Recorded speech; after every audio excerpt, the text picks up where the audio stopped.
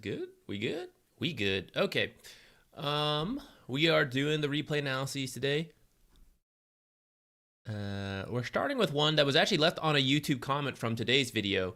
And since I don't frequently have a chance to check the replays of people who aren't able to join the stream, well, actually, I don't know if they're not unable to join, but like, you know, the comments from YouTube and stuff, a lot of times they just don't line up time-wise.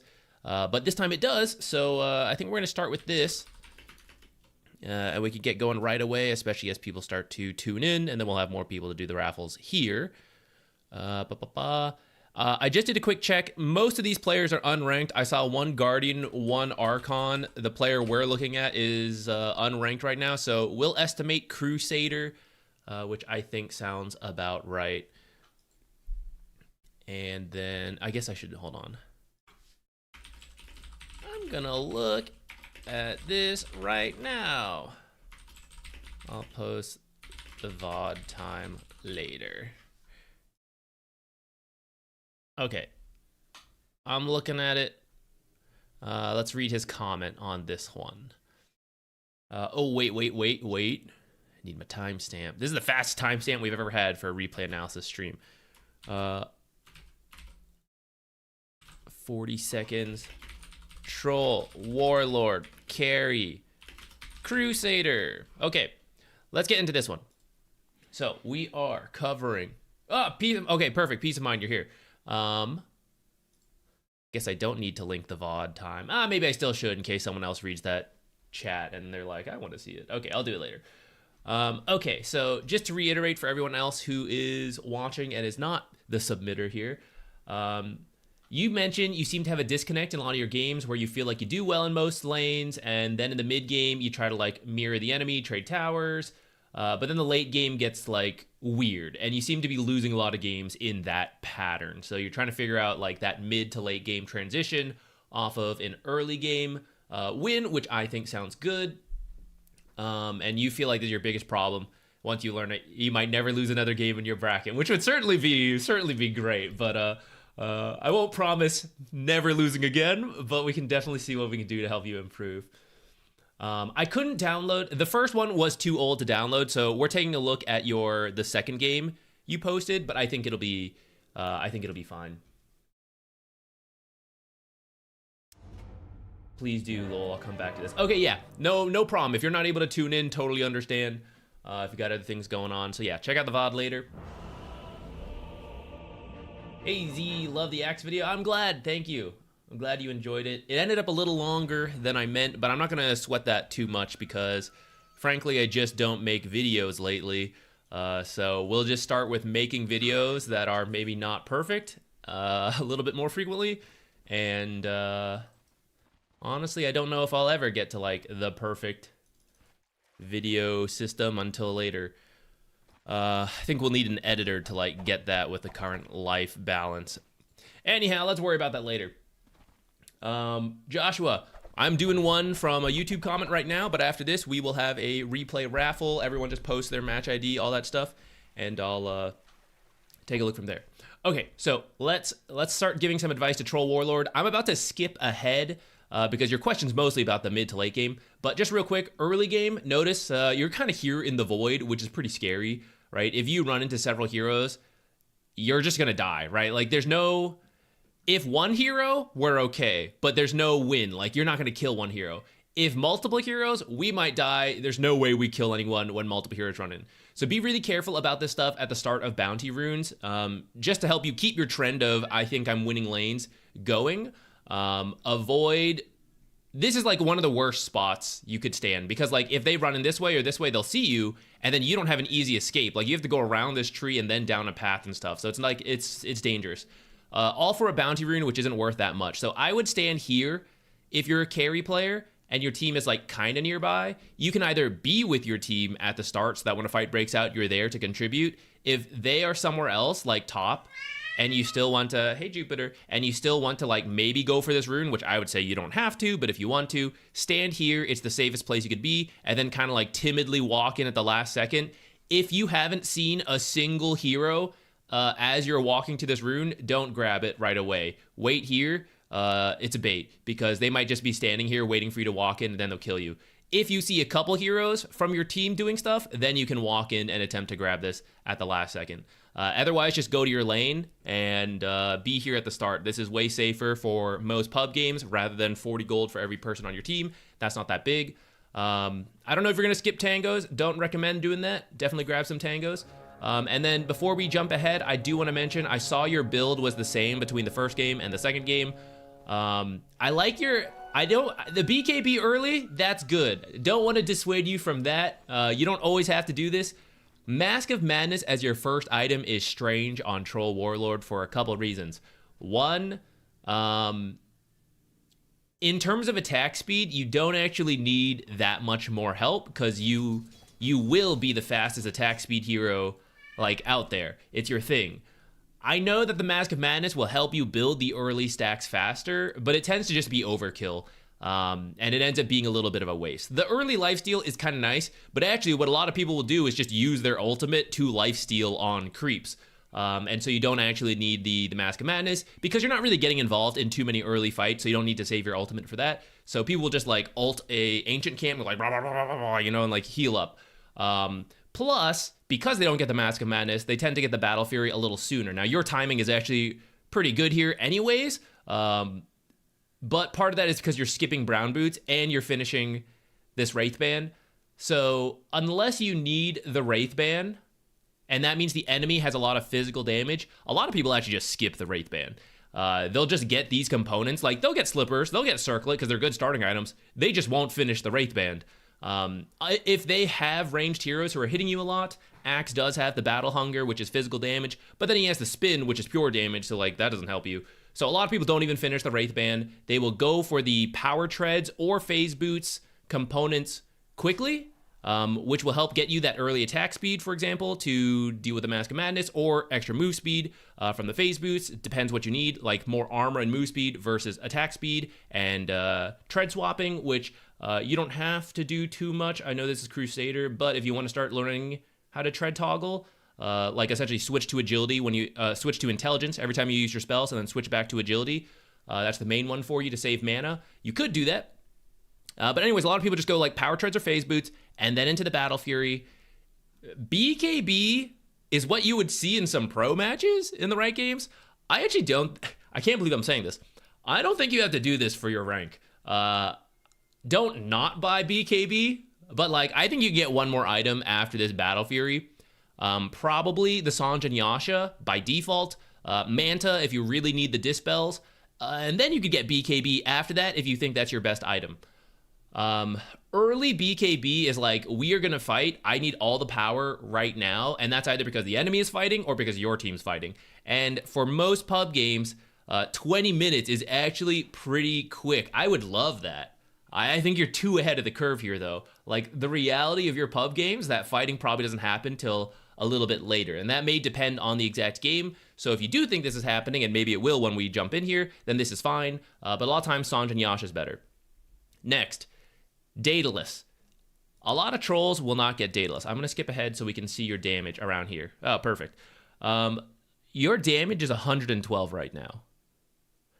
So when the Daedalus, when you think about how much, because a critical hit is a percentage increase. So when your damage is actually not that high, the percentage increase on the, actually this number seems wrong. Where's your, okay, there we go. 200 damage is a lot more impressive than what we just had. But still, I stand by that Troll is more of an attack speed hero than a high damage hero.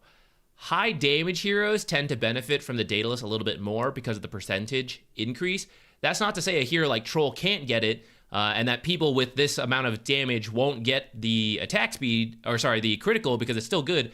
But the thing with Troll is that you attack so fast, like so much faster than other heroes, that you tend to benefit from on-hit effects more than RNG percentage increase, which is like the critical hit. So things like the Basher and the MKB tend to be better damage for your hero than other things.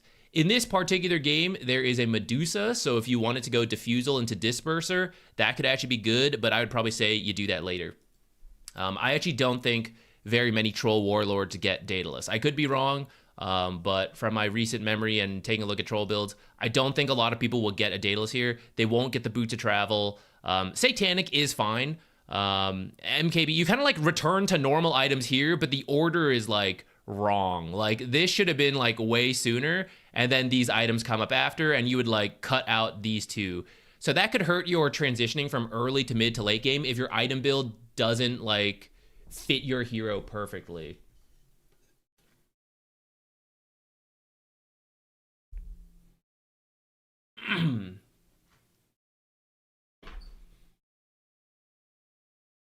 Your higher rank friend is trying to encourage me to encourage you, maybe encourage me to participate in fights more, so essentially I doubled down. Okay, I actually do like the idea of you trying to get involved more early, and I'm going to try to help give you some advice on that. But I do think, oh, you're right, this might be like some weird support Medusa. This does look like a weird build. I think you can still look to fight earlier with a different build, like Power Treads, Battle Fury, Sanjin Yasha, and then either BKB, Basher, MKB, Satanic. All of those sound like good follow-ups to the SNY, depending on the game. In this case, your team really lacks control, so I might do the Basher. That way you have a shot at like stopping her ultimate, controlling this guy during spin, stuff like that. They can't just like TP out in front of your team when Cask is down, when Invis is down. Like these guys have no crowd control. So something like that sounds good to me. Okay, I'm gonna jump back in time now. Looks like you guys got some kills in the lane. Again, I don't want to like focus on the lane too much, so we can focus more about other things. But it does look like you did pretty well in your lane. Oh, do you play on the locked hero mode, or is that this is like a weird replay thing? Are you from League of Legends? I feel this is more common amongst League players who transition to Dota. This is fine in general when you start playing, but you don't actually... So actually, that's a perfect example. You will want to break this habit over time because there's a lot of information to collect. I just realized. I mean, I guess I could leave the colorblind mode off, but... Oh, the blue's back, thank goodness. Okay, so literally right here, a couple things to talk about here, even though I said I wasn't going to focus on the early game, but these are just good general carry habits to have. And as part of you trying to get involved more early and transition your winning lanes into better mid to late games, what we're about to talk about matters a lot. So, in order to make informed decisions, which is what will lead to a good transition through the different phases as we're winning, we need information. So, I was on a much bigger monitor than normal. I was at a game lounge. Oh, okay. So usually maybe you don't lock your camera, so then that's fine. But I will still finish my point, because even if you're not locking your camera, usually you might still have this issue. Right here, you see where you're like clicking a whole bunch? This is where it's like useless. Again, you've now explained it might be due to like you're playing at a different place, so it's like it's weird. But the more you can cut that out, let's say we did want to walk forward, then just click forward once, and then this is where you start like looking around. Oh, should I like what's happening here? Should I be involved in this fight with my team? I only really know if I click up here and I take a look. I can look at the minimap, sure, and know that there's heroes there, but how much health do they have? Mana do they have? What about the enemies? Right? All of that is what's really important, and I only know that once I actually click over and I like take a look. And here I might see big abilities get used. I might see Omni Slash or Medusa ult, whatever. And now I know like, oh, I didn't want to go because of that, but now I can go. So maybe I'll make my way to the Twin Gate. So really good habit to try to break away from the like spam click move forward and like click once, go somewhere else. However, same deal. So as you finish this creep, now I know you kind of got to look at this creep to make sure you get the last hit. But take a look at the minimap anytime you're farming, and we can notice everyone's missing. Crystal Maiden just died, so she will respawn soon. And I did just jump here, so maybe you have a little bit more info from before this. But what we are doing is pretty dangerous in that you're standing aggressively. So like to farm this the safest, you could stand here in ranged form. You're standing above the creep in melee. So this is like the easiest for the enemies to get to you if they are ganking you. Now it's pretty early, so I'm not that worried about blink, and you said you won your lane, so maybe we're not that worried about axe. So in this game, maybe it doesn't matter, but for other games, after you finish this creep and you're thinking like, I want to farm more, first of all, you actually don't need to. Your job is not to push the lane up to here. Like, your hero does not need to come up to here. You are done, actually. In terms of pushing this lane, like, your job as the carry off of a winning lane and how do I help my team, your job right now is to finish farming. For you, you need to get the Battle Fury, and then the Battle Fury is a farming item to get one more item on top of that. So we are in farm mode, and I want to push the lane as much as possible for my team, but as safely as possible. If I see the enemy heroes somewhere else on the map, then I can move up and farm the next creep wave and then fall back after that. But when I don't see enemy heroes, this is a really dangerous time I should feel, right? Like, I don't know, they could be coming to kill me. So right now, you should fall back to farm safely. If you feel somewhat confident, you have a ward, or you see some heroes, you can come farm this camp, then this camp, and then fall back to these camps over here. If you don't see any of that, this camp could be okay, but depending how well the enemy team is doing and how poorly you're doing, this might still be too dangerous, and so you might come all the way back here, start farming this stuff while we wait for heroes to show up, and someone will show because these creeps will move forward, and eventually someone will deal with it, and that'll give us information. So until I feel confident, I should be careful. So when you actually walk like this is really dangerous, because if they are coming to kill you, we're going to see the enemy heroes the same time they see us, because you are walking in front of the creep. So if they also had a guy running here, suddenly we see their hero and they see us, and now if it works out for us, it works out for us. If it doesn't work out for us, we're dead, right? So it's very random what's going to happen, and we don't like that. So even if you want to push up, if you wait in these trees, and especially if you come farm this camp, right, you can let the creeps walk forward, they start fighting, and if an enemy hero was walking up, you see them because you have your creeps, but they don't see you because you're over here jungling. So now you have the information to work with, they don't, and you can decide, I can scare this hero away, I'm going to come over, oh wait, I don't see anyone, maybe there's a bait, I'm not going to do that, I'm going to fall back, right? We have control of making a good decision here, but if you just blindly walk forward, it's going to be kind of random.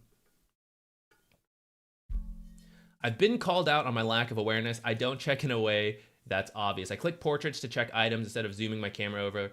I have larger minimap enabled, so I glanced over. Okay, so that is still good. Those are good habits. I still want to encourage, when you have time to do so, to click over, just because seeing what's happening will still be good. Clicking the top of the portraits, clicking the minimap with like the larger minimap, all of that is still really good. Keep doing that. But there is still a final piece of information to be gained by actually moving the camera over, which is the abilities getting used that you can't really see based on minimap and clicking over. So like here, this is actually too far. This is not your job. This is where your transition from a winning lane to the mid game may start to slip up, which is that if you get killed, like I had a winning lane, I'm doing well, that's exactly what's happening here, right? You're quite rich. If you push up this far and you die, it's a huge throw. You're losing so much momentum for yourself, and you're giving a bunch to the enemy. It may not happen this game. You may not get punished for it this time, but in other games, if you're constantly doing this, then you will open yourself up to risk. Even if you're winning here, like let's look at your farming pattern coming up here. Okay, I'm gonna get this creep camp. Like let's say I know I can safely do this. I can get this creep camp, sure, unless I feel confident farming this stuff, which is really dangerous, or going through the triangle, which is a little less dangerous than this, but is still quite dangerous. There's literally a teleport right here, and then like here. So there's a lot of ways to come to you. Right after we farm this creep wave, we're gonna have to spend a lot of time walking backwards to this one. So we're gonna keep introducing a little bit of inefficiency, and it's inefficiency with high risk. because we are walking up here, this is the most danger to us versus staying here. There's also another benefit of being down here, which is that you're out of sight. So rotating through the Twin Gate to help top is actually a pretty good play. You're not needed this time, but they don't know what you're doing because you're out of sight jungling. You come up here, now they know, okay, he's not going to be up here surprising us, so it's something to work with. He could also be the target of our gank if we need to. So once, I mentioned, like, once the lane is pushing, you're actually good to go, and as long as you have, if you have enough information, you can push a little further up to here, but then I would just stop, and I would just jungle. You rarely actually need to walk, like, beyond this line as the carry, like, around the 10 to 15 minute mark. There are some cases you can do it because it's a super free game, and maybe this is one such case. It does seem like, you know, they're not really bothering you at all. So this might be one of those unique cases where you can do it. We just walk over mid and get this guy. It might work out. You don't actually need to do this, though.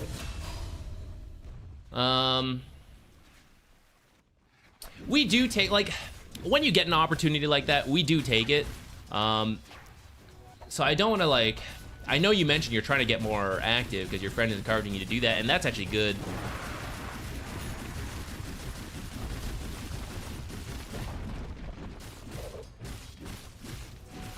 I don't want to read into it too much because it's just one game, but if you are working on farming towards a certain item like Battle Fury, usually just try to finish this before you get too involved. Because this is like, farming goes like this to this. And so if the longer we delay that, the more impact it affects us. But if you think it's like a free kill, and this was like, it worked out that way, it's fine. It's fine in the end.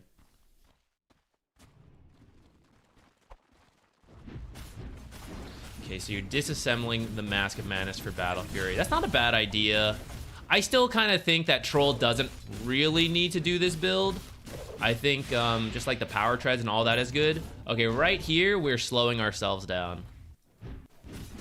All right, again, your job is not actually to take this tower quite yet. So here is good, and then you leave. Here, I have finished my farming item, so my purpose is to farm the fighting item. The fighting item is when I'll start to get more involved. Not to say you can't make small plays like you've done so far, but if you are hitting towers and hitting heroes, that's not the purpose of the farming item. So when you like stick around like this, right, we should actually be walking back to like jungle. If you want to do it aggressively and you want to farm on their half of the map because you think you can get away with it, then that's fine with me.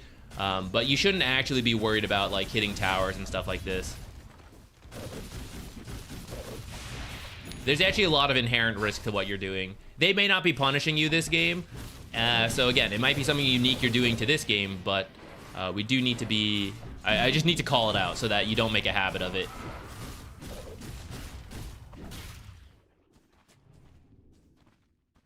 Yeah, see this like, I ain't farming time, right? We just waited for the next creep wave to show up. And we're hitting them a little bit, so we're doing some damage, but we're not finishing the job because I don't have my fighting item. And we may end up with a kill, but it looks like you're gonna die here. So now we can kind of see in hindsight, this is what happens when you fight without the fighting item. Which is like, okay, if we farm here and Axe is here, yeah, we can bully him away like this. But also notice, like, we don't kill him because we don't have the rest of the items to finish the job. So this is where if you don't need to engage, we don't. He's here, you can bully him, it's fine. When other heroes show up, we don't chase them, like what you end up doing, right? We farm this creep wave, and then we stick around waiting, but we should actually be leaving. We should actually be moving this way to keep farming if this stuff is here. If you want to stick around for the 14-minute Wisdom Shrine, then we should come over here and farm this stuff while we wait. And then once we're done, we're leaving again, or we're like farming this way and leaving. But there's a lot of efficiency.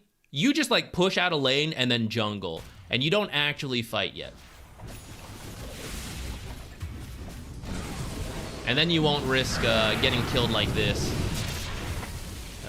where we just gave, we got about 300, 380 gold, and we gave just about 800 gold. And that's those kind of mistakes is what will slow us down a lot from our winning lane into the mid game, late game not going our way.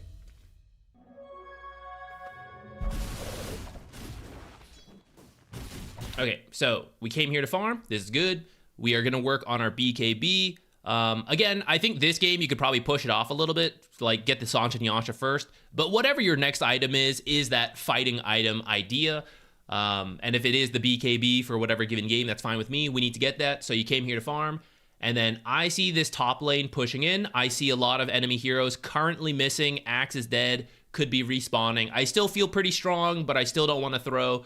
So current game plan right now, I'm going to farm this stuff up.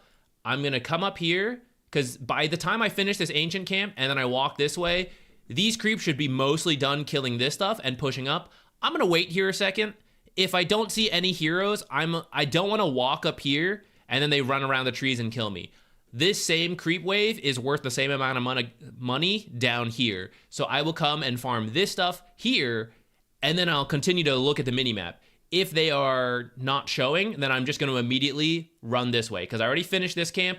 I'm going to move this way. It's not going to feel great because the time just shifted. The spawn just happened. So after you finish this, you can't come here because these will still be dead. Oh, I guess this one's still alive potentially. So maybe you could farm this too while you're waiting this. I don't want to walk here, but if no one is showing, then I kind of have to. I have to do what's safe. Hi, Simbo. Hope you're having a good day as well. Hi, Domavoy. Oh, no problem. I mean, feel free to, like, chat questions and all that stuff. Sometimes I do get absorbed in, like, talking in chunks of time, but it's no distraction. It'll be a distraction when it is a distraction, like when I choose to look. Otherwise, I will not be distracted by it. We're all good. Okay, so in the end, the timing did work out. This was pretty safe. And now I do see a bunch of heroes showing, so now I am perfectly okay with you running in to jungle over here. Or I guess do the creep wave. That's fine too. All right, creep wave into jungling. Yeah, this is good. Pretty happy with this so far.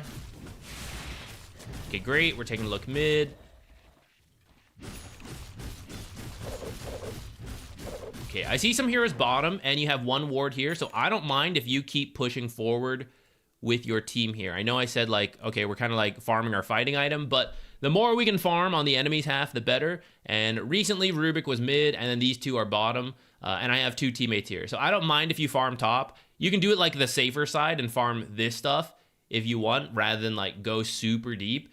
I do think you can like hang around here. If anyone were to fall back to farm, though, it would be you, so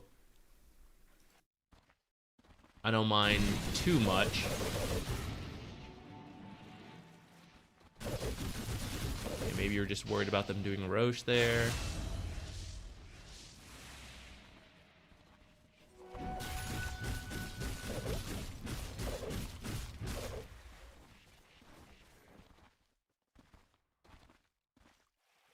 Pretty sure you had the safety to do this, but oh, it looks like we've actually got a really early Roche call, so I'll always take this.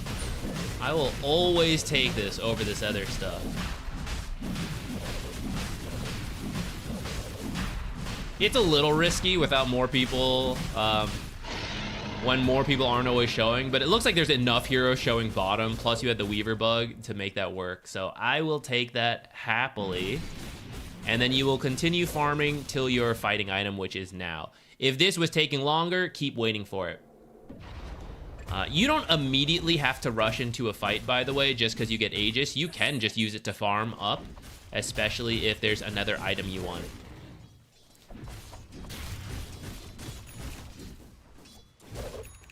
And I do want to point out some of those early... Some of the early slowdowns we saw, where we're like pushing and waiting rather than just like going to jungle, stuff like that. Here, you are almost 2,000 gold ahead of Jug, but by the time we get here, right, we haven't really grown the gold lead. In fact, it shrunk a little bit. Now it's closer to like just the 1,000 gold lead, which is still ahead, but it's obviously relatively less than here.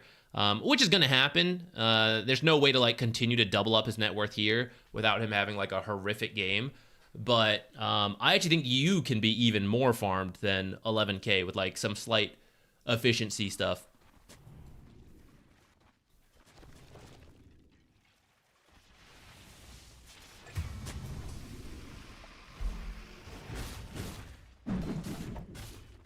I'm a little scared about that. All right, this is very scary to me.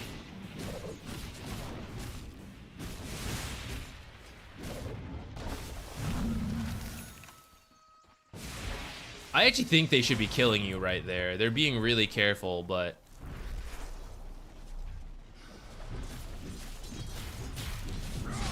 Alright, now is when we would want to push. And now it works out. Up to here... Okay, let's go back. So, like... Alright, I push this in. I have Aegis, but my teammates are dead, so I'm still kind of waiting for them. Again, we don't need to push further. You can just jungle until your team is ready to group up. And you can be part of that. You can be like heading somewhere. But you and Witch Doctor take a very aggressive move into the triangle. But like, it can only be you two. Like, the rest of your team cannot possibly join this area. Viper can like walk in here at best, but it'll be slow. Like, you guys are breaching now. So they can all start TPing before your team can ever get here. And this ends up just being like, no one is here in this case, but it was really risky to walk up. Now, they actually have wards. They have a ward here and the Watcher. So now they for sure know you're here if they didn't know you were here before. And then you continue to walk this way. So currently, no one is showing top because Weaver's here and no one's here. No one's in bottom because like we push this in a little bit and Bounty's now here. So no one's bottom. Assumedly, no one is like in our jungle right now.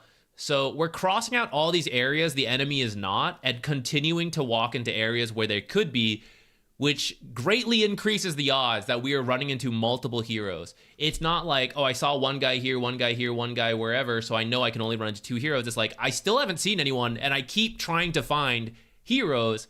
Means you will eventually run into a situation like this where, it does turn out there's 3 heroes at least here.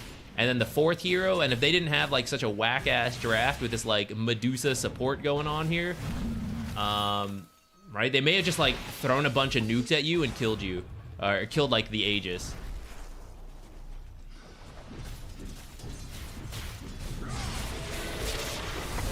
And then now when these guys show up, now this is a better fight. We're actually still kind of not quite all together, but it was better than it was a moment ago.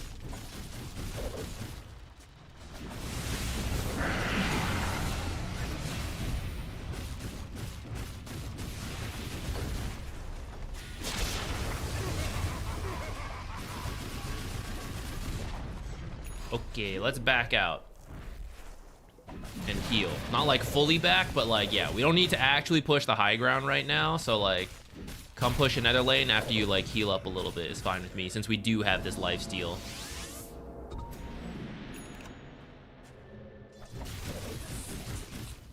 I'm not sure you actually needed to TP here. I think you could have just walked, but I don't... You got Boots of Travel, so I guess it's fine, but I wouldn't really recommend Boots of Travel for Troll Warlord. I don't think you should be skipping Phase Boots and Power Treads.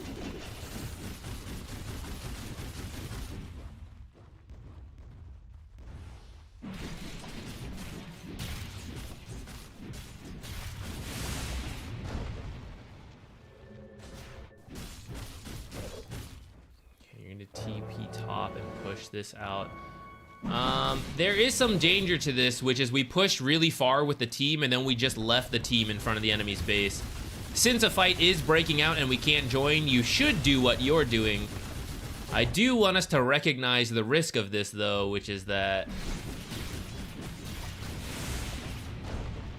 we're kind of up here, Bounty's kind of up here. I guess at this point, if you say like, I'm leaving, it's fine. So maybe this is more of your team's mistake, which is that you TP out and then they all start coming in, which is not your fault, but is a risk of if you suddenly leave. Now, I don't know what your team comms were, so maybe you said like, I'm leaving, you know, and then they all ran in. That's their fault, so then I won't worry about it. But do be careful of when you teleport away from the enemy's half of the map after pushing that far. and your team is like kind of in the area. All right, since they're all bottom, you can push this, but there will be some risk, kind of like this. Okay, actually that was way riskier. Wait, what? Did they just leave bottom? What the heck? I guess they saw you coming in. I swear they were all bottom. Axe and Rubik are there. Oh, and they start running top. Oh, they TP'd here. No wonder why you're here so fast. Hey, you know what? Props to them. That was really fast, actually. I totally thought you could get away with that.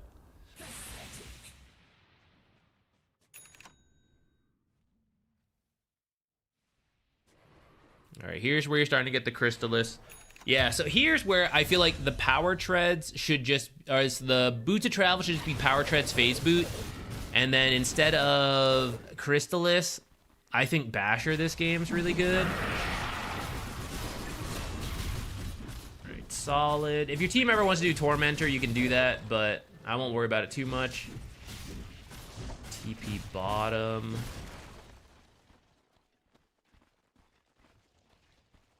I actually don't think you need to come here.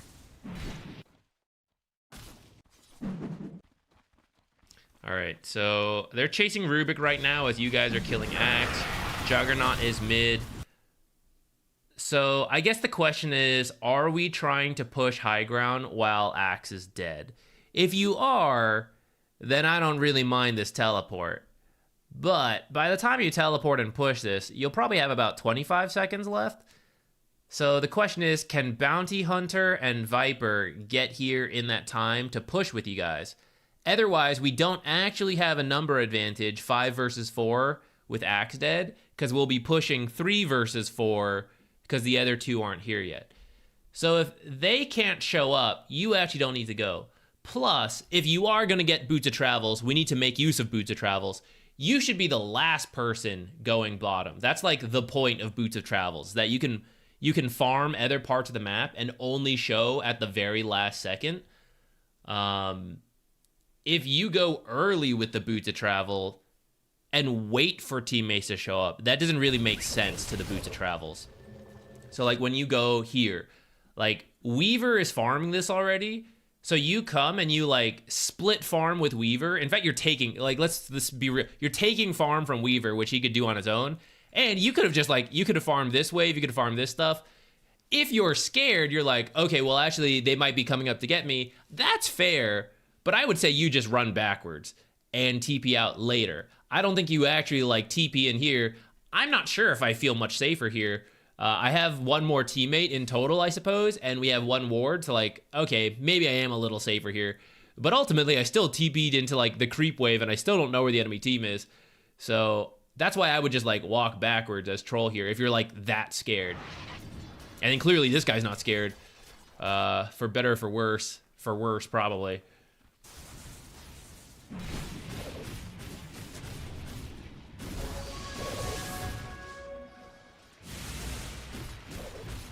Right, so Weaver didn't like that you came, and he just left.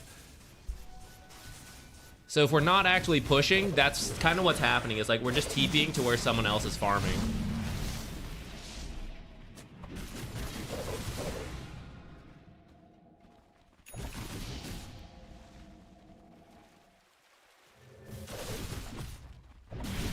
Okay, your team is waiting for Roche to respawn. That's fine with me. I would probably have walked away rather than TP down here, but I don't mind that much.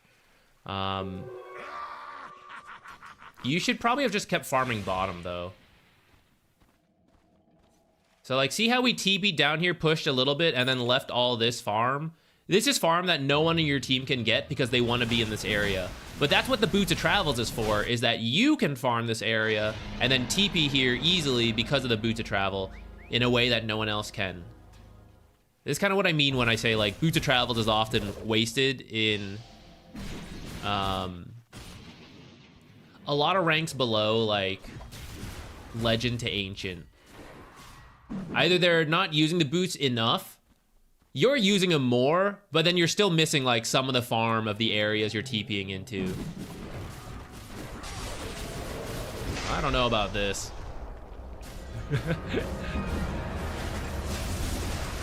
This is, okay, this is a pretty big throw.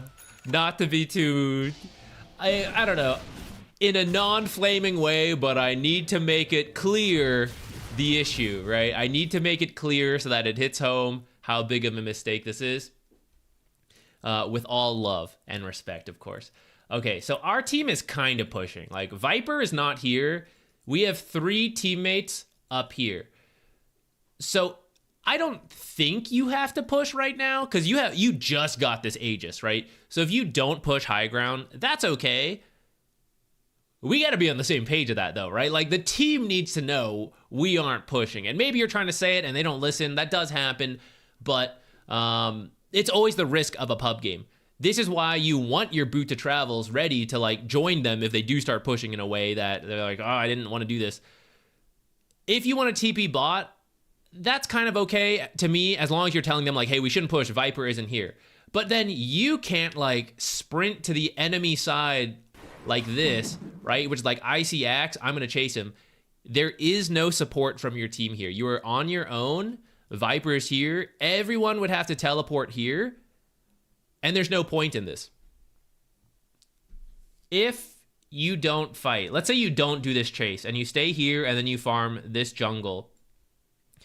Your team, if we split the map like this, right? Because we don't push up. I know we are farming about 70 to 80% of the map. So if nothing happens, we're pulling ahead of the enemy team. You don't actually need to own like 100% of the map to win the game. You just need to like keep growing the gold lead, which as long as you have 60%, they have 40%, you're growing the gold lead. So there's no need to risk running up here when none of your teammates are nearby and multiple enemy heroes are missing. And you just got the Aegis. So we're supposed to be strong for 5 minutes. We're taking a massive risk within the first minute of the Aegis. And we didn't even finish pushing out this wave that we TP'd here, right? We got like immediately distracted by Axe and left. So we're not pushing in this wave, and we're taking a huge risk and not taking just like the safe farm and then TP back to our team.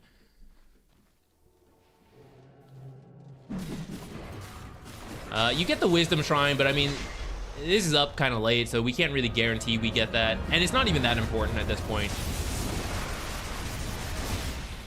Okay, kill Axe for 600, lose twice that amount, right? So we can kind of see why when we're worth this much, it's really not worth taking that risk.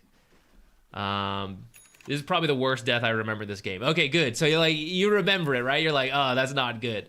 So that's important. We all make mistakes. But I guess the lessons to learn to make sure we don't make that mistake again is that if you're gonna get Boots of Travels, which I've said I don't recommend, but like if you do it, right, and if we're the carry with Aegis, you gotta recognize like how valuable you are, and that you should do really safe stuff efficiently for your team, and then show up with the Boots of Travel when they are ready in position to push. That's how to play around the Boots of Travel. If you need to be part of the push because we didn't get Boots of Travel, that's fine. We need to be part of the push, right? Like, we can't TP away from the team and then move somewhere else and be like, hey, you guys have to come to me. That's like, technically it's not wrong in certain situations, but will your team do it safely and correctly and quickly? Maybe not in most pub games. So it's usually better to just stick with the team if you do think you need to be involved in the push.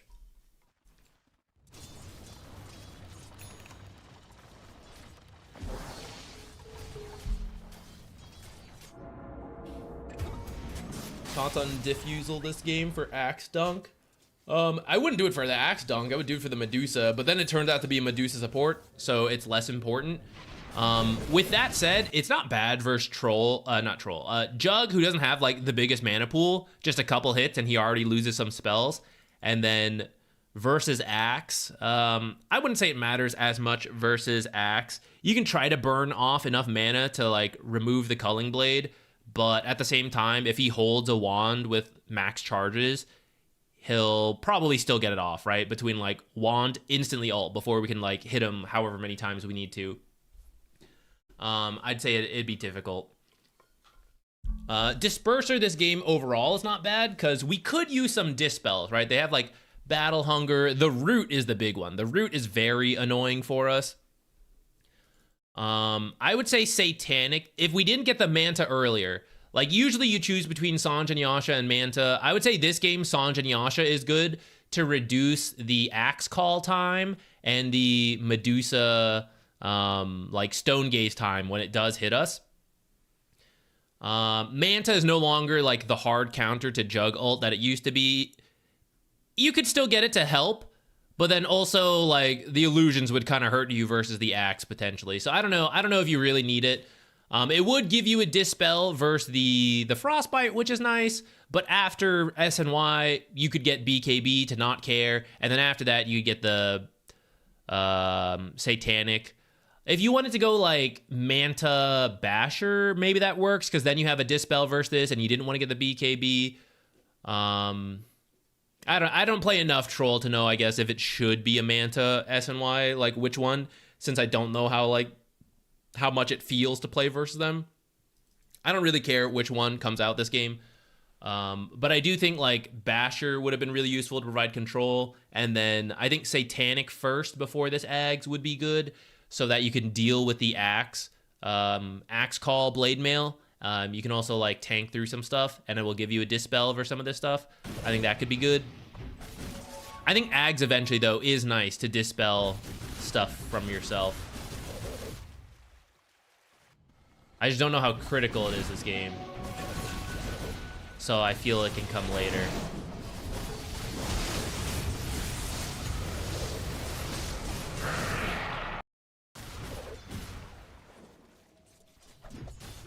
Let's go back a little further, actually. All right, mini-map awareness time. Crystal Maiden, Axe, Medusa, Weaver's here. 2 teammates here, Witch Doctor here. So Weaver's pushing it really far, but he's a slippery hero with Sakuchi time lapse, so we can kind of do this stuff. When we run it and join, this is 4v2 into 4v3 because this guy got a haste rune, which is kind of lucky. This is just not the greatest place to fight, and I've known that because these two heroes have been bottom, and they can't come top. So this is part of like choosing safe fights. This might work out because we're 12k ahead, but strategically, I would say this is not a good fight to take. If these guys were like already at the high ground, that's a different thing, because like maybe they're taking it. With that said, Bounty Viper are not very good at taking towers unless this guy got the shard. He did not. So we're running a distraction campaign for something that's not happening yet. It did work out because we're 12k ahead, but I would still say there's a lot of risk in that kind of fight. And although it worked out this game, in another game, we could easily end up throwing. All right, this game still goes on for quite a while, but I do want to see us through like at least one chance to break high ground. And I was finishing my thought on why that was not a strategically good fight, but because it did work out, I have to point out then why did we leave? So like, I don't think we should have taken this fight, but we did. It worked out. We killed them all. It's 5 versus 2. These guys are like at the high ground door. This next creep wave did get killed, so we kind of need for this one to get here. You guys could either just tank this because backdoor is down from this one, or you can like leave top, run here because you will have this creep wave, and then you also have this creep wave coming in, and these guys are dead for over a minute as Medusa respawns, so it'll still be 5-3. So in terms of how do I take the early game to mid game to late game, whatever, for everything I've critiqued, we are growing a 15k gold lead. So this is it. This should be one barracks right here. You again, for better or for worse, we have the boots of travels. So we should just be TPing here, helping to take this. One hero, Witch Doctor or Weaver, could help push in mid. The other one comes join this, so that as you guys finish this, you could probably go for the mid lane as this creep wave gets here. You're doing some jungling while they're dead, but we only farm to grow a gold lead, and we grow a gold lead so that we can beat the enemy, so that we can take their buildings.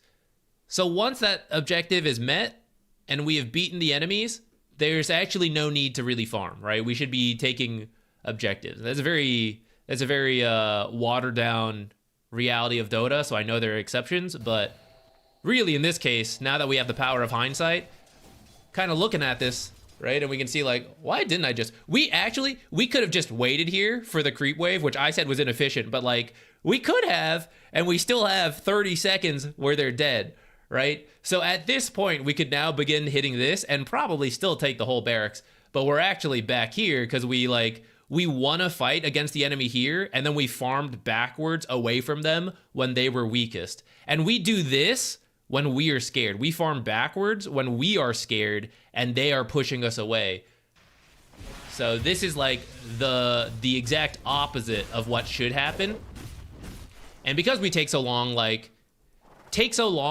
and the team pushes 3 different lanes rather than just like work together, so Viper actually gets killed. Despite it being 5 versus 2 into a 5 versus 3, they kill Viper, bringing it back down to a 3 versus 4, because you have 3 heroes pushing here in a 3-on-3, a 1-on-nothing, and a 1-on-nothing. And in the end, off of this opportunity, it looks like you guys aren't going to get anything. Like, we didn't even finish this one, which we started with originally. We're maybe still trying. Let's see what happens here. Yeah, in the end, we don't actually get anything.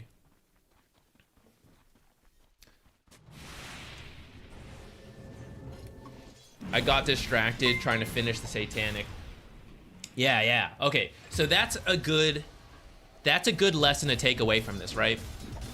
Finishing a Satanic is a great idea, especially when you're close. But keep in mind, this is a really common mistake with core players, which is like, I gotta finish a certain amount of items because then I'm gonna be strong. That's generally true. It's a good direction to move towards. But ultimately, the reason we farm is because we need to kill the enemy heroes. You can actually beat the game with no items, right? You can beat the game like level 1, absolutely nothing. If you just push enough times, right? You'll get the job done. It'll be really slow, but like, you'll do it. The reason you can't do it is because the heroes will stop you. They'll be like, don't take my towers, and they'll fight back. And then they'll extend it exponentially. That's why we need the items. That's why we need to like get the advantage so that I can kill the axe, I can kill the jug, and now they can't stop me from like hitting the buildings. As soon as we can hit the buildings because they are dead, or because we have exponential power over them because we farmed up a bunch, we don't need like an extra item on top of that, right? So in this kind of situation, you're super close to the Satanic in that previous fight, and it's like, oh, I want to finish that.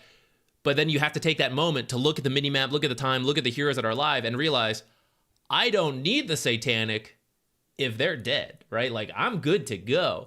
So that'll help you not get flustered when you're like, oh, what's the right choice, right? If you are scared, you're like, I think I could still die to the 2 remaining heroes without the Satanic, then that's fine. You can get the Satanic. But a lot of times, as soon as you have, let's say 2 kills at least. 2 kills is very safe. 5 versus 3 heroes, you probably don't need anything else. You could probably just go up to the tower and like get the job done. I'm sure there are exceptions, but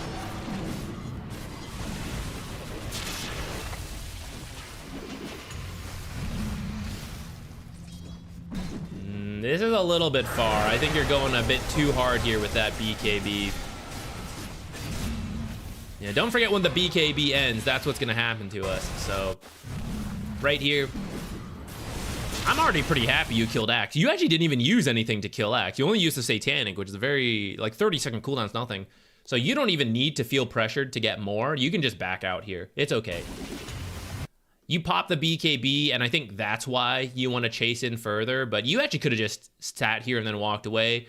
Even if you do BKB, because you get a little scared, that's okay. That happens in pub games all the time. I do it. But then like here, you just realize like, okay, you know, that's enough. I can step away. Or like you can even hit the tower for a couple seconds if you want. Like rather than chase these guys, you have a little bit of BKB time, like whack, whack, whack. Okay, step back, right?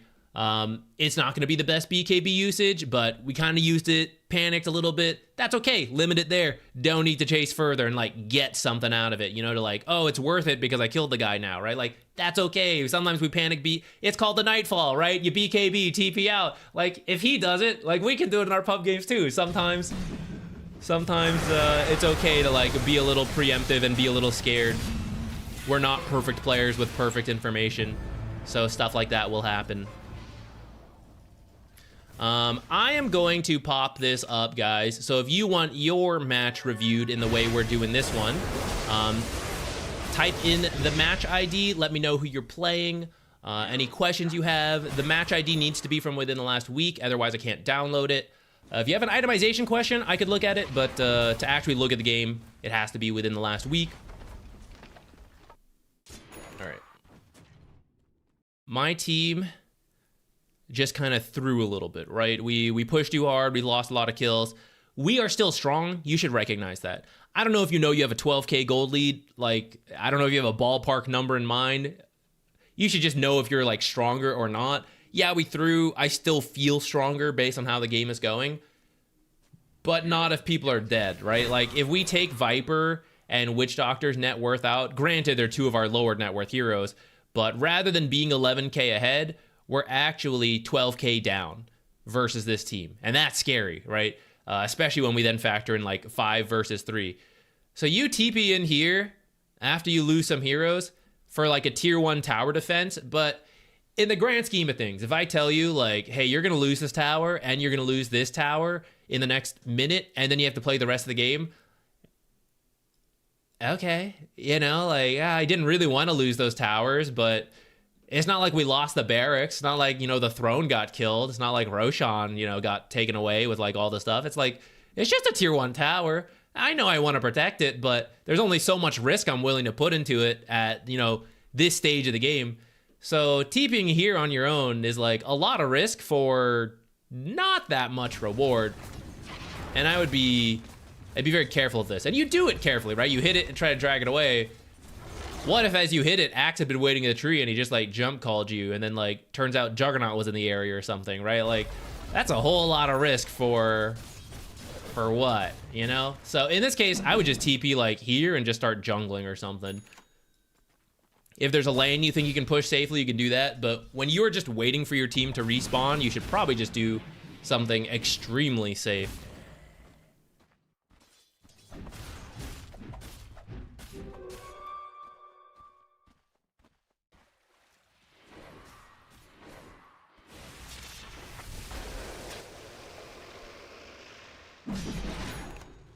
The more in the moment I am, the more you start making this kind of mistake.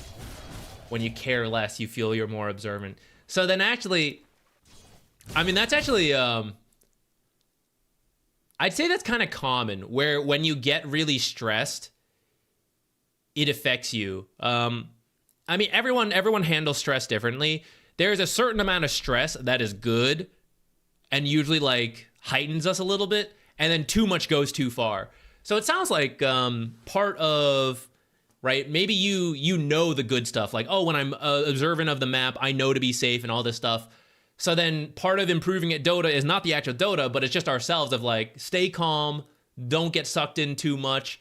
It sounds like, oh, I don't care about MMR, like whatever, to a degree, right? But like, I still care, I'm still tryharding, but I realize if I like get too into it, then I tunnel vision and I lose this stuff. So I gotta like, okay, step back, especially when you die. This is a great time to do it. When you die, you know, like step back, be like, it's okay, breathe in, be aware, all that stuff. Yeah, trying to remind yourself throughout the game will help you keep a certain, the right balance of stressed but calm, so you can like maintain good map awareness, maintain track of the time, and then we can make these decisions. Okay, here's another one. Boots of Travel. I think I have to make a video on Boots of Travel, actually. A lot of you are coming in with Boots of Travel, and I don't think the item is bad, and I'm actually open to you guys doing it in your pub games where there's a lot of inefficiencies. But the way I have seen several of you guys use it is...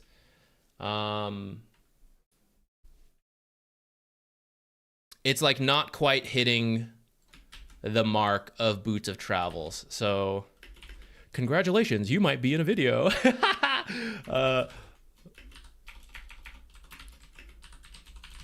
It'll be anonymous, don't worry. Okay, so let's think about farm efficiency which is the point of Boots of Travels. It's farm efficiency while being able to join fights. If we are scared of the enemy, let's just pretend it's a much closer game, right? I'm scared. So I really don't have vision here. I don't see enough heroes to feel confident. I see Juggernaut, but like maybe I'm still scared of the other heroes. So like I don't really want to push in here. I don't really want to push in here. And I don't actually want to kill this creep wave. Well, that's okay. There's still a whole bunch of jungle camps here and here, right? There's a lot of farm that my team is not getting to, because usually when you farm here, you can't join anything that goes on. The heroes like Bounty Weaver, Viper, Witch Doctor are like pushing top, you know, and we're like farming here. It's like, well, how am I going to get here? Well, actually there is that twin gate, but like, you know, aside from that, it would take a while. It would take a while to walk from here to here. That's the power of Boots of Travels, is that I go from here to here. I was going to say instantly, but yeah, 3 seconds. There's a time, right? But that's still way better than like walking all the way here, twin gating, and then walking all the way here. So this is now available to us whenever we are a Boots of Travel builder, Nature's Prophet, Dawnbreaker, IO pairing, you know, these global heroes, Sunstrike contribution, Nimbus and Zeus, right? We want to farm efficiently so that my team can stay in the active area. So this happens, right? Weaver starts pushing up. Whether he should or not, let's not worry about that. I would actually say what Weaver's doing is a little bit risky right now, but whatever. He's running in. He's a fairly safe hero. So he is starting to steal farm from the enemy half of the map, right? Pretty good. And then you're like, hey, I want to come in. So Weaver, who came up here, took the risk, risking his life to do it because he's a pretty survivable hero, to take this creep wave, to take this jungle camp, and he's like, well, I can't do this while being useful. And then you TP up here, you're griefing both of you, right? Where if you farm efficiently, you're going to be like, I'm top net worth, but my team sucks. It's because every time Weaver tries to farm, you TP to him. Your farm would be the same if you came down here, but his farm would be 600 gold higher because he would have this creep wave and he'd have a couple camps. But now you're going to come up here and you're going to farm all that, and he's not. So you're using your Boots of Travel, which is the map efficiency item, to steal farm from your teammates right now, rather than gain access to new farm to allow your team to farm. I think this should be a video because it keeps coming up, actually.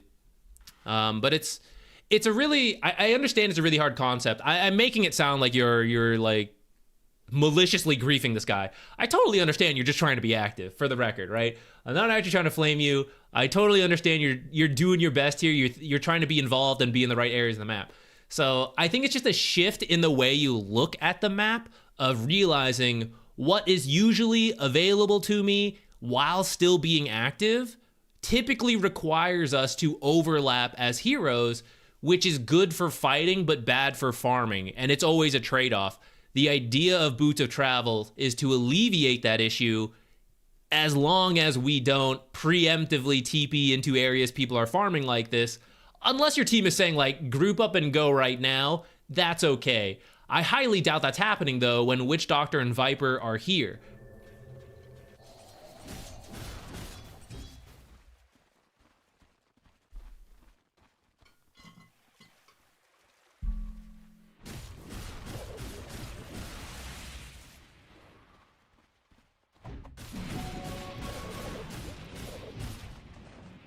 My entire plan of Boots of Travel is for either me or my team to draw attention, force TPs, and then I go to the opposite side to take buildings.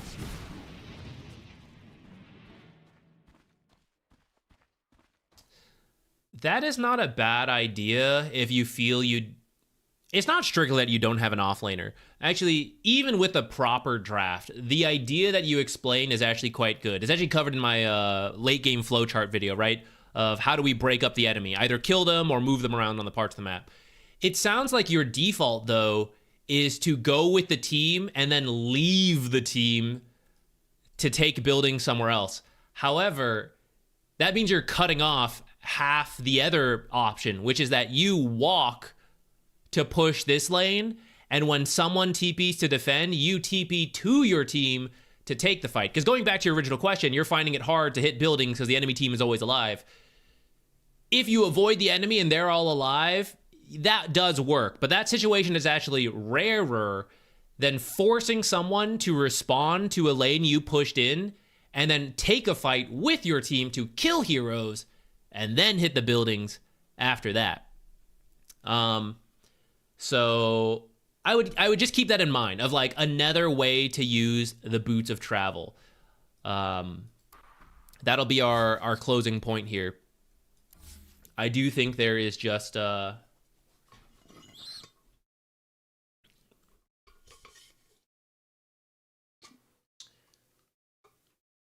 another way to go it.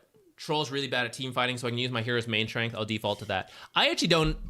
So let's try to change that idea. I don't think Troll is bad at team fighting, strictly.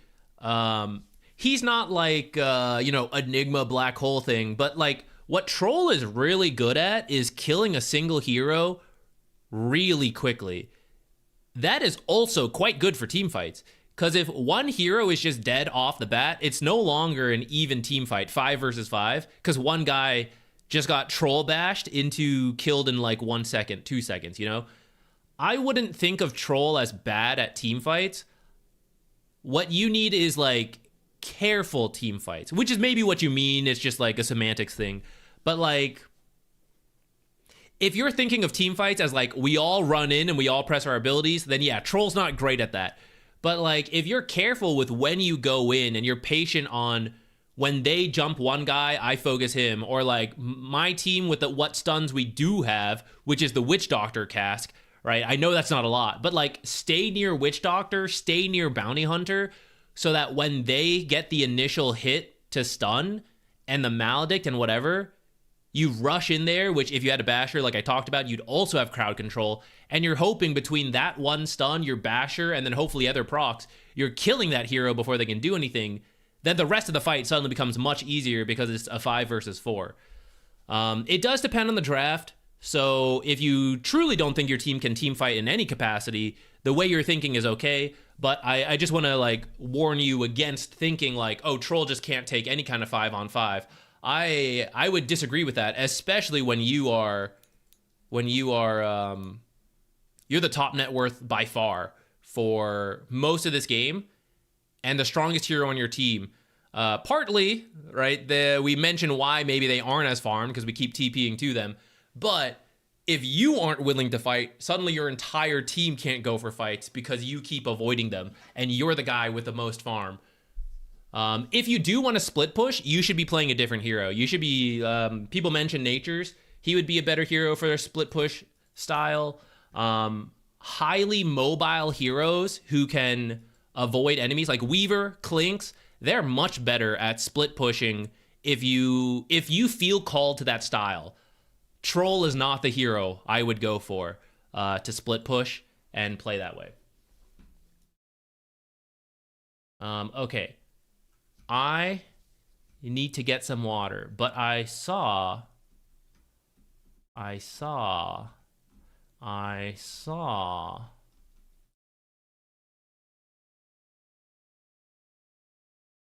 Where is it? Maybe I didn't see. We Go Hard. I saw you ask about a Pugna game. We can definitely. We Go Hard is like the greatest supporter of the channel. Never asks for anything. So if you have a game you want looked at, you get priority. You are a VIP.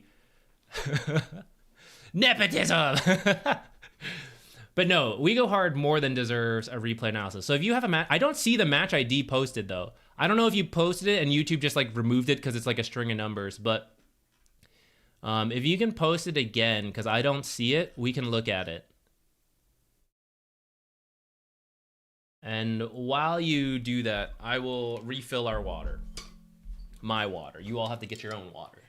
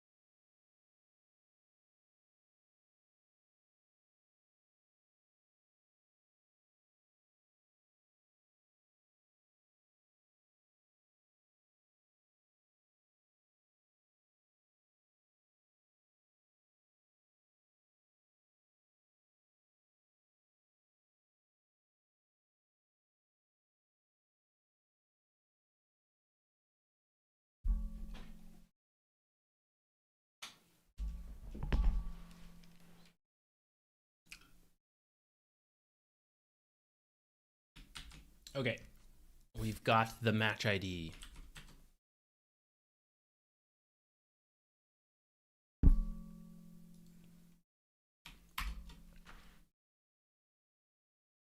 Where's my timestamp? Here we go.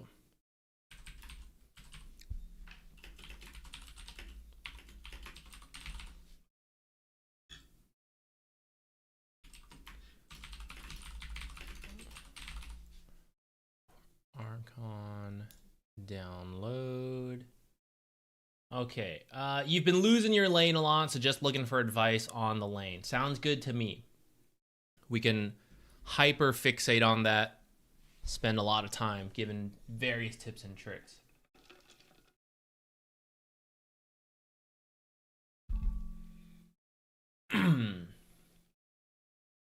Let me just make sure. Let me make sure we've wrapped up on the last one. I see a couple of random.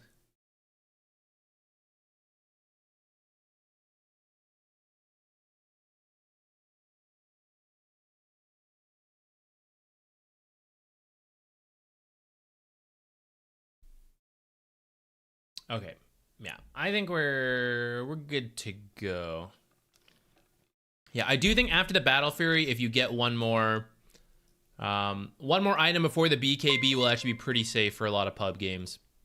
I think you're just trying a new style. You mentioned you've been trying to be a little bit more active. You're exploring that, so that's totally fine. That'll be my feedback based on that. Like, I think it's great to try to be active. I think the BKB is actually a little too soon for your rank. For better or for worse. A lot of times you won't actually need it that soon. Can we make the match request and pay $5 here on Twitch? Yes, absolutely. It is excuse me, completely optional. If you want a guaranteed replay analysis, I'll do it for $5. Otherwise, it's just a random system. Okay, Pugna. Since we're focusing on the laning stage, let's take a little bit more time to talk through it. So we are playing Pugna 4. I got a Lycan on my team. Actually, let's not even worry. Don't look at the enemy team, guys. I know I have Lycan on my team, so we can start shaping. God, it's Lycan, right? I gotta make sure. You know, sometimes we get whacked. Okay, Lycan's on my team. Okay, so goals with Lycan when we play with him, because depending on your offlaner, you're gonna change styles. Lycan wants the Helm of the Dominator. He doesn't really want to get active until then. And then after the Helm of the Dominator, with level 6, he can do a lot. Then he'll go into a farming period again to get the Helm of the Overlord. But at least step 1 is, let's get to Helm of the Dominator. And of course, we don't need the full item right away. There's some farming there, right? Helm of the Iron Will is the first component that will start giving a lot of safety to, like, he might start with a crown. Doesn't look like he did. Some heroes get the crown first. It doesn't really matter. Helm of the Iron Will give him armor and the regen, so he'll start to be a lot safer in the lane as he continues to finish farming the Helm of the Dominator. So, my goal as Pugna, when just thinking about Lycan, is that I know he doesn't want to be that aggressive. He can sort of do a little bit with the wolves. If it works out, great. But that's not his goal. His goal is just to farm. So I want to pull the lane back as quickly as I can with whatever tricks I can, and then just get it to stick around here. So some tricks we have available to us. We can do the body blocking 1 creep forward. Kind of mentioned that in the axe video today. Also mentioned this body blocking back here can work. If Lycan doesn't do creep aggro, we can do the creep aggro. We can hit our own creeps. Whole bunch of different tricks. Depends what you guys are about to do. If you go for the bounty rune, I would default to this. If you go for your own runes, I would default the 1 creep forward type trick. At least 1 sentry. I definitely want this camp blocked. Depending how scared you are of the enemy safe lane, preemptively block this camp at the start of the game. Rush out here, block it, run out. If you're not that scared, especially when playing Pugna, Pugna's pretty fast, you can leave it to come body block it if you think you're going to remember and if you're not that scared of the enemy stopping you. You could do both. You could block it and then pretend to body block it to like really sell it. This camp, opening this camp is less important if we do one of those tricks I just mentioned to start the equilibrium in a good way. Because we only need this camp if the lane is stuck here, right? But if we do a trick right away to get the lane to shove out, I don't even need this camp to do a pull to get the lane to come back because it's already back here. And in fact, the enemy safe lane will need this more than I do to try to fix it, but then I can easily contest it because I'm like right here. So this camp is less important to me than this camp in the first 1 minute as this Pugna. Other than that, those are my major goals. Then I will just poke a lot in the lane. Eventually, when Lycan is here and he's happy, I don't feel like we need to look for kills. I can go stack, I can go secure runes, and I can roam. So with that mentality, I'm setting my expectations for the start of the game just based on our own draft. Oh, and also to round it home, Void Spirit really cares about runes. Sniper doesn't, and I think it's Sniper mid. So it's not as important to come over here because Sniper will be less likely to go. But at the same time, if I can help him, it's not bad because Void Spirit could really use it. Stacking is generally good. Lycan's not actually that good at doing stacks. He'll need Battle Fury. Void Spirit can kind of do the hard camp with spells, but he's not the greatest. So stacking has less emphasis to me this game, at least early. If towards like the end of lane, 7+ minutes, you start stacking because you're expecting like Battle Fury or Maelstrom to come online and then he'll start doing it, that's okay. But I don't really need to get the stacks done in the first 5 minutes because like who's going to do it in that time?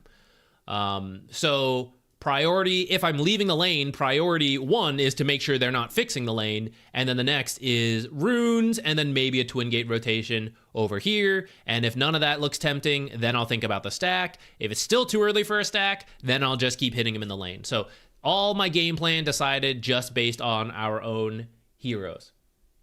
Then we factor in enemy heroes. Like how are we actually playing this lane to do everything I talked about? I don't know if it's going to be Lich or Veno, but it's probably one of them as my enemy support. And then it looks to be a Nature's Prophet carry, though in pub games you never really know. Maybe it's going to be like Sniper carry and this guy's going to go mid, something like that. But either way, it'll be like a ranged carry hero. So double ranged in our lane. Fortunately, we outrange both of them. Not Sniper if it ends up being Sniper carry, but everyone else, we actually outrange as Pugna.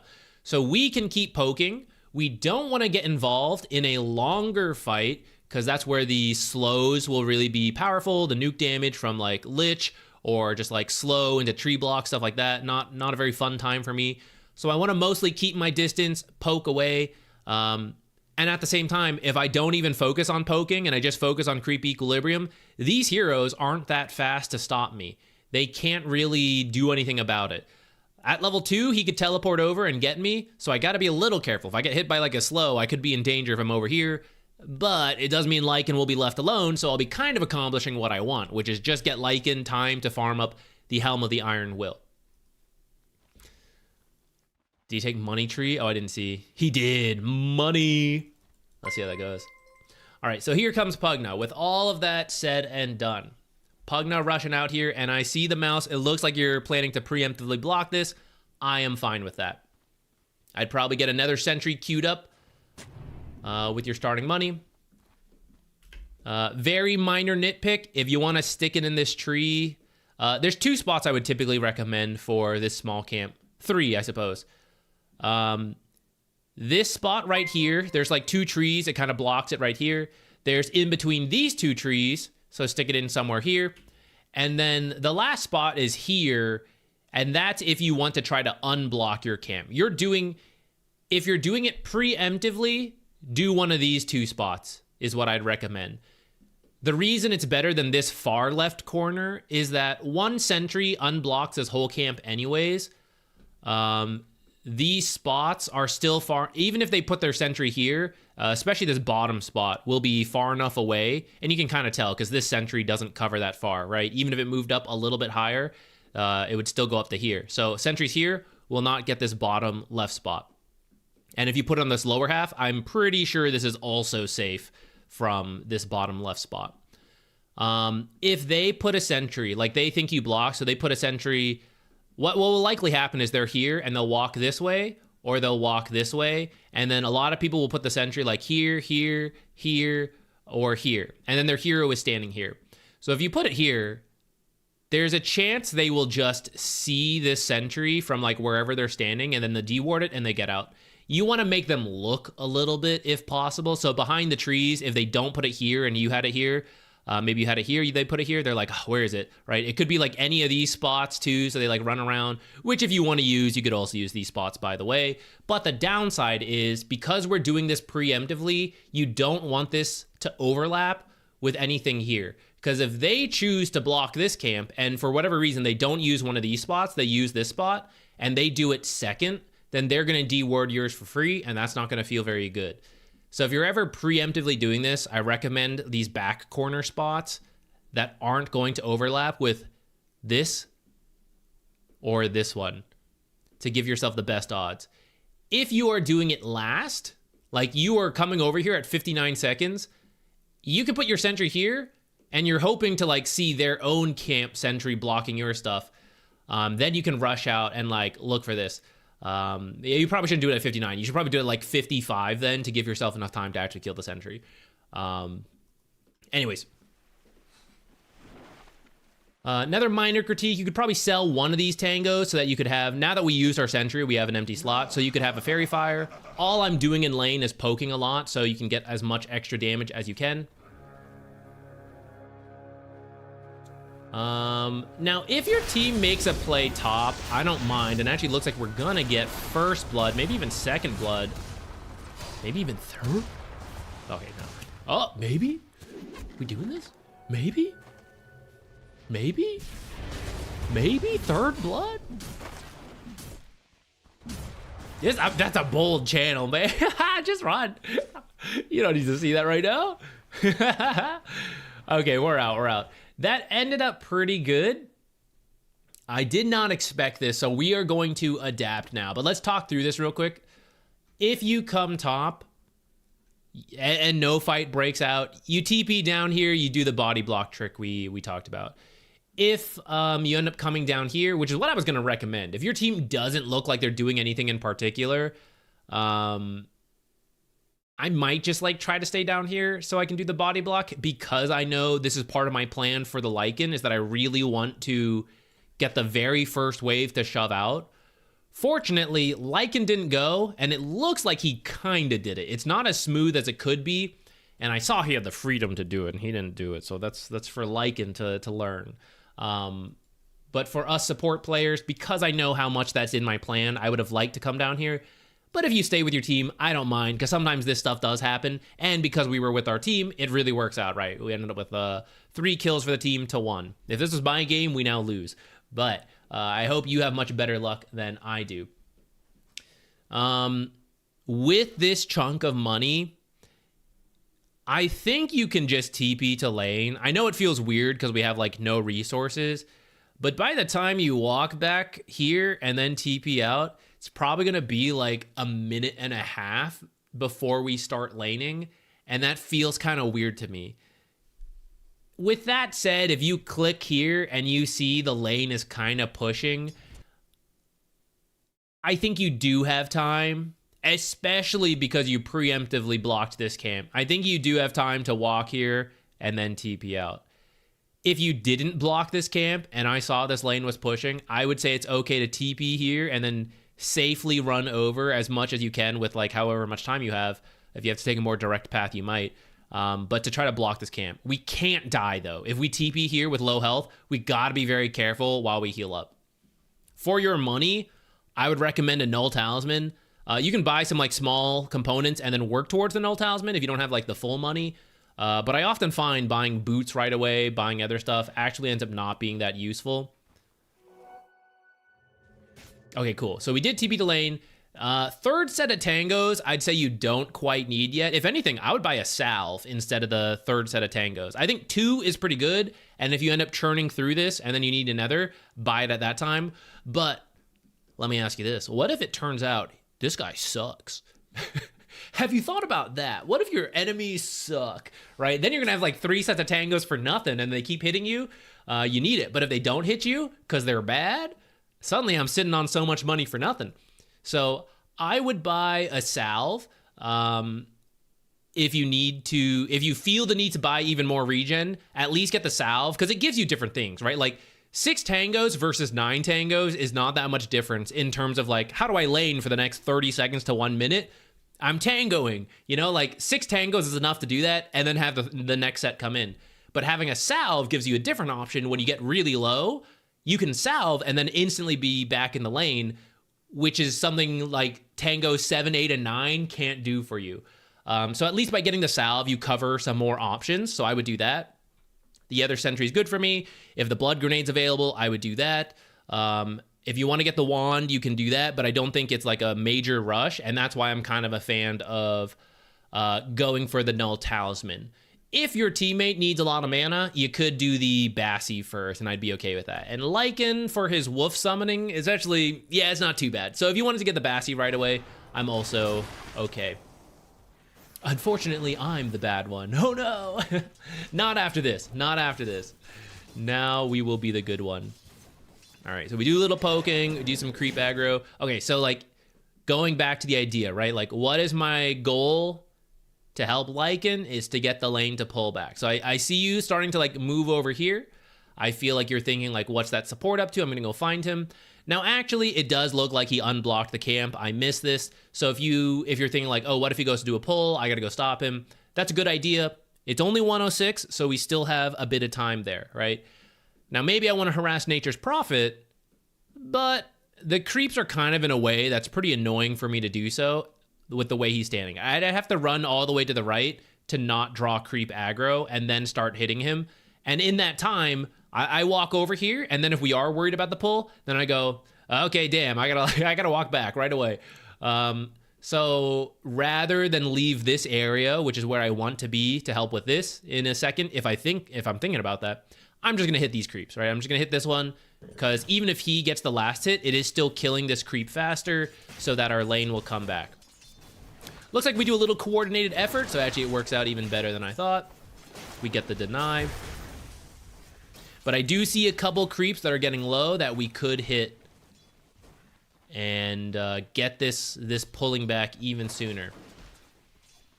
With all that said, I'm pretty happy with where the lane is. And with that in mind, now we ask ourselves, am I running in too far? What am I running in for? What am I trying to accomplish? When this is pushing up and I'm actually quite happy, I don't need to take too much risk. So here's where you can just sit in the lane, poke natures a little bit more.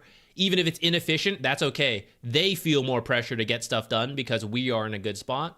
I see this camp is available, so even if I can't come over here to pull because I ended up standing here, as it gets close to the time and I don't see the Venomancer and I think he's doing a pull, I can just come and do a hard pull as well, and that's actually going to work out for me because our camp is stronger, so we're going to deny more stuff. If he's not doing a pull and he's actually up here, this is where I'm going to get hit by a couple spells where I don't really want to be. And this is where we're standing a little closer than we need to. I don't think I can do persistent range indicators on replays. I don't think so.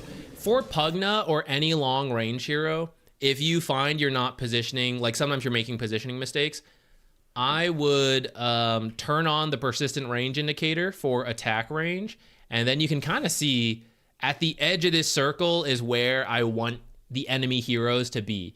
And if I'm ever moving in a way that allows them to get in closer, kind of like this Venomancer, right?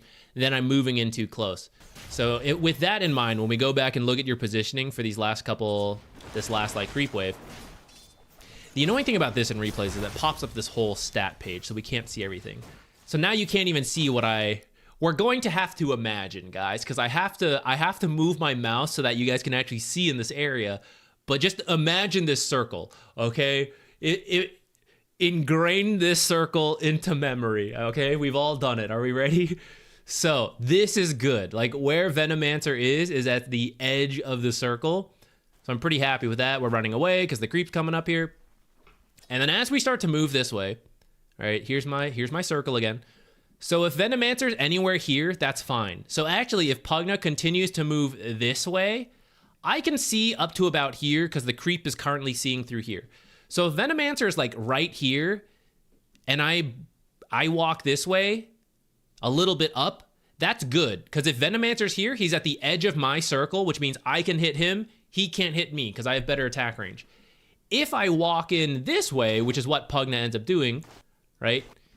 If Venomancer is in here, he has breached my circle of safety. I'm wearing my anti-Venomancer underwear, but he's breaching my safety circle anyways because I am moving in too close through this tree line without being able to see here. So here, if you want to like check this area, we have to actually move this side so that we can see Venomancer before he's in the circle. And then if we're thinking about natures, because like, oh, I just don't want to deal with this, right? Then we move to the right side, and that way, no matter where Venomancer's standing here, he's well outside my circle of safety. And that's why, like, right here, this actually, okay, so as you walk through here, it did turn out Venomancer actually happened to be over here, which I'd say is a mistake from him.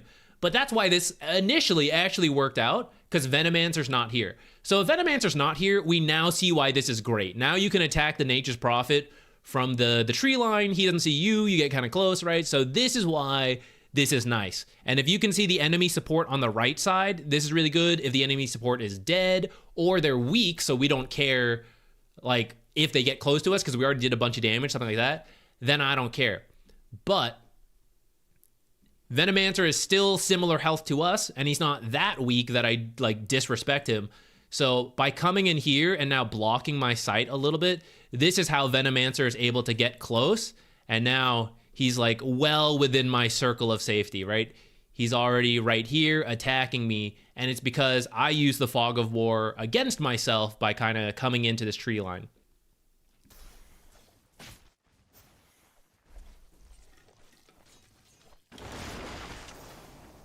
My positioning is bad. Yeah, it's kind of what's getting you here. And then you kind of see it again, right? Like where we're standing, he's right here. So if you move a little bit more to the right, probably about here, suddenly for him to get to us, he has to like come out of these trees. I will still be out of his attack range, but I'll see him at the edge of mine, so I can already attack him, or I can just run away. But here he attacks me, and then I return fire second. And if he wants to disengage, he now breaks through the trees again, and that's it. It's an even trade, even though he is the shorter ranged hero. And the longer ranged, faster hero is the one who should come out ahead with the trades. Like one extra auto attack per trade, if not two, because when they come in, you hit them. You guys trade equally, and then when they back away, you launch one more auto attack. And that's how you get like 100 extra damage per trade if they have to run away from you first. If we are keeping our max range distance as much as possible. You can chase a little bit here, but I like this. You just hit your own creeps. So we now start to pull this back again. Equilibrium's not been too bad. It's more on Lycan at this point than you on how much CS he gets. And then the more we just get to pull back, the better. And then for us, now we just got to work on not getting hit by this stuff. Venomancer breached our safety circle again there. That's why he's getting us a little bit. Okay, moving from this right side, you can kind of see, right? This is pretty good, where I just step in a little bit and I can start hitting Nature's Prophet. But for Venomancer, who is somewhere in this area, he's gonna enter my line of sight miles before he gets anywhere close enough to actually attack me. And there, I see him, right? So again, I can't hit him, but he can't hit me. So we're good to go, and we can now think about whether we want to engage, whether I want to keep avoiding him, whether I need to fall back. So on this side right now, we're positioned quite well to avoid this. Which, for whatever reason, if you do drop low, you took a bad trade, you slipped up, totally normal, happens in all our games. You do want a position like this. We need to give ourselves time to heal up. If we tried to fight Venomancer now, because I'm lower health, I have to run away, and now Venomancer will get the extra attacks on me. Earlier I mentioned because we're the longer ranged hero, right? When they walk in, we hit once. When they run away, we hit again, so that's how we pull ahead. If you stand still and attack each other and you would die first, you don't want to die first. So you have to run away first, which means the enemy hero gets 1 extra auto attack on you. That's how they maintain their lead. So we want to try to avoid direct fights with Venomancer until we heal up enough that we don't have to be the one who runs away first. So we need time to tango up and heal. This is where if you had gotten the salve, it might be different because you might be able to just salve right away. And now you have more health than the Venomancer. So now he's the one who has to avoid you. But in this case, we have tangos. So standing on the right side with these extra creeps between us, this is exactly what you need to do to give yourself time to heal up. And you may lose some CS and stuff while you have to be a little careful, but that's okay. So like you do a little bit of a poke there. You actually do get a little close to, this is actually exactly, this is a good showcasing of what I meant. This is how close you need to get to natures right here. You can start launching your auto attack right now. You end up, this sounds so minor, but like you do end up closer than necessary and we have less health. So what that ultimately means is that after you throw this auto attack, it's about even. Your attack damage is similar to a Nature's Prophet. It's actually dead the same. I didn't realize that. So these auto attacks, this is like 1-for-1 trade. We're good to go. If we just kept attacking each other, even trade. But then someone must run away first, and it's me. I'm the lower health hero. I have to run away first. So I go, oh shit, I gotta get out of here. And then Nature's gets 1 more auto attack on me. So he did 2, I did 1 auto attack. He got double the damage in. Sometimes it's not that extreme, right? It's like he got 4 attacks, I got 3, right? But it is still a little bit of extra damage every time. And that's what like adds up over the course of the laning stage. Here, right? I don't want to get any closer. This is max distance. I'm getting into Venomancer. I'm launching my auto attack and backing off right now before he gets close. This is how short his attack range is. Right, so this is what we have to abuse. This is enough time for us to launch an auto attack and then step away before he can like waddle his way in here to then spit at me. So this is why it's so important to like keep that distance. Or you can go for your denies like this. That's fine too, right? Deny, back away, and that way Venomancer has walked over here, but he can't do anything, so now we just back up. Now we go this way, which is exactly what you're doing. Getting a little close. Okay, it's okay, it's okay. You're trying to stick around here for this Lotus pool, which is a good idea, but I would say you do have to adjust based on how the lane is going. And in this case, these 2 heroes are a lot healthier than you 2. So when this does become a fight, I don't think you're gonna win this.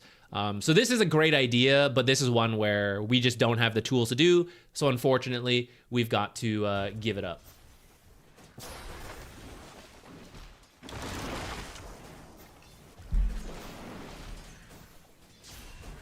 I understand there may sound like there's a lot of repetition in this one, but I actually think that's the point for this. If we're only focused on the laning stage here, I actually think the repetition's really important to like knock these home. Though I do understand I tend to repeat points sometimes. However, post the first few minutes of laning, it does speed up. Inevitably. So looks like you're gonna come stack. That's fine with me. Maybe we're getting this courier first. Oh, that's fine. Okay. And now we double stack.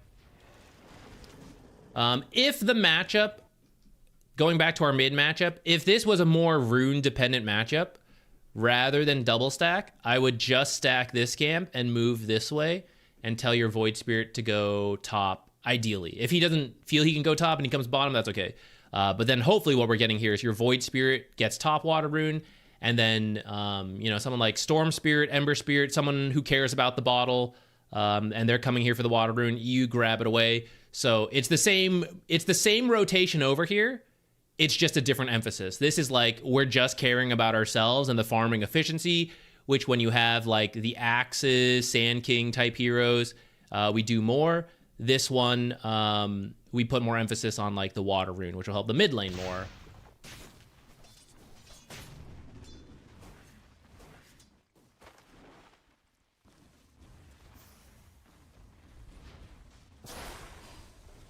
I do think a hard pull is good here because they chased a little far there. Yeah, they lost range. That's a little unfortunate. You can now, I think you're about to Nether Ward here, which is a little far forward because they're going to be able to hit this pretty easily. I would say you could actually do it behind this tree or actually behind this tree. Either would be good. The Nether Ward has crazy range, 1400, which is like a blink dagger plus 200. So it's like about to here. So when Nature's is here, there's actually a lot of overkill. So that's why like behind this tree or this tree would still cover a lot up to here, which is where they would need to stand and use spells to contest this small pull. The idea is good though. You do want to put this down when you come up and contest this stuff. The positioning can just be better to get more value out of it.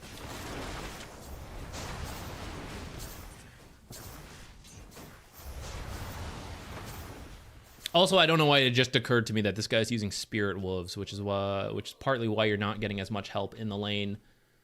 But he has made it to his Helm of the Iron Will, which is one of our first goals. So now he's going to be more resistant to the damage and heal. They are doing pretty well, so it is still tough, but I do think the emphasis on your long-range auto attack is pretty important from what we talked about, because it's part of why we die here, but it's also how you have to like play the first few minutes to get the value out of these long-ranged fast heroes like Pugna, or just long-range like your Ancient Apparition. That's another one where the positioning matters a lot and where people will mess up on. So like, for example, this one, right? Up to here, kind of good. But we're not that much healthier than him, and the enemy here is coming in. So it's around here where now I need to be careful. I could keep chasing this guy, and if it was just him, I would keep chasing this guy. But when Nature's coming in and now entering like his own attack range, which is a little shorter than ours, this is kind of where you have to turn around, especially because the pine cones are actually chasing you. So they're doing a lot of extra damage. Oh, here we just got a little too excited about killing Venomancer.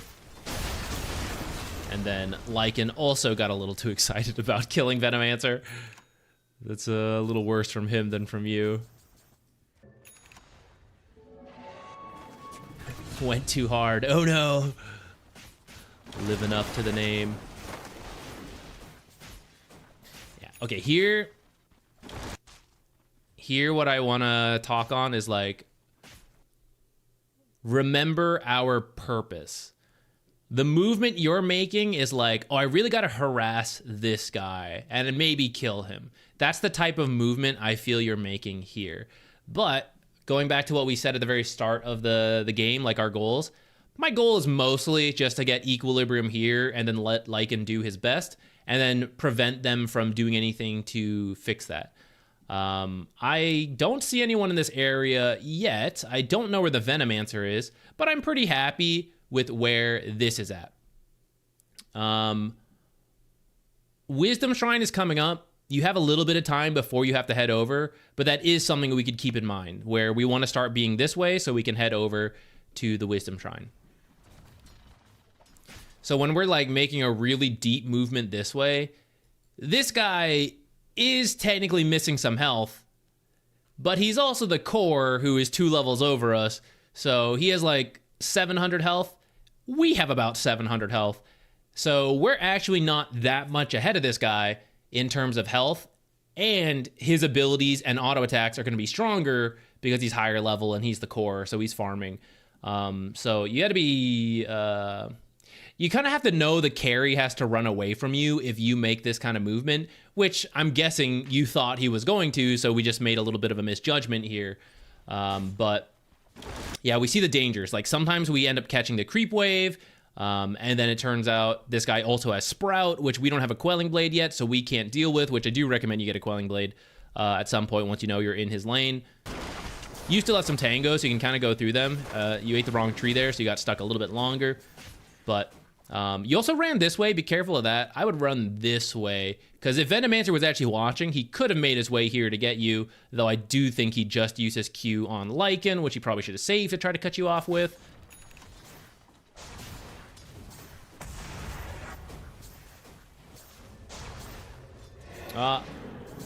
Good Plague Ward from that Venomancer. That's exactly what you want to see.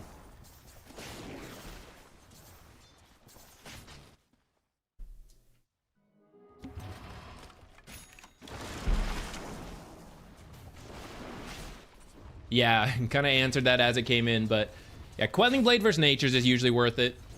You can skip it to start if you have some tangos, because you can tango through it, but eventually you should get it. Especially because you'll need it throughout the game eventually. Throughout the game for the Sprout, and then it'll also give you some warding spots you can use.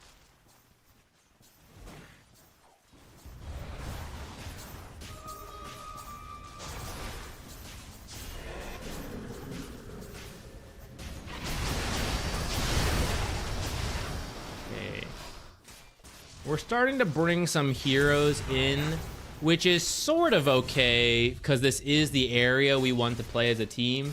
But notice this guy still doesn't have his Helm of the Dominator. I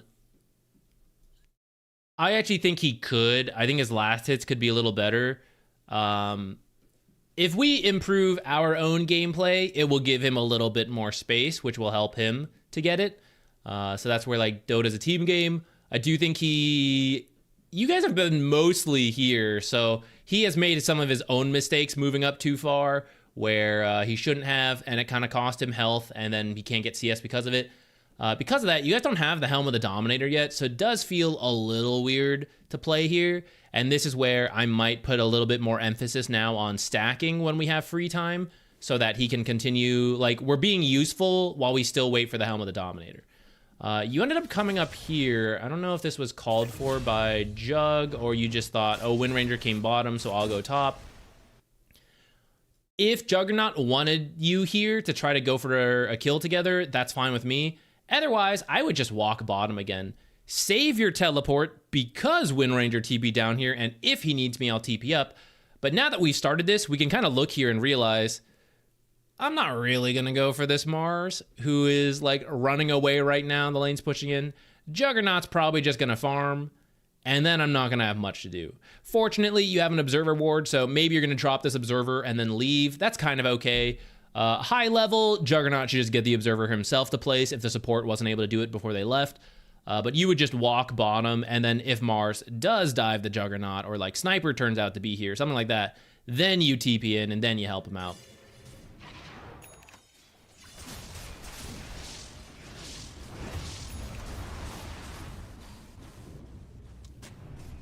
See, bot felt like losing lane, so you wanted to try to move to a stronger lane.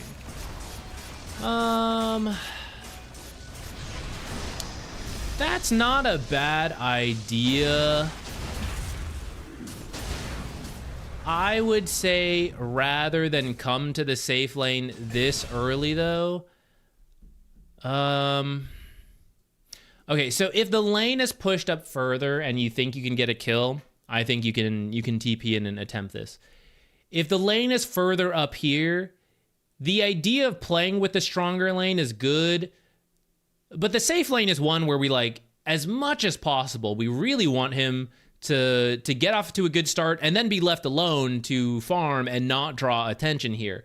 If we start playing top, a lot of people are going to come top, and the thing with Natures is that he's also going to show top and then continue to be bottom at the same time, so it's going to... Not that it would strictly backfire, but there's a lot of risk to it. If you want to play with a stronger lane, I would recommend you go to this Void Spirit. He has the Urn. He'd like to get some kills to get this going.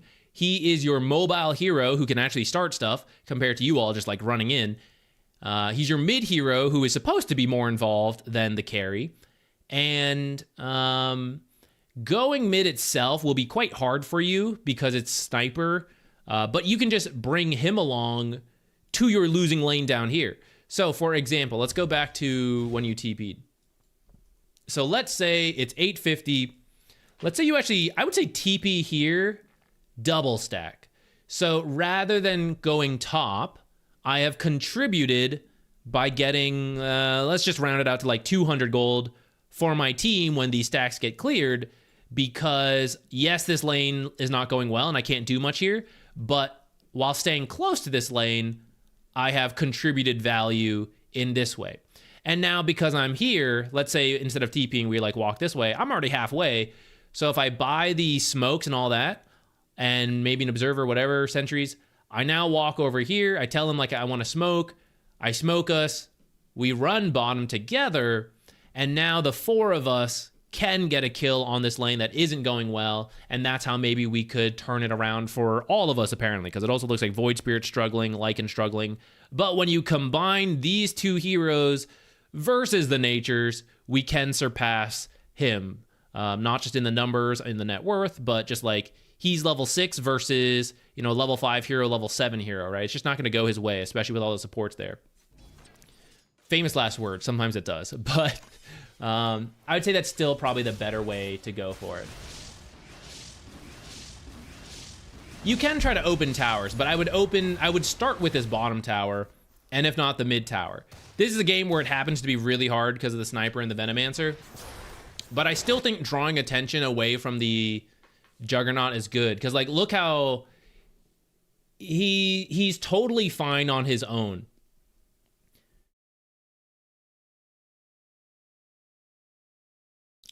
I don't think... how do I say this?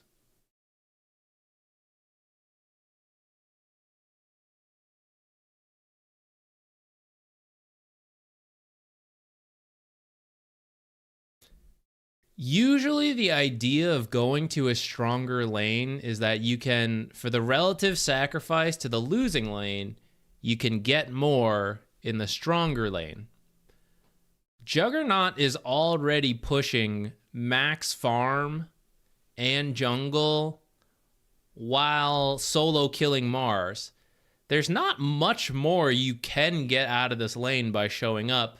The last thing is the tower, which is nice, but this offlane tower does not open up as much for you as the other towers, especially this tower. It does give gold, but the cost will be splitting things away from Juggernaut while you attempt this. And frankly, with the way this lane's going, I think he might take this tower on his own, given another few minutes. Coming down here, maybe we aren't killing these heroes, but we are in position to do the stacks, which is, as we mentioned, a good chunk of gold that we can't do if we're not here. Like, if we're trying to help Jug here, there's no good double stack that is equivalent to this.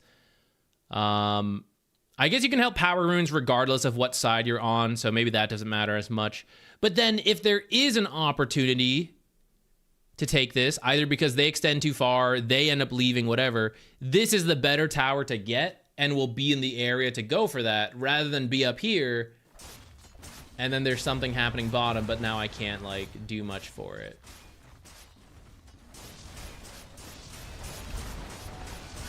I don't know if that makes, like, a bunch of sense.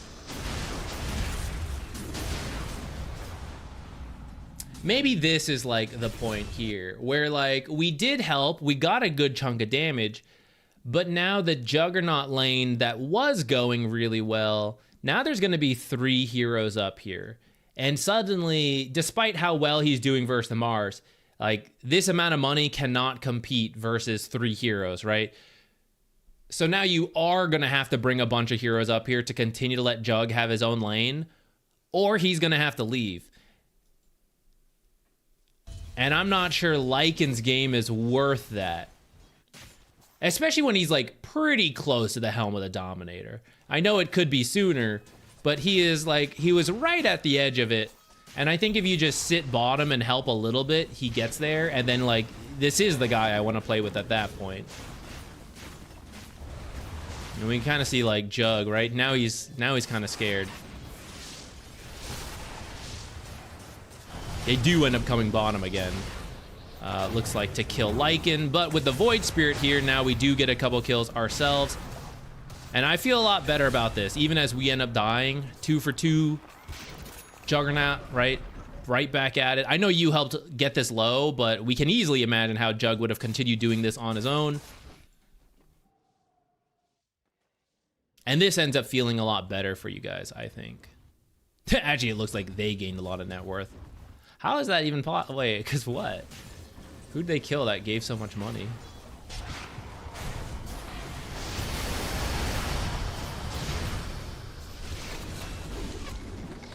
Lycan wasn't worth that much. Oh, is it the money tree? Didn't Void get the money tree, actually, it looks like?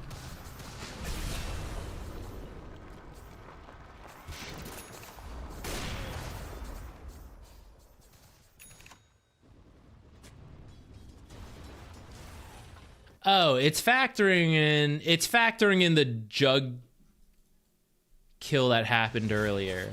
Okay, this actual fight in the bottom, I think, was your way. I think it was factoring in some of the pickoff that happened earlier.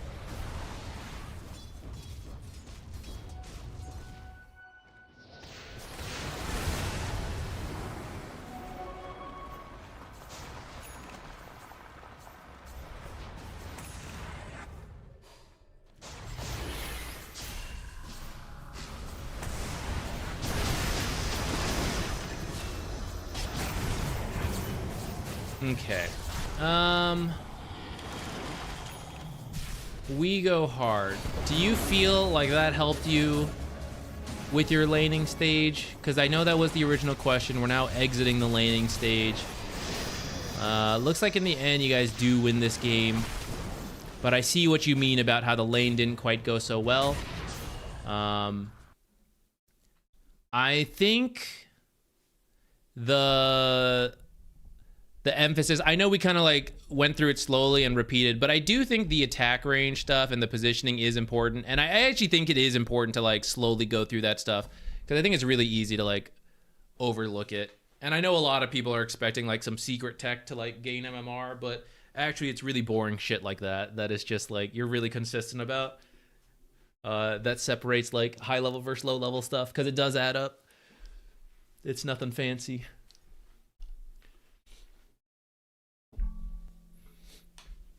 The money tree, Jimin's build, watch out. The money tree is the nature's facet. It kind of, what is happening here?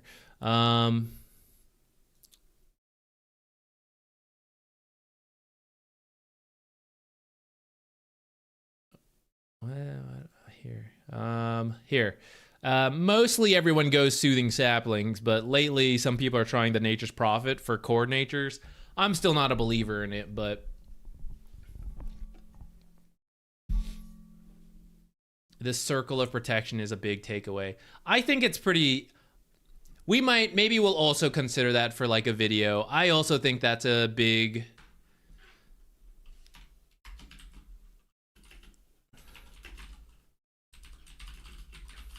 People are gonna think I misspelled circlet of protection if I make that the YouTube thumbnail, but I do think the circle of protection idea is a good idea, like a key concept to take away. We go hard on Earth gifted a tier 1 sub to Netsrock 27. I feel like I did this because you're always so generous gifted a tier to the hold on, wait. I feel like you're always so generous to this channel. Thank you, man. I was doing that because I feel like we owe you a replay anytime you want. You don't even need to give one anything for that. Thank you, man. Thank you so much. Is position... Hold on, wait, let me... We go hard on Earth gifted a tier 1 sub to Lilkamil. Okay, hold on. Is Pugna position 3 playable? There actually was a period it was. It's not that great right now, core Pugna. I'd say if you were going to play core Pugna, you should probably do it from the mid lane. From the side lane core, I mean, it'll work in the way that any pub hero can work if you know what you're doing, and it's not the worst of all the heroes you could play as an offlaner, but I wouldn't recommend it. Keep the good times going. I will do my best indeed. Thank you, especially with your support. We will keep the good times going. Okay. In terms of keeping the good times going and maybe more laning focus, we do have one from Fahim here. This is a turbo laning question, so this one should also be... Well, you saw how long I ramble on for even a short chunk of time. But since it's turbo and it's a laning question, that means it's like 5 minutes, I feel like. So let's start here. We can knock this out, and then we can do more. Where Where's my timestamp?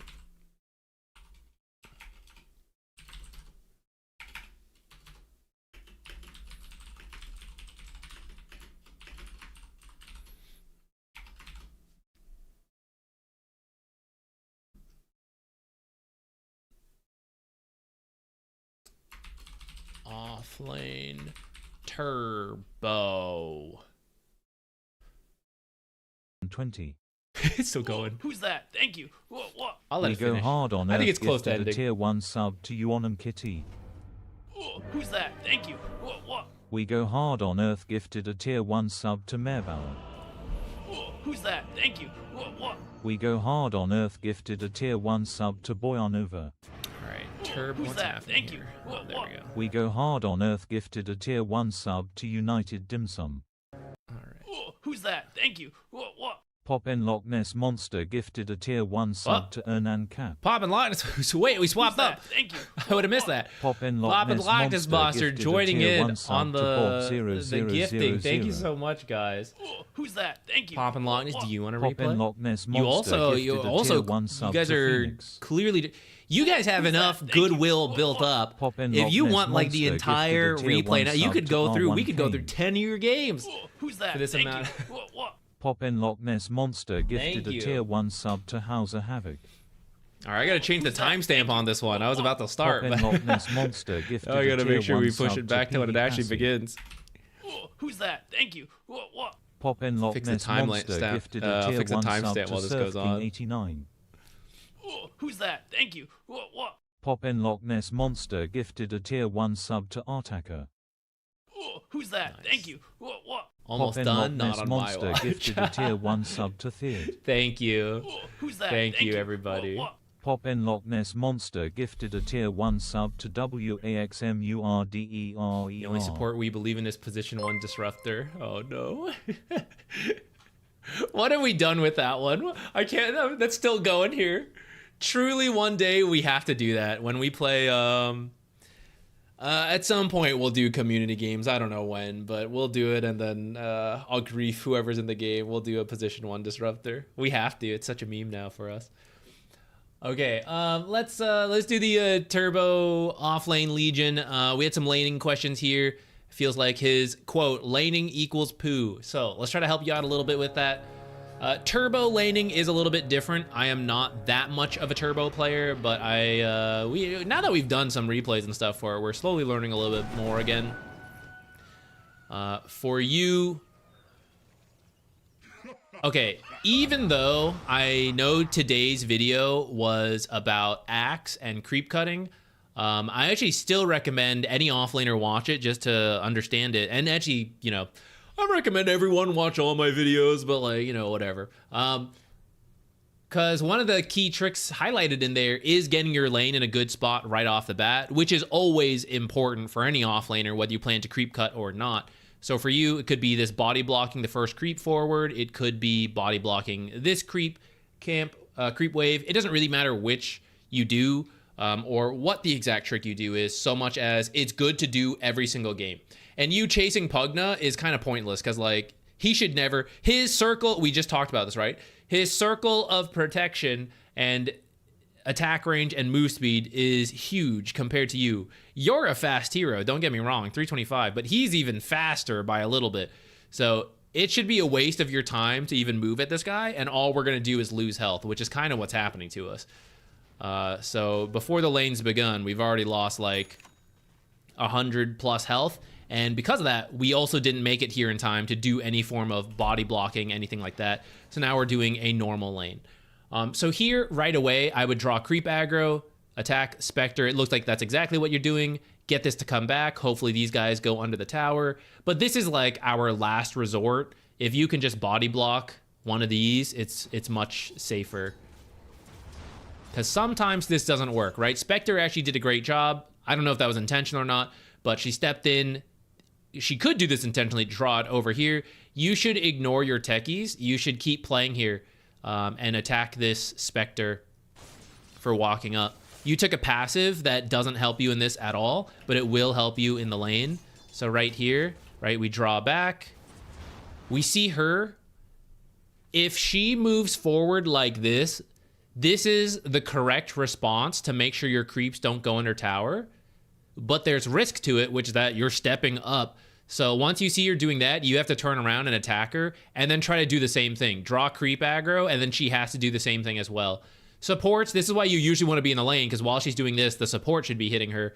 And Pugna should be hitting Legion for like drawing this. Instead, they're having this like one-on-one battle, which is fine, because actually you should win this one-on-one between Legion and Spectre. It's actually good for you if Pugna is distracted from the techies. So you should actually stay here and ignore this going on. And instead, Spectre is going to be given a free lane to start. She's denying you, she's securing the range creep. And in Turbo, it's even more, right? Like her bracer's almost done now because she got a last hit, because this is Turbo. But for a regular Dota, the first few waves are still very similar in that the sooner she picks up these small items, the harder the punish game gets. Right now, it's actually the best. So we don't want to give that up for free.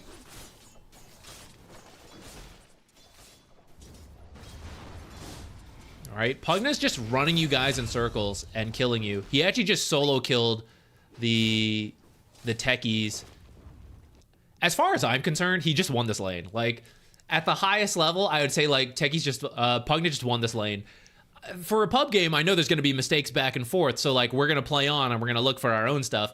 But he just ran you guys in circles. He got a kill. He distracted you guys from Spectre, so she is getting some of her early gold. Creep Equilibrium was getting messed up, but now it's, like, splitting. It's going under tower. Like, it's kind of a disaster. I never say this stuff meaning to flame you guys. I realize, though, I tend to, like, soften my words a lot, and I realize that may sometimes make things unclear on how big a deal it is. So to be clear, I always think a game is salvageable to some degree, but I want to emphasize, this is bad. This should not have happened. Just to put the severity of the mistake in there in the nicest way possible.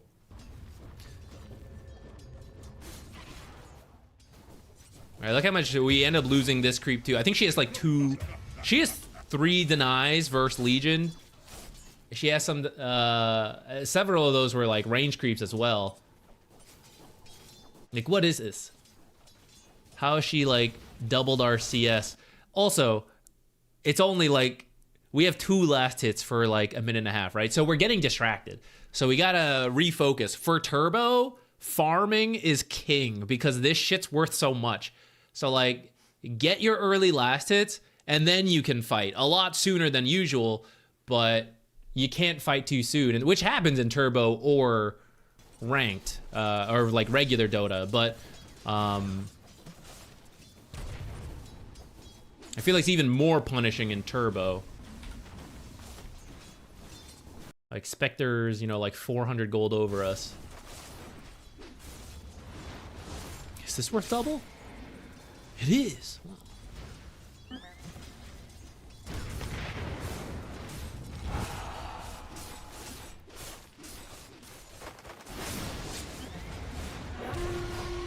Yeah, so there's Pugna making his own mistakes.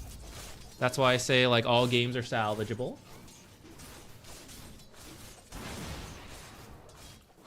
We're ZQuartero, we can roast. Oh, damn, you're right. Alter ego activate. What's his accent? I kind of forget his accent. I don't think I could do it. Let me tell you about my sad backstory, guys. I've been cursed by Gabe. No more may I play. I may only give advice. I may not act on my advice. So here I am, the highest quality Dota advice to give for free. Things are wacky. Things are wacky. Oh my god, Spectre's level 6. Okay, the thing to take away here, though, we have 6 last hits.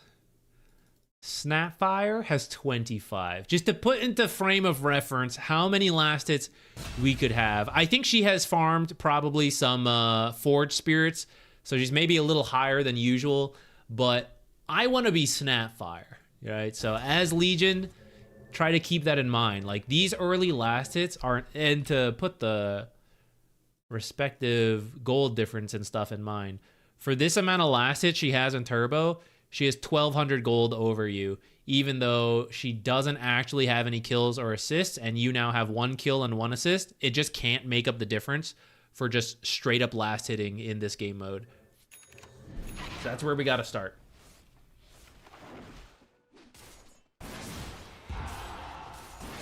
I'm a turbo casual now, so IDK and my replays are worth... I mean, we're doing something right now, popping Loch's Monster, so if you ever want to, feel free. At the same time, if part of your I-casual mode turbo is I don't care to improve, I'm just here for fun, then that's totally fine. And don't feel like you need to... Don't need to do it.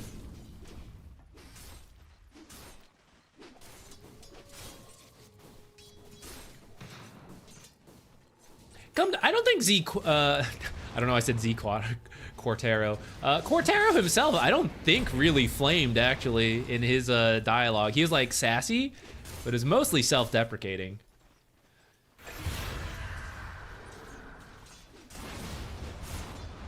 Honestly, from here, if the question is about the laning stage, I think we've covered it, which is that, yeah, we just... Like, we're locking in on last hits now, but... It's after Spectre is out of control, right? So it's way worse. Now we have to last hit versus Spectre, who has 2,000 more gold than us. It's kind of crazy because it's turbo.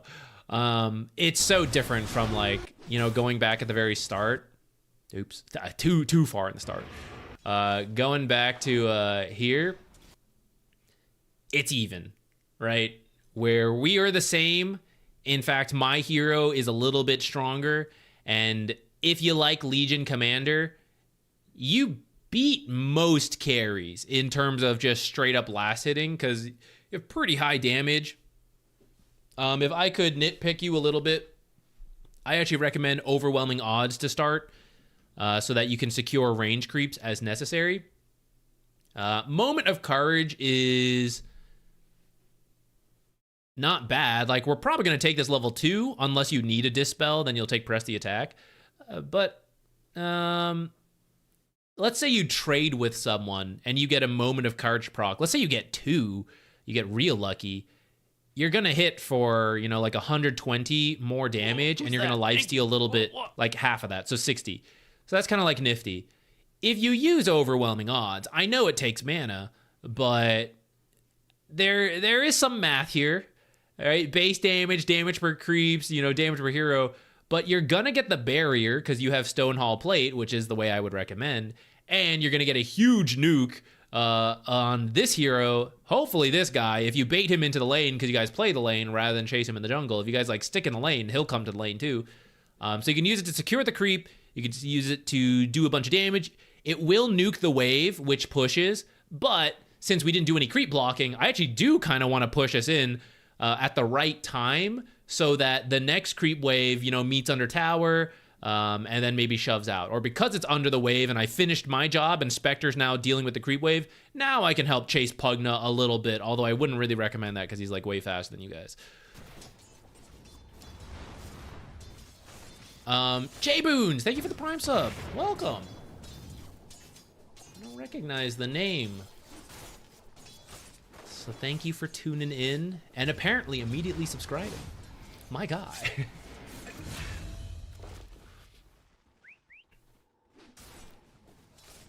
Here, by the way, to kind of salvage it at this point, let's say we like, okay, what have I been doing? I've been like, you know, chasing too much. I gotta like fix it. So from here, I know we kind of like wash back, but just to show maybe a chance to salvage this. So here we have a big wave, so trying to pull it back would be tough, especially with the enemies almost dead. So here's where you just commit. Just shove it in, and then that'll give you the space to do a pull, you or your teammate, or for the next wave to meet under the tower. We won't really contest, we may feel weird, but then because it's under the tower, it'll shove back up, it'll sit here, and then you just like play there for a while. You're trying to do some creep aggro stuff, but like notice it's impossible. Because we're creep aggroing, you're actually just losing creeps up here, which for this amount of creeps, you don't have to. Pugna's hitting you. I know that's annoying. We are full health. So Pugna can hit us a little bit, and it's just a cost you pay to play the lane here. And if he keeps hitting us, as we finish the creeps, especially if we use like overwhelming odds to nuke things out and finish the job, you have 6 creeps that will chase Pugna and Spectre, and then you guys can be the ones running at them for a little bit. Or maybe more specifically, it'll be Techies with his long range auto attacks and stuff. You probably don't need to do too much diving right now with this creep wave. You're not really like the best hero for it versus these guys. So maybe you would fall back to do the pull while Techies puts on the pressure with the big creep wave. If you try to creep aggro, right, we just lost a creep. So it like we missed out on that. And then, yeah, like here, while she's dealing with this, we mess with Techies. If you did this a little sooner, instead of trying to aggro back, you would have had enough time to do this pull, I think. I'm actually not sure if it's alive or not because of replay stuff.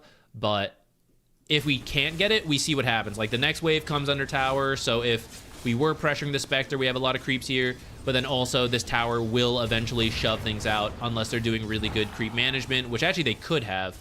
But they're getting involved in fighting as well.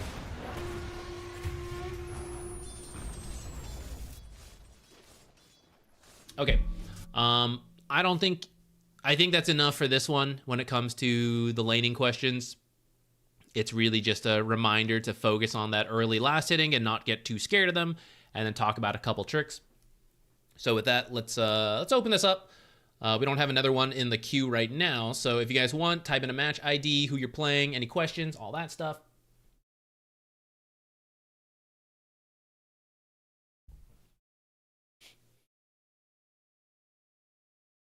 Oh, sorry, I missed your question earlier. Let me see. I play with a +1 who always wants to fight and says an offlaner should pressure instead of farm. How do I say as nicely as possible no without being a dick?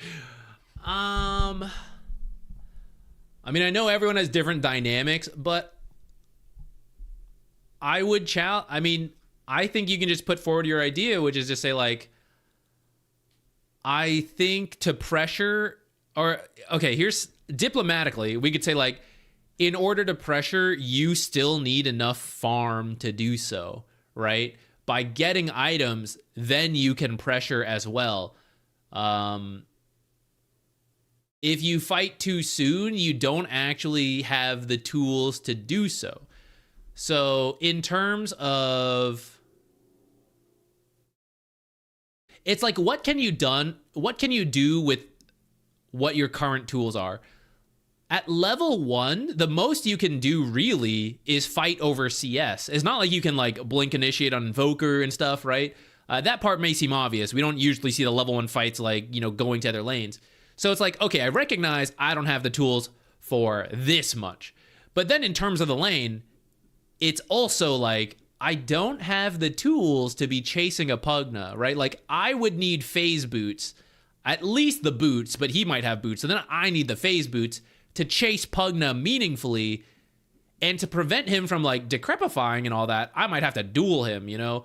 It depends on your heroes and stuns and whatever you have, right? But like, you do need certain items to make yourself stronger to actually pressure.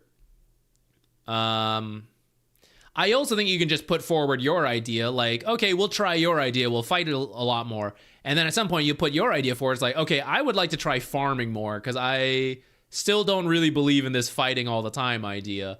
How you phrase it is a little bit up to you, but I think discussing your version of like what you think is good is still important. And I would agree with you right now, which is that nonstop fighting over farming is not the way to go. It is too much in the, like, you do want to pressure as the offlaner, but there is limits. You're not supposed to do it nonstop. Been following on YouTube for a while, getting back into Dota. Welcome back. So I wanted to pop over and show my support. Thank you so much, Jay Boons. I appreciate it. Welcome back to Dota. I hope you will have a good time. Not too many toxic teammates.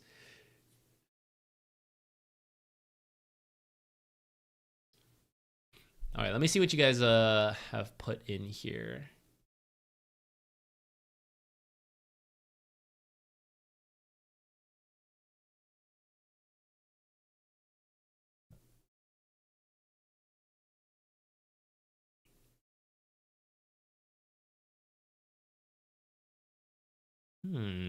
That could be an interesting question that you just put forward. Why don't we start with that? It seems like we have a lot of laning questions back to back, which I'm always a big fan of. I do think the lane is always a great place to lock in on. And the question you have actually happens in a lot of pub games. And you're Immortal. So it kind of shows like it can happen at any rank. So you are hard support Immortal. Where's my timestamps? Here.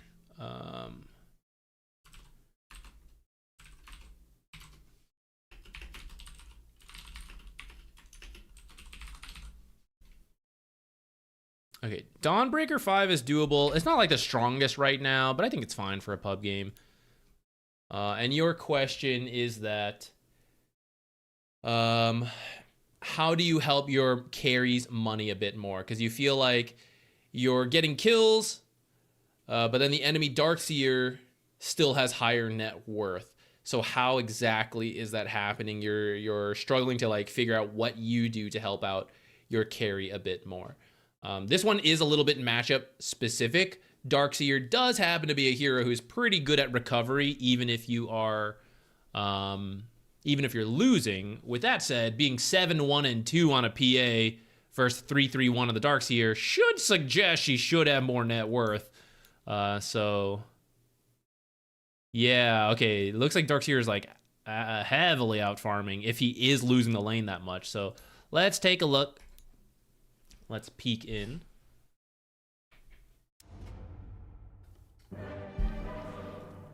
Last review, you said if the enemy laner gets there on time and your team is there late, the enemy laner can completely win the lane. Can you explain? I don't remember what replay that was. Was I talking about showing up to the first wave on time?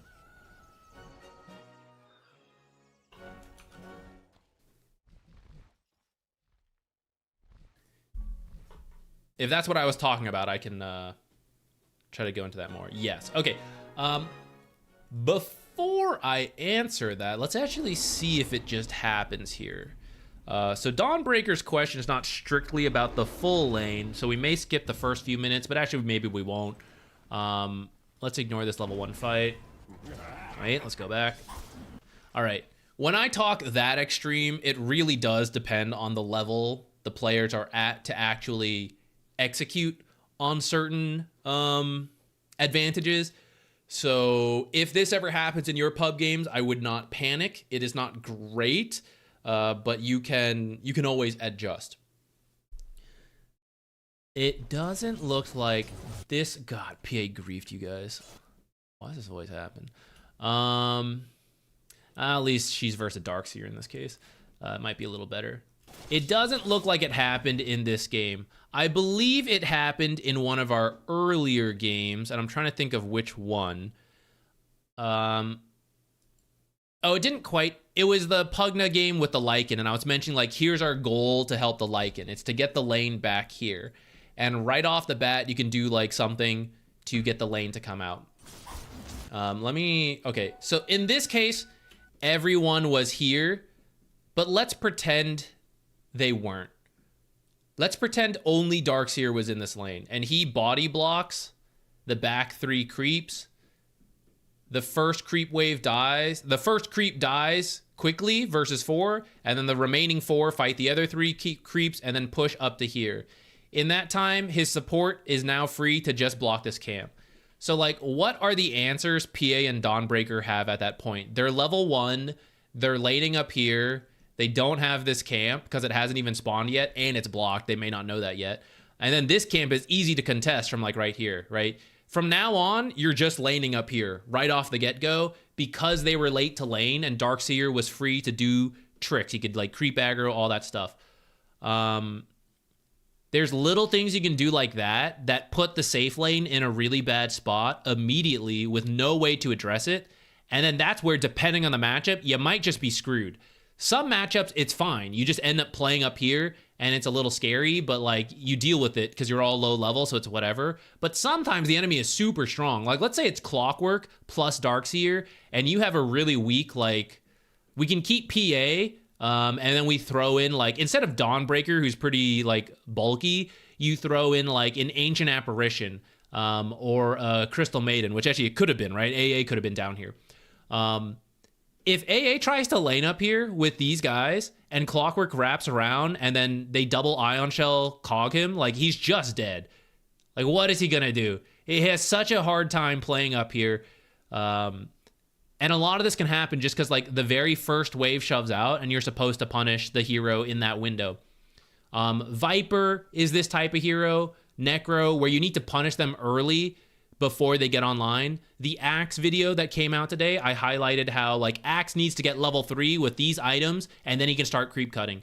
So then verse Axe, PA does this, like draws the creep wave under the tower. Immediately Axe gets to lane here safely until he hits that level 3. How are you supposed to punish Axe and prevent him from hitting that timing if you immediately shove in the lane because you do this, or because you were late to lane, so Axe did some tricks to get the lane to shove out, and then you just had nothing, and the support just like kept blocking this, right? There's like very little you can do to stop Axe from hitting that threshold, and then suddenly he's like exploding in net worth, and you missed your window off this one thing.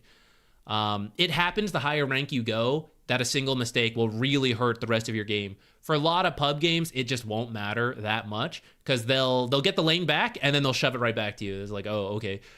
So that's kind of what I meant by that. But you need people who understand creep equilibrium and how to like manipulate it and the purpose of the lane to like have that extreme. This is hurting my head. I know it's a lot theoretical because I don't have an example in front of us. If it comes up, I'll like highlight it again. Okay, let's focus on Dawnbreaker and how they can help the PA. I would say Darkseer, okay. I actually don't think Darkseer should Ion Shell here. I feel you Ion Shell as Darkseer to shove in the lane because you're hoping to get it to like bounce back towards you. I think when she aggroed it under her own tower, Darkseer should not have Ion Shelled because this lane will push and she can't do anything about it. And ZQuartero blocked this camp. Dawnbreaker might get it because Dawnbreaker has a sentry, but Dawnbreaker may also not know it's up or it's blocked. So then they could have just been laning up here.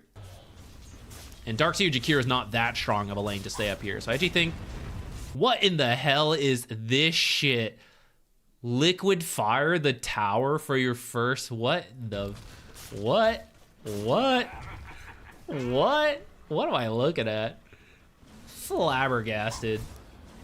Oh my god. We're going for a speed run, guys. How quickly can we take the safe lane tower with level 1 liquid fire? Lose half our health for a chunk of damage here. Flabbergasted. See, he's doing it again. Guys, this is what I mean. The sooner you learn good creep equilibrium, the better your life will be. This is Immortal. I still feel Darkseer is griefing himself here. Maybe I'm super wrong about this. I don't know. I feel Darkseer has been given multiple opportunities to get the lane here, so he doesn't have to spam Ion Shell prior to having mana items, which is what he's doing. He could just be laning here with his right clicks and not using Ion Shell. Instead, PA keeps making mistakes, and he is matching those mistakes. So even up to Immortal, like that's what I mean. Like people make these mistakes all the time, and it doesn't end your game.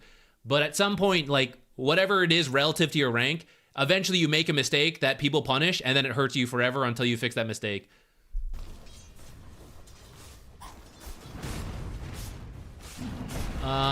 And then because ZQuartero is still trying to liquid fire this tower, he's dead. I don't know what is happening here.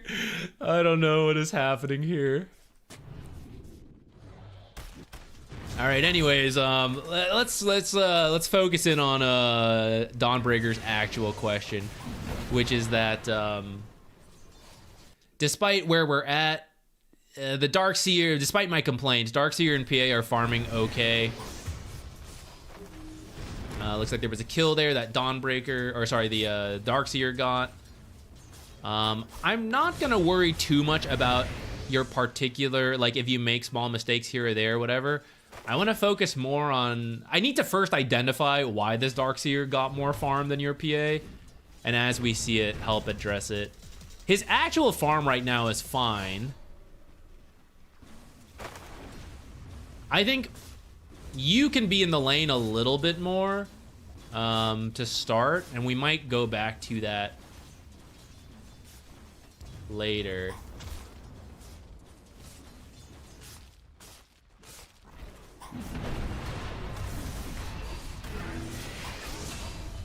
Okay, we get a kill.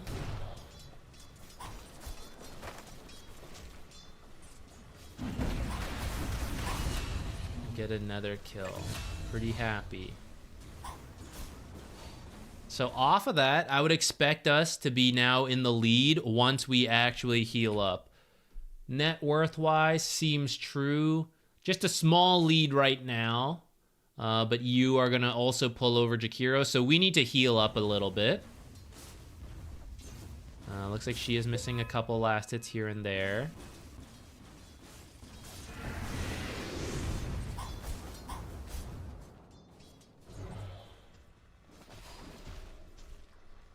You probably could have...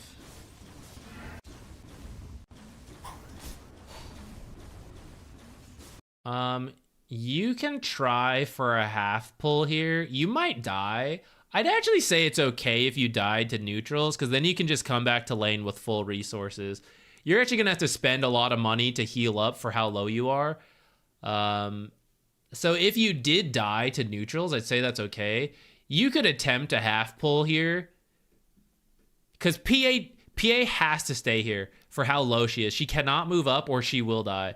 So you could try a half pull as this is ending to help keep the lane here guaranteed.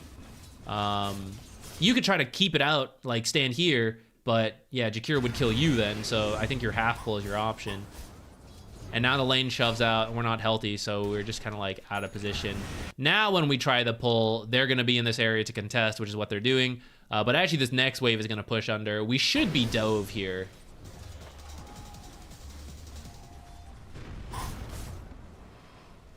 Yeah, so we end up missing a whole creep wave here. So this is what's starting to add up the gold difference despite the kills.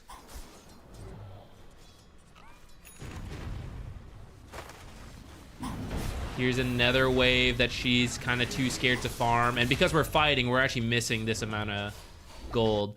So she got the Jakiro kill, but between this creep wave that is being missed now and then the earlier creep wave that she got zoned off when I was like, oh, I think they should dive, and then he did, and she ran all the way here. Those two creep waves were more than the kill she just got. So that's where like being a bunch of kills don't always pay off if you miss too much CS. This was we'll call it a break-even kill, but it's actually a slight loss for the gold. And now it looks like she's gonna die. Good, maybe not. Okay, so she barely lived, but we are maintaining the situation, which is that I can't lane. I'm like so close to dying.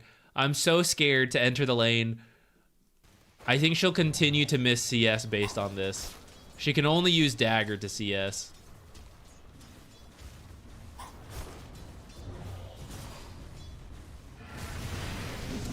Missing a couple there. You grab some.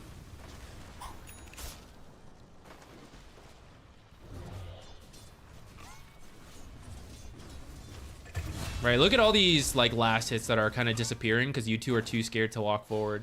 So this is what's adding up to the difference. We're now at 36-3 to 20-3. So even though she does have 302, like we're missing so much money because there's not been a proper reset. Oh yeah, place that observer so I can keep liquid firing the tower. Get in there. That ain't the tower. For you, you can try to creep aggro, like the creeps to her, the ones that aren't ion shelled. At the end of the day, though, the biggest issue is that after that big fight, you guys never properly just healed up. And Dawnbreaker is a hero who has to go all in. Like when you play support or core, there's no casual Dawnbreaker harass. There's a couple like auto attack, sure, but really you have to commit, and every time you're gonna die, like you can't do that, which is why you haven't been able to do much, and then she can't do much because she's low, and she is also like pretty committal when she goes in. She has to like throw all this stuff.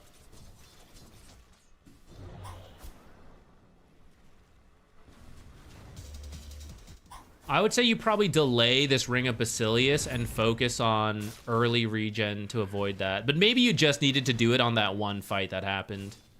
Like, maybe you could still do the same build, but buy, like, a salve. Aw. Oh, you did get it. I thought you were, like, right at the edge of it. All right, turns out there's a Lich here. So this is where we're going to start getting some kills, I guess, to help her get to that. Because you mentioned she's, like, 7, 1, and 2.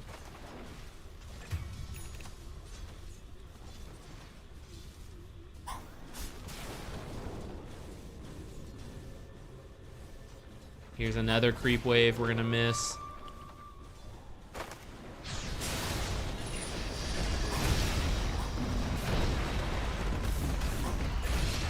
Another kill. Okay, so let's take a quick look. So net worth wise, it ends up being okay. Last hit wise, it's, you know, let's go even numbers to make it easy. It's 50 to 30 last hits. So those 20 last hit difference is what is making up the 4 kills in between. And if you think about it, it makes sense, because like one creep wave is about 150 gold. Banner creeps are, you know, push it up to 200. So 4 creep waves, or sorry, 20 missed CS is essentially 5 creep waves, which somewhere between like 800 to 1,000 gold. And of course, we don't expect perfect last hitting, but that is what these 3 kills are then, is like the amount of gold she lost in last hits, she is getting in kills. So if she last hits a little better, that's when she actually pulls a net worth lead over Darkseer. This is why getting into endless fighting, to the who was at Fahim earlier, of like, my guy wants me to like fight all the time. If you fight and the kills always work out your way, you break even with farming. If you're doing no farming, only fighting, you break even if you always get the kills. Like PA 6, 0, and 2. As soon as PA gets assists instead of kills, or if she dies in these exchanges, you plummet. You plummet in net worth. That's why kills are a lot more high risk, high reward, and farming is a lot more consistent. And you usually want to farm consistently, outplaying them to build enough of lead to minimize the risk for the now it's high reward, medium risk on these kill attempts, and then you start growing the lead.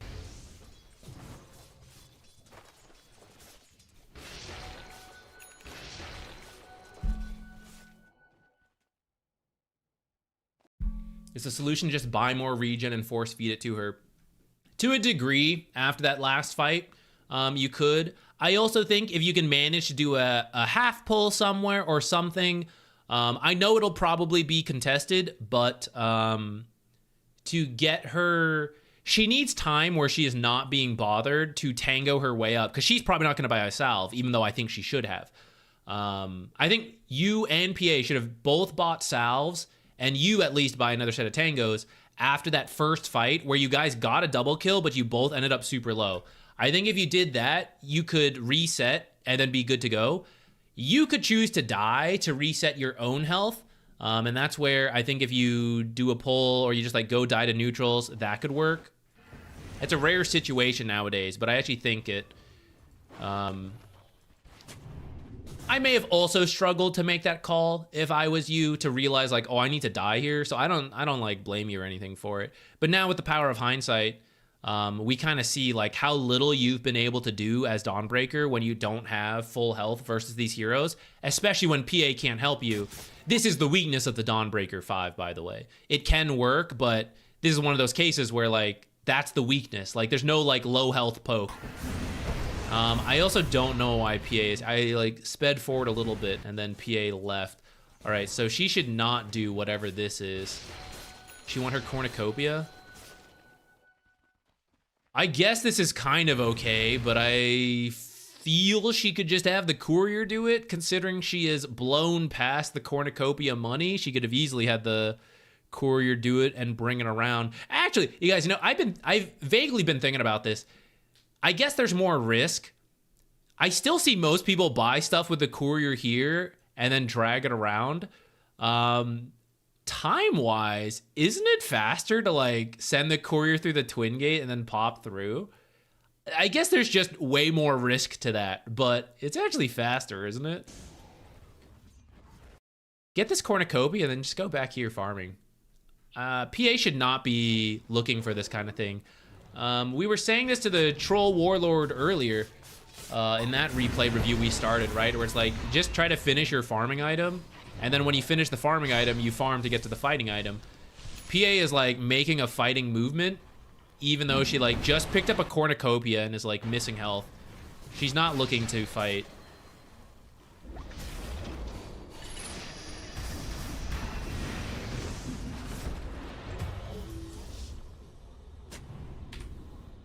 And now that he's got his kill back, Darkseer is now on top again. At this point, the lane's kind of over, in my opinion. I think PA should just farm what she can and then jungle, and you should try to help other lanes. If PA wants to just go full jungle and you deal with the lanes, I think that's okay. This may be a moot point because I think they're actually about to finish the tower off that PA kill. But that's why, like, she should never have looked for a kill. Part of the reason they just got the tower is like here, when PA did all this. If PA had just fallen back and jungled, she'd be making use of this time to get closer to her Battle Fury without risking her life, so she's healthier to like defend here. But because they got into a big fight, Lich came over. Now Lich is here in this fight. She doesn't have any farming time and then dies. So there's no progress to the Battle Fury to help her jungle when this lane is over. And then because she's dead long enough and no one came to defend, and because props to ZQuartero, he's been liquid firing since 10 seconds into the laning stage, right? The tower dies here. So, yeah, now we're just kind of cooked. Not cooked, but like, you know, it's just not as good as it could have been.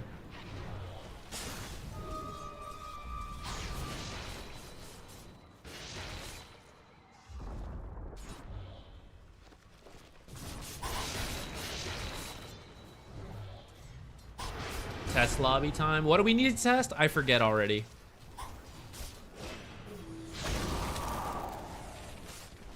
Yeah, here we're bringing too much support attention to the PA. I mean, you're gone. You're doing this, which is good. I think Ancient Apparition should not be here. You should be playing with Wraith King. Oh god, it's Midas Wraith King. Oh god. Oh god. Testing courier speed? Ah, yeah.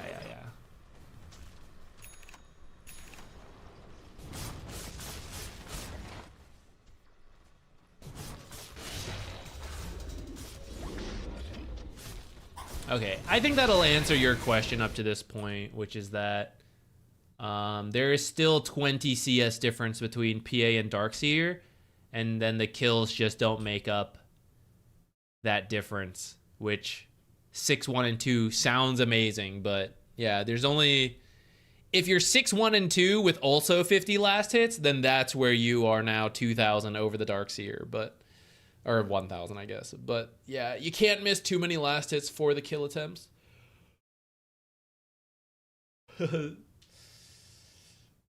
This sounds like it was weekend late night Immortal Dodo, which is all over the place.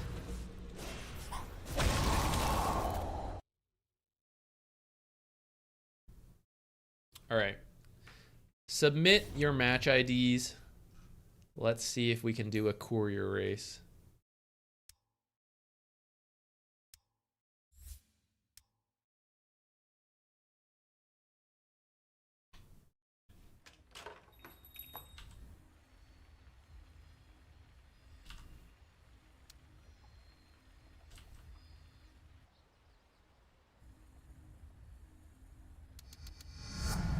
So you'd be like level 5.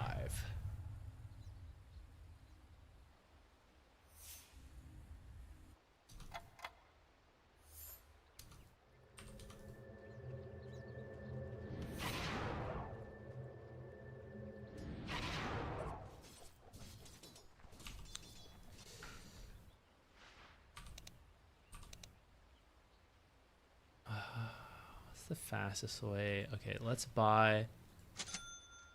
actually buy the cornucopia so I can...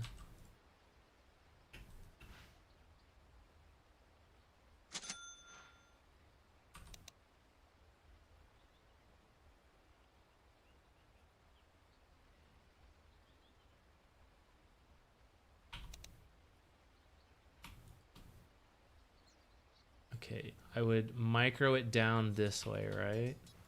Oh, it stopped moving. Oh, we've lost time.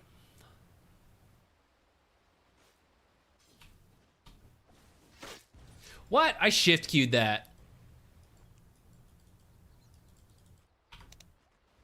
All right. Even though I really screwed up the micro on Luna's courier, it's here. It's made it. Where are you going? What are you doing? What are you doing?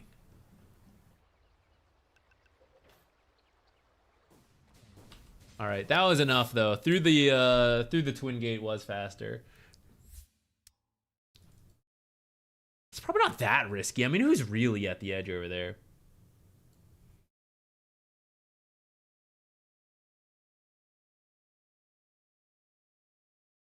Oh, Fahim, what is this? I wanted to ask a question about the Axe video. Oh, go ahead. You didn't need to donate for that, but thank you. What do I do if the enemy rotates 5 heroes? Do I go to farm triangle? Also, what if they start to push my offlane tower as 5? Okay, so if you're trying to creep cut as Axe and they're like, we hate this guy, let's all rotate down there and get him, do your best to live. Frankly, even if you die, it's probably worth it.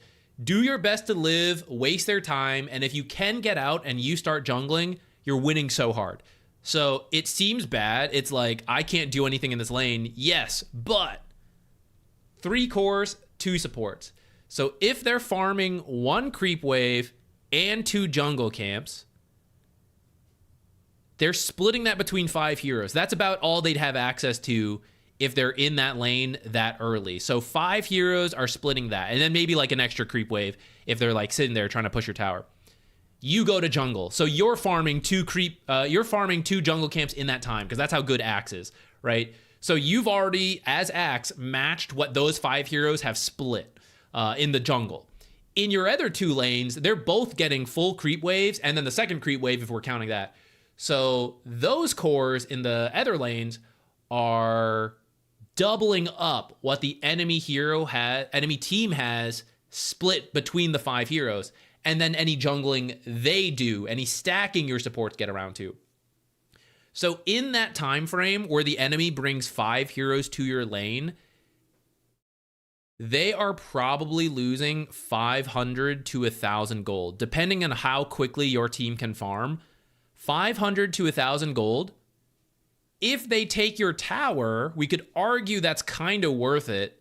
At the same time, what the heck is your team doing if 5 heroes are in your lane and they're not pushing their lanes, right? When your offlane tower falls to 5 heroes, their mid lane and their offlane towers should be taking a bunch of damage, if not falling as well, depending on what heroes you have and how, like, what the damages are, right? But like those should also be taking a similar amount of damage from the creep waves pushing in and the heroes hitting it. So you lose in the short term of your lane, but as a team, you should be winning in terms of farming and the tower pressure. If not now, you go back later to an already weakened tower to finish the job and then equalize the tower gold at that point. So if you're actually drawing that many heroes to your lane, that's actually quite good, so long as you don't feed a bunch of kills. That is when it becomes worth it to bring that many heroes to your lane. Give up the tower if you absolutely can't defend it. Do your best jungling and like pushing out other lanes if you want to go there and do that. If you do have someone on your team, in this case you're Axe, so you're not the best at this, but let's say you have like a ZQuartero on your team, Venomancer, someone with really good wave clear and safe wave clear, the longer you can delay their push that 5 heroes have come to, the longer we are extending this period where they keep splitting farm and my team keeps farming efficiently everywhere else. So it's good. You just can't feed kills because then it becomes worth it.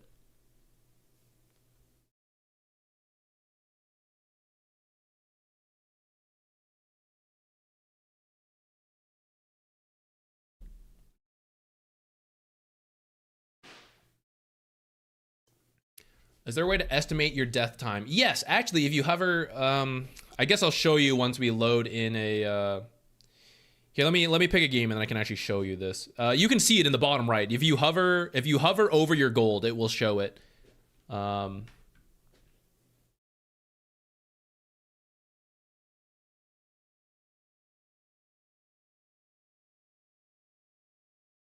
Okay, let's lean into this laning stage. We are all in on the laning stage on this replay so far. Let's go to this one. If it loads. He said this lane felt unplayable. Unfortunately, this is actually too late. The replay needs to be from the last week. Sorry, so I don't think we'll be able to look at this one. Who are you? Safe lane Sven with Venomancer versus Axe and Sniper. That does sound to be an annoying lane, to be honest. Venomancer actually can't do that much for you here because Sniper outranges him. Anyone who can outrange Venomancer is very annoying for Veno. I would say in this case, you do the best you can, and then you're probably jungling pretty early, and you're having Venomancer hold the tower with Plague Wards as best you can. Of course, if the enemy makes mistakes, then that's fine. You capitalize on that. If you're gonna focus on anyone, it needs to be Axe in the first few minutes with the Venomancer helping there because he can't get to the Sniper. So you guys focus down the Axe, but it will be a very annoying lane. Anytime Shrapnel is down, you guys are a lot stronger though. So like push at that point. Elden Ring when? We never did finish the DLC. At this point, I kind of forget what's going on, but I do need to go back and finish that. Channel name, ZQuixotix. Whatever you get to is also good. I'm fine with that. All right, here's another laning question. We'll go to this one since this one didn't work. Yeah, sorry we can't show that one, but some lanes are pretty unplayable, I won't lie. But if you think about it, it's rare that the very first wave is unplayable.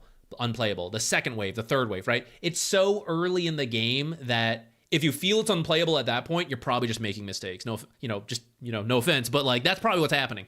Most matchups, no matter how bad they are rarely that extreme. There's a couple exceptions. They're usually mid lane focused, like Huskar type stuff, Monkey King type matchups.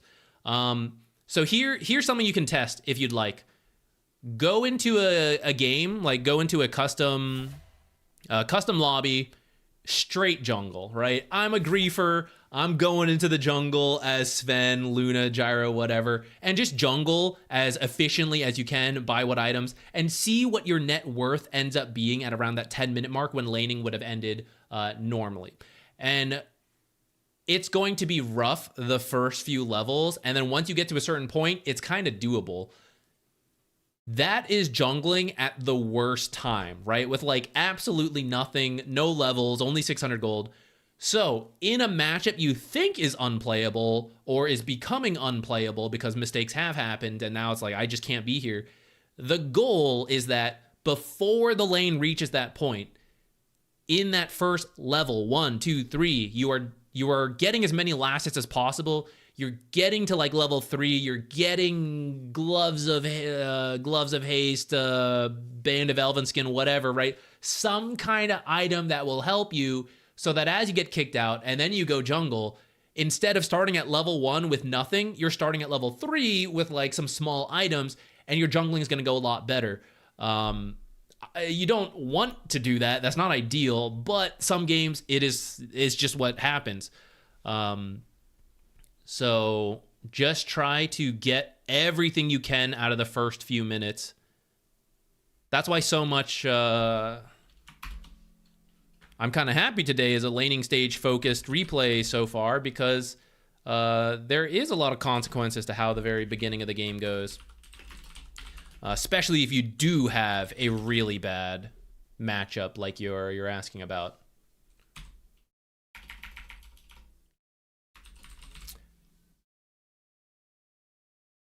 All right, we continue the trend of laning stage questions. This time we have a Witch Doctor.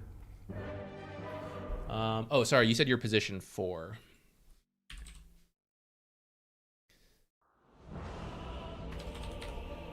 We have a Witch Doctor game here, and you mentioned that you feel like you have 0 pressure in the lane, and I'm wondering if I could work on my positioning in the lane as well as team fight. So let's start with the lane, and then I'll look for a couple fights and give you some positioning info on that.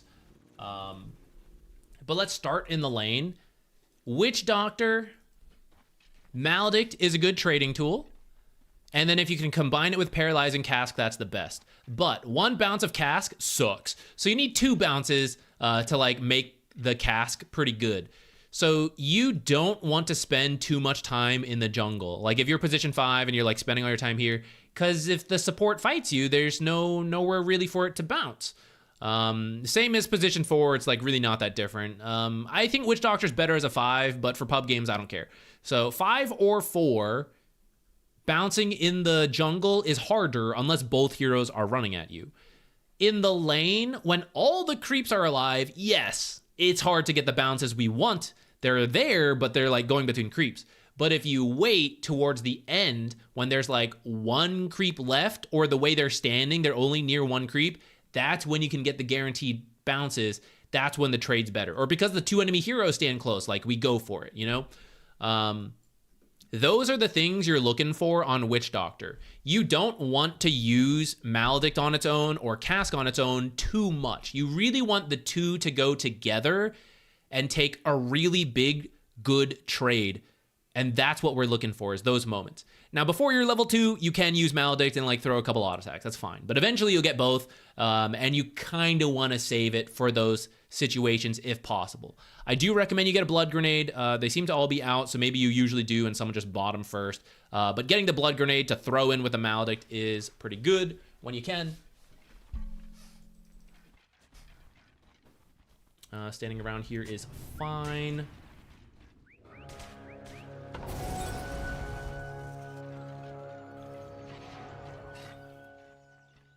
Okay. It's Herald, so you're never fully sure who we're laning against. That's why I kind of want to see. Oh, wait. What just happened? You were looking for something else, I feel like. Okay, I think you were trying to put it in a sneaky spot, and then you couldn't figure out, and you're like, oh god, just place it. I got to get to the lane. Yeah, okay, you're like trying to find it. Okay. As a default, couple good spots. If you come here early, you can place it like up here above this tree line, and that's fine. Otherwise, like right here is good, and then like somewhere in here is fine too. At the end of the day, as long as you're blocking the camp, that's pretty good. I think there is a spot here that blocks it. I actually need to double check this myself on exactly where you place it, because I think you can do it without cutting a tree, but I think it's like real finicky. At the end of the day, I think you need to block this camp. You're trying to do it quickly and then get to the lane, so that's fine. I won't worry about it too much. Okay, so here we go. We come over here. Haven't had too much to do yet because the enemy's actually late. So who was asking earlier about being late to lane, so you might just lose it, because like that's what I said. So this is what where are they? Where are they? So right now, with nobody here, right, Witch Doctor and Wraith King can just hit this creep. The lane's pushing. They're getting XP. By the time these heroes show up, they're gonna hit level 2 later.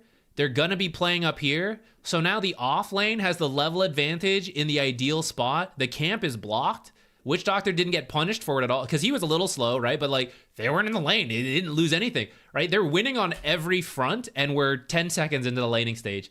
That's kind of what I mean by like, we gotta be in the lane when it starts. There are cases where you can't be, but it's pretty bad. You end up losing a lot. Yeah, and you do eventually start hitting that creep. If you can start doing it a little sooner, that'll be even better. So they are going for some like wrap around here with this. It actually is gonna work. So to help you out here a little bit, because I actually think you could have lived. So here's where I would start hitting this, and I would feel weird right now. You can stand more in the lane. I really wouldn't have expected them to wrap around like this. So if you were over here, I wouldn't blame you. When she starts hitting you, because of how long they've both been out of the lane, I think you should assume the other support's also here. So rather than like run back a little bit towards her, if you start running towards your Wraith King, we're getting closer to our help, and we're getting further away from Drow. And I have vision of all of this, right? Because of the creeps. So I know Ogre is not in this area.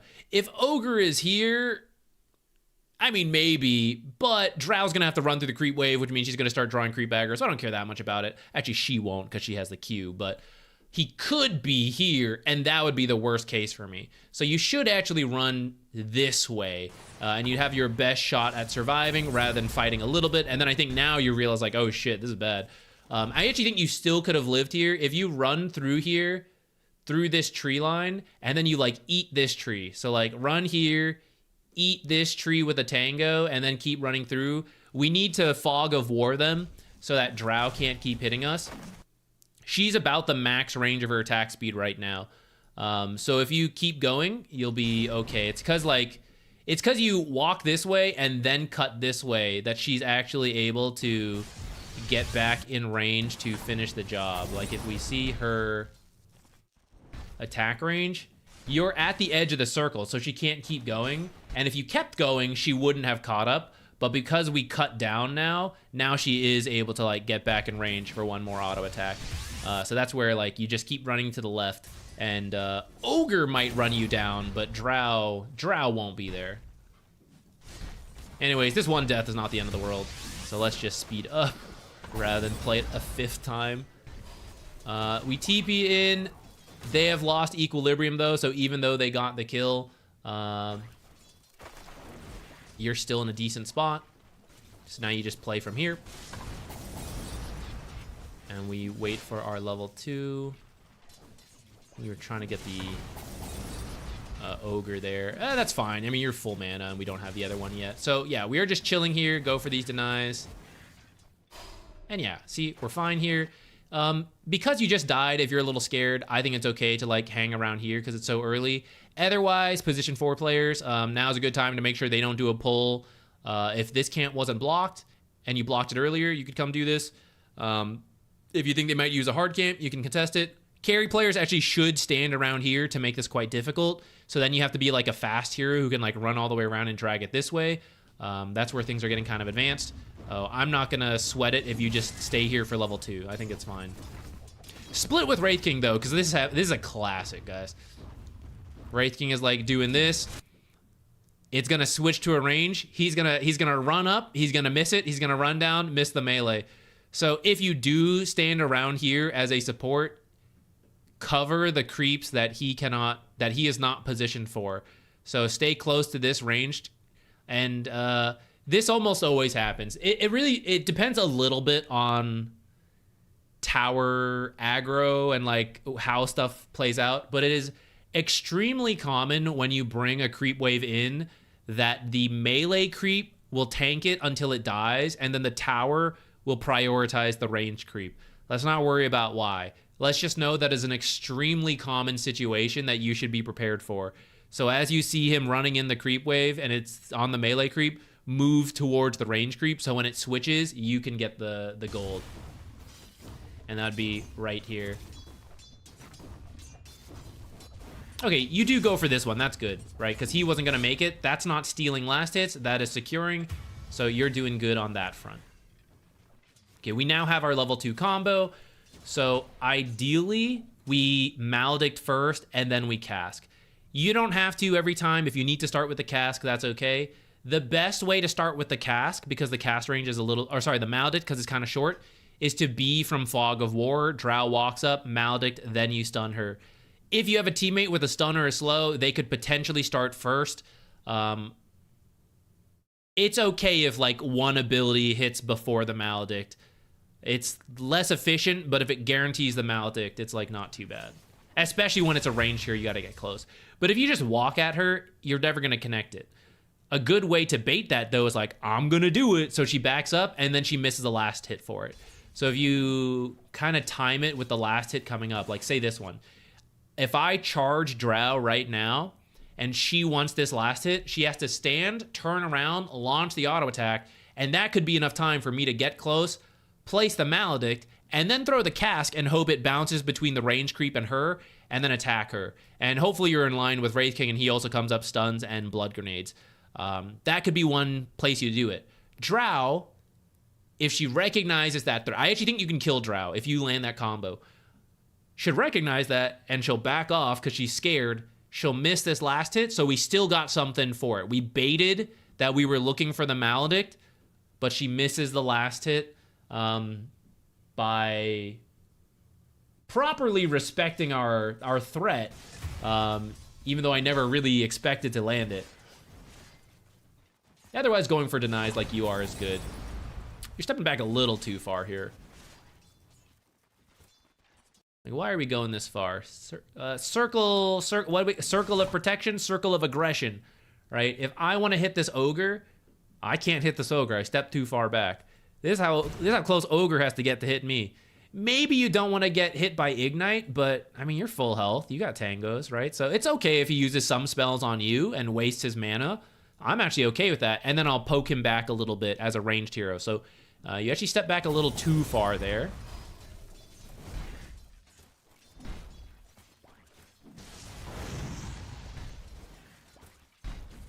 We actually had this discussion the other day with a Shadow Demon replay, someone who also stepped back too far. If it helps, use the permanent range indicator, turn this on so you know your attack range. Right here, this is scary. Fortunately, he was doing something else. So if we're worried about ogre getting too close, when you are right on top of the tree line like this is the easiest for ogre to wrap around behind you, to suddenly just pop out of the trees, be right here, ignite from here, tango through, get you, because you're standing right here and I can't tell who's here. So actually a safer place to be would be on the left side where I can see across the lane, and ogre, if he wants to get to me, will break through this tree line, but I'll be here and I'll see him and then I'll know to like run to the left. If ogre jumps you right now and Drow starts to hit you with her slow, you'll probably die. Especially because it looks like Wraith King's going for the Lotus. Is he purring? Can you guys hear it?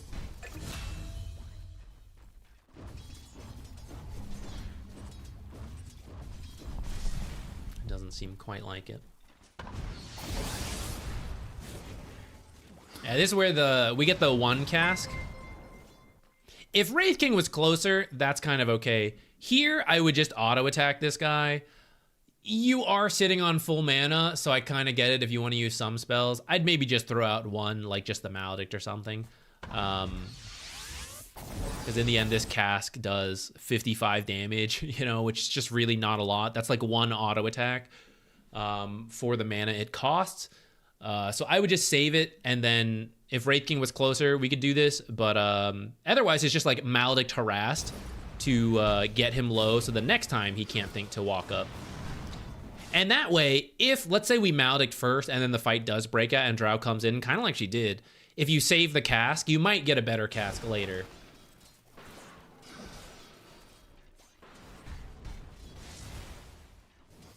Now, I know you haven't felt high impact in this lane.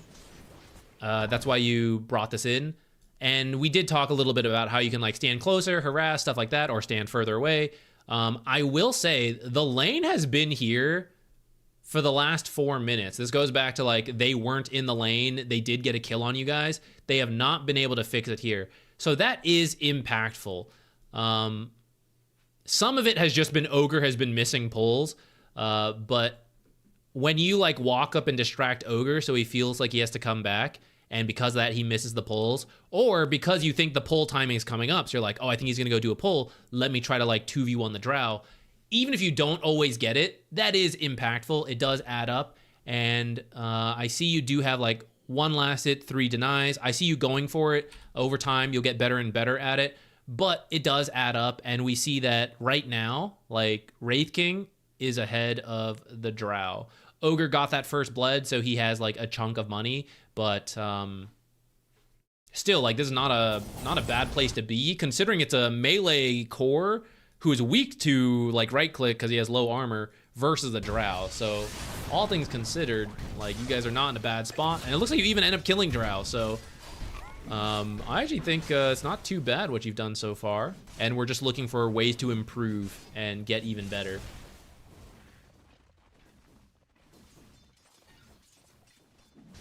Do you play with pinky and A and index on F, or pinky on control shift and index on D? A combination of that, I guess. My pinky sits on control or shift. My ring finger is on A. My middle finger is on E. My index is on F. And then my thumb is on spacebar. I think my pinky is usually on control because I press control more. Now that I'm like putting my hand here, I guess it's more comfortable on shift, but I actually press control, so I think it ends up sitting on control.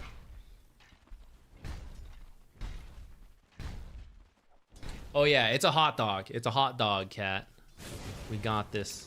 We got one. The cats won't actually wear it, so we put it on one cat, took pictures, put it on the other cat, took pictures. That's probably the most we'll get out of it. Wraith King can jungle very well, and so as long as the lane is sitting here, it does seem to be pushing up a little bit, so maybe we do have to hang around. But if it is staying around here and we're getting around this time, you can start thinking about stacking. Either side, back here or here, I don't really care, but Wraith King will be able to do it. Gyro with an AA will be able to do it. It so happens to be power rune time, so if you wanted to stack into the power rune, that would be good. I recognize for your bracket, it's probably not as critical. So if you don't want to do that one yet, that's okay. I would just start with the stacking. But if you want to build the good habit, going for the power rune would be good. And actually, it does look like that's what you're doing. Here a little too early to ward and all that. What the ogres here? Unexpected. Hold on, real quick. Right, I got distracted by Taco Cat and all that. This should never have come to you. You're so far back, so there has to be an observer in this area to see you. That's why this spell connects on you. And I assume it's why he saw you moving here and he decided he could kill you, so he decided to chase you. And if we switch to his perspective, he did have one here. I guess place another one here. This is actually bad. This is overkill, guys. You don't need this. Just one here is actually plenty, or this one. You don't need both. And you certainly don't need a defensive jungle ward 6 minutes into the game. I'd be super surprised to need anything from that.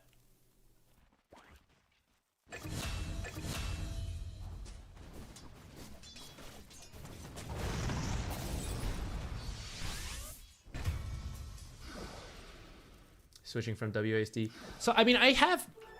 Now, in terms of time, thinking about it, because I've heard some people who played a bunch of WASD games got stuck on that habit, and so then they use WASD for camera sometimes, or it's their default, like, finger position, which, if I'm playing one of those games, then that is my default, you know, like AWD, and then, like, at that point, it's probably, like, shift and spacebar, because I feel like shift is often used for crouch, or maybe I just bind it to that.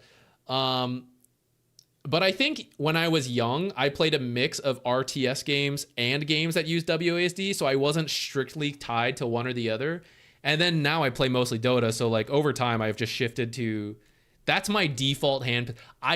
Even when I was like in school, like taking notes for college, and it's like, okay, get ready to like do whatever, that's the position my hand is in. It's not like in a typing position. It's on like the gamer position. And then as I actually take notes, I have to adjust to...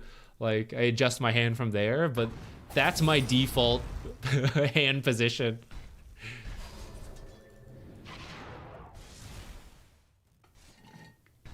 What do you think about AWSD camera? It's wild to me, but as long as you're comfortable with whatever controls you use, like, it's fine. Right, there are players with all sorts of different settings. It's crazy to me. I can't do it.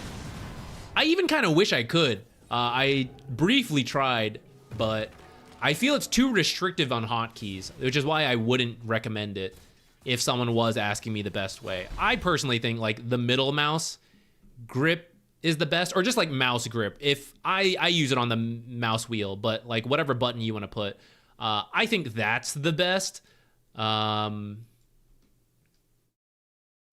Edge pan, I feel, usually you should be looking at the action. So if like a fight's here, right, this is where you should need to click things. Ogre, Drow, myself, my teammates, the middle of the screen is like the hot real estate for the mouse. So the more you can keep it here, the better. And that's why I think edge panning backfires. Because like, oh, I got to move my camera like top right. So I move my mouse this way. And then, oh shit, what's happening down here? I got to move my mouse like all the way over here to the bottom left of the screen to click the mini map. And then it's like, oh, I got to go back to my hero, snap back. And then I got to move my mouse to the middle again. Now there actually is the overlay here to like save some mouse movement. I never built this habit in. This does exist if you want to use this to like move your mini map around. But that's why I think keeping your mouse in the middle is like the best, and why I stopped edge panning, and why I also think WASD has some merit to it, because you keep your mouse hand free to like really keep clicking stuff. But you lose a lot of hotkey real estate using WASD. Arrow key camera, psycho. Okay, actually, I can't hold my keyboard up. So just out of habit, we put our hand on like the left side near shift and all that. But I've been thinking and never I never changed my hotkeys for this. And partly I can do this because I think my hand is big enough. If you had a smaller hand, that'd be harder. I realize especially like my index finger does a lot of heavy lifting for hotkeys, right? Because essentially like anywhere from R, F, C, and to the right, like that line is all my index finger. It's like 12 different buttons. And then my ring finger and my middle finger, by just nature of the keyboard, are actually a little restricted, and they could press more buttons. I could do more with these fingers, but there's not enough buttons near there. I feel I should have actually shifted my left hand to the right by like one key. And I think I would have access to a lot more buttons. And a lot of games don't even require you to use Control, Shift, Alt, all that. And then I also thought, what if I moved my right hand all the way over? What if I made my thumb in charge of like pressing Control and Shift? Like you could rebind some of this stuff because Shift is a little high up, so it's a little awkward to do like Control and Shift with your thumb.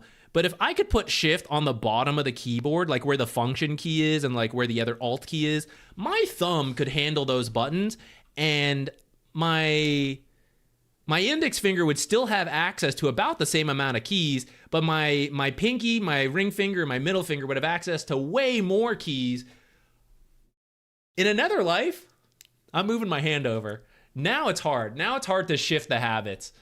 I probably could still make myself do it, but I don't need to yet. But sometimes I think about that. Catch late at night, you know, I'm just like, my hand could have more buttons to press.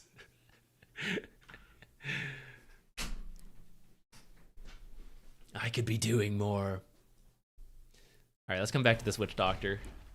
I'm going on a tangent here on button pressing.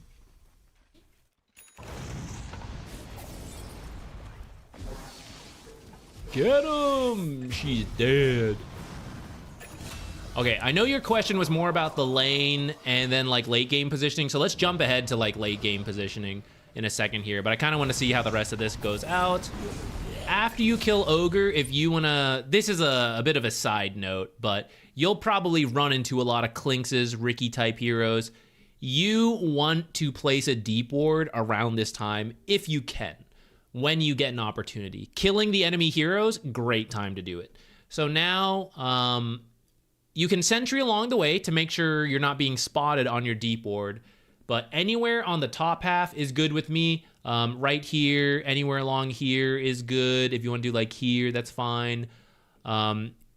Here is where you'll see a lot of pros do it. I actually think it's less necessary in pub games because we don't really use the Twin Gate, and there is some farming here, but it's not as necessary. Feel free to do it if you want. Anywhere in the jungle is good. Big fan of this spot, like over here. The camp here, the observer here sees to about here. So just like sentry along here, you think they warded, and then move down the river, place it like in this area, especially at night. Over here, observers can be like anywhere, enemy observers, and this watcher. So you kind of have to check this area if you're going to walk over here and play something. But that's why I think here, you really only need to check here and then like go through here. As long as it's not daytime and they can see you high ground to low ground, you don't know. That's the biggest danger of not walking through here. But by walking down here, you avoid observers that might already be in this area. You want to give Clinks an objective. You want him to be farming here and then see a low health drow so that he can invis, sprint, kill her. And you don't want him to be like, where is she? Hello, drow. Hello, drow. Hello, drow. Hello, drow. Where I have found her. Right? It's super inefficient. So any of these heroes that can play aggressive, high mobility invis heroes, try to place a deep ward as the laning stage is approaching the end. It's really safe to do now before the laning stage actually ends, and it'll help you when it does end, especially for those types of heroes. Okay, let's jump ahead to look for some like late game team fight positioning. There's a long one.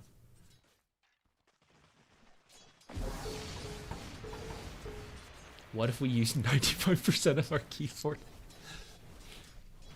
I like the full keyboard. I have the number pad on the right side and everything. In fact, I want like 120% keyboard.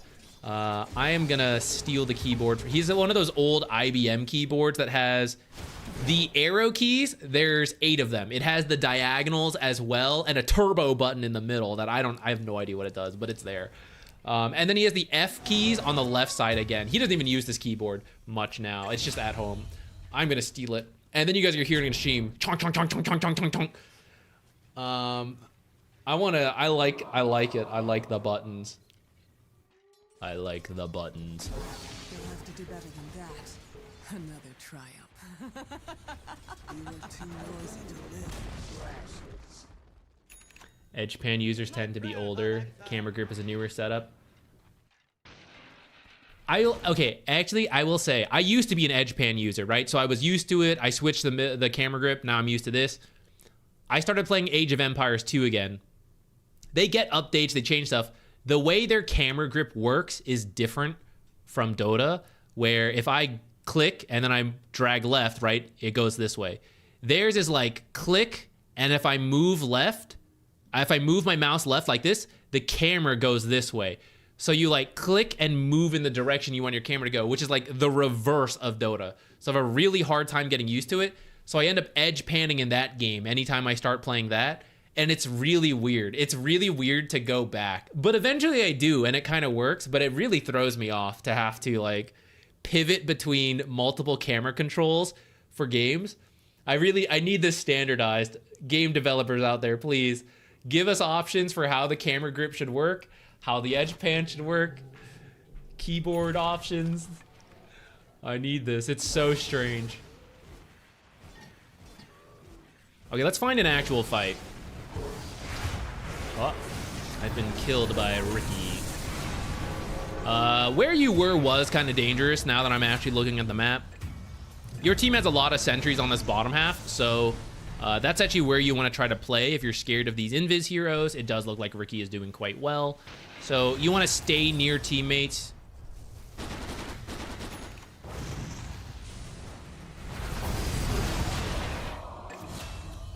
Ghost Scepter is pretty good this game, by the way. I know you want this Aghanims.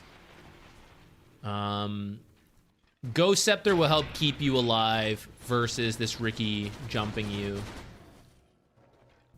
Oh, it looks like you're actually getting the BKB first.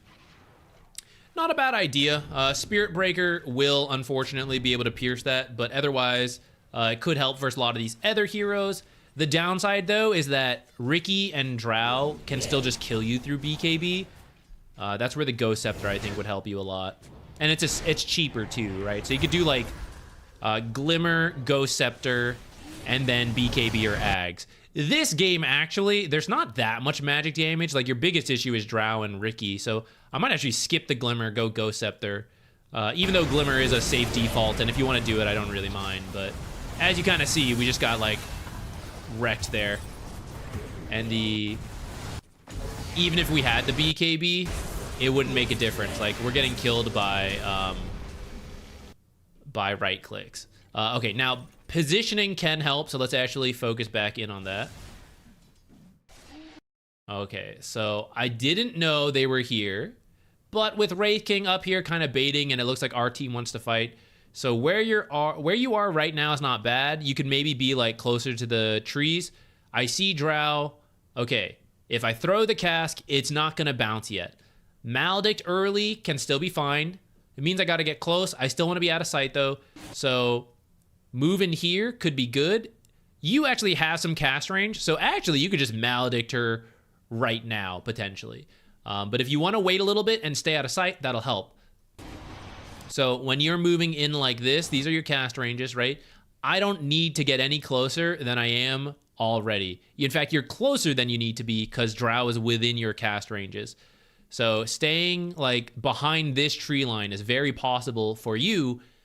I don't want her to know where I am to kill me, and I don't want the rest of her teammates to know where I am to like start coming towards me. When I reveal myself, I want it to be like with the ultimate. So they're like, oh shit, where is he? We gotta stop that. You know, but if they know where I am, they kind of know what to expect. So the more you can stay behind trees as you enter fights, the better. Now, if you need to do stuff and you gotta reveal your stuff, right? Like sure, we gotta. But right now, I don't think you need to. This guy's got 2 lives, so you can even bait the first life. You don't need to come up and help him. I also just think you're getting too close to her before ultimately just throwing the cask. So I really recommend Dota Labs, persistent range indicators. Turn this on, and then as you can see here, press and hold Alt, and then right click anything on your HUD. It'll create a circle around you. So for Witch Doctor, it's up to you which one you want to use. I use really long range spells. Like if I was Io, I would do Tether. If I was Clockwork, I would use Hookshot. For you, maybe Paralyzing Cask might not be bad. The auto attack in the laning stage, but then like change it to the cask in fights. So I don't need to get any closer than this to use cask. So that's how far I'm gonna stay back. Or you wanna do Maledict, right? This is how far I can cast Maledict. I don't need to be any closer than this. So that's how it'll help you know like, oh, I can be behind this tree before using this ability. You wanna do like the ultimate, I don't really care, you know, whatever helps you the most. But because you enter the fight this close, this is kind of why we end up dying. You actually are still clicking in. I'm not sure where you're going on this one. It may just be a misclick, but it's a costly misclick because now we are well into this fight, as you can see. He's not even trying to kill me for most of this. We just lost most of our health to the Ricky tricks of the trade, and now he's gonna kill us with the Shadow Shaman.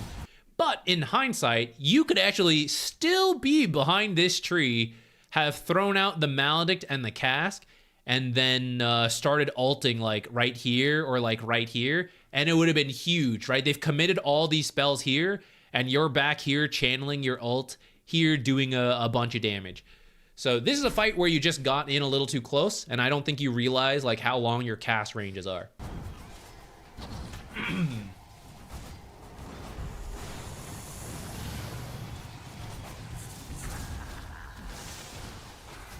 Motobicle, what's up?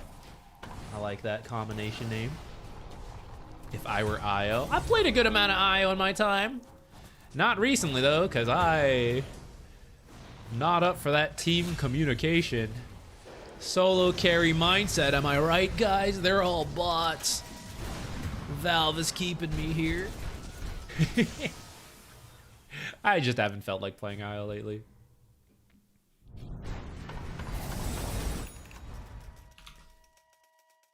We'll probably jump to another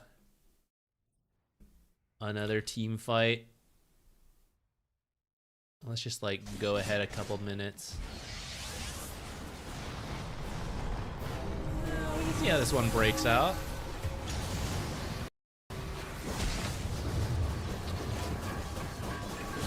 You can glimmer yourself, by the way. Once you start ulting, glimmer is one of the few things you can use while channeling. That way these guys won't see you and kill you.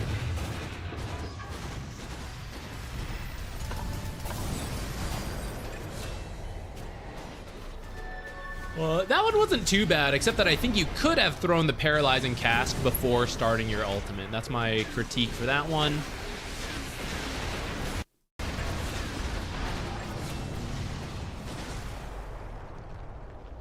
This is very minor, but a lot of times you don't. it's okay to die for the cause because we're supports. At the same time, the actual contribution of Voodoo Restoration and auto attacks is not as good as repeatedly using Paralyzing Cask and Maledict. So in this kind of situation where like this is a really good Cask Maledict, could have come in a little sooner perhaps, but after that, I think you can just back up again. Like glimmer yourself back out and wait because you're really low, but you have enough mana to keep using spells. So if you live for 10 more seconds, you can throw another Paralyzing Cask, which is really meaningful in these late game fights where BKBs are now done, stuns will matter a lot to your carries doing a bunch of damage, and it's going to do a lot more than like healing this guy for 60 health and then auto attacking an ogre once, but then by doing so I reveal myself, so then Ricky comes and kills me. So the more you can cast spells at the edge of fights and out of sight, and then back out, and then come back in with the spells again, that's usually better. Again, there are really close moments where you should go in and you should full commit, heal and everything, and like risk dying. I don't think this is one such moment.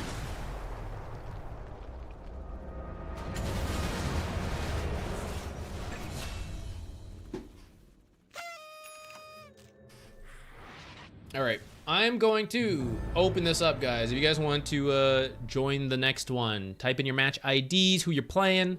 It's got to be from the last week for me to actually download it. Let me know any questions. That always helps. I am biased to people who ask questions. I'll give it to you guys up front.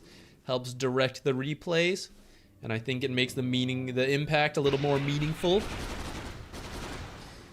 I think I've taken that back from going to like college, office hours, you know, when you go and ask questions, you help yourself. Good mentality to have. I'll give you a second to come up with those questions and put it in.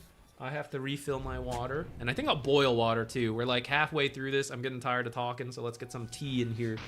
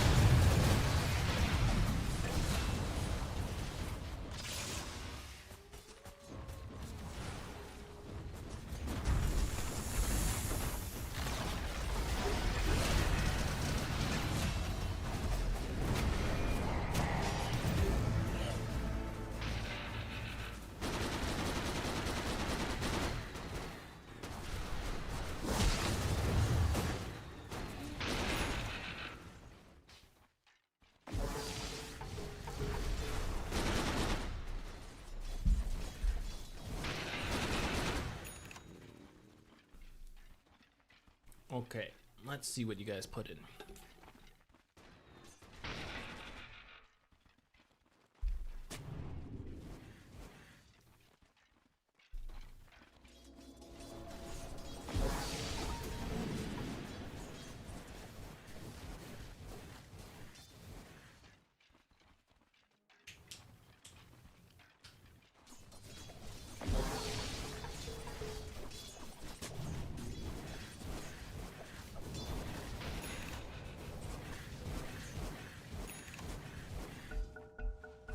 Most people ask games about questions about losses, but a lot of recent games are wins and stomps for you. Is there anything useful you can get out of those?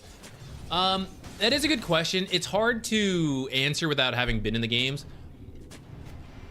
A winning game does not mean you can't learn anything from it.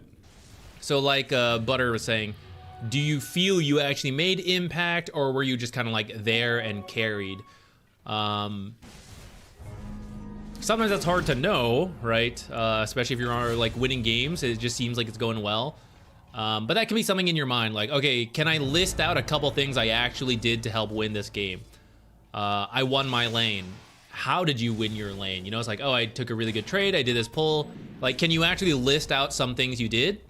And if not, maybe that's where you can still improve, even though it's a losing game. Like, hey, we made a recovery, but why did we have to recover? We lost our lanes, you know, why did that happen? Or we stomped our lanes and then we won the game, so it seems good. Could we have gone faster, right? Like, was there a window to do something that I missed? You can look for that kind of stuff.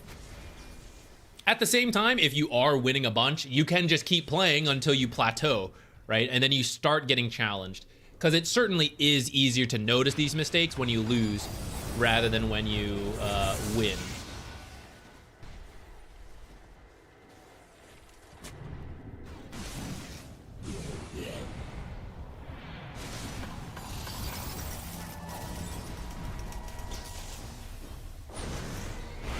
This was your second ranked game ever? That's crazy.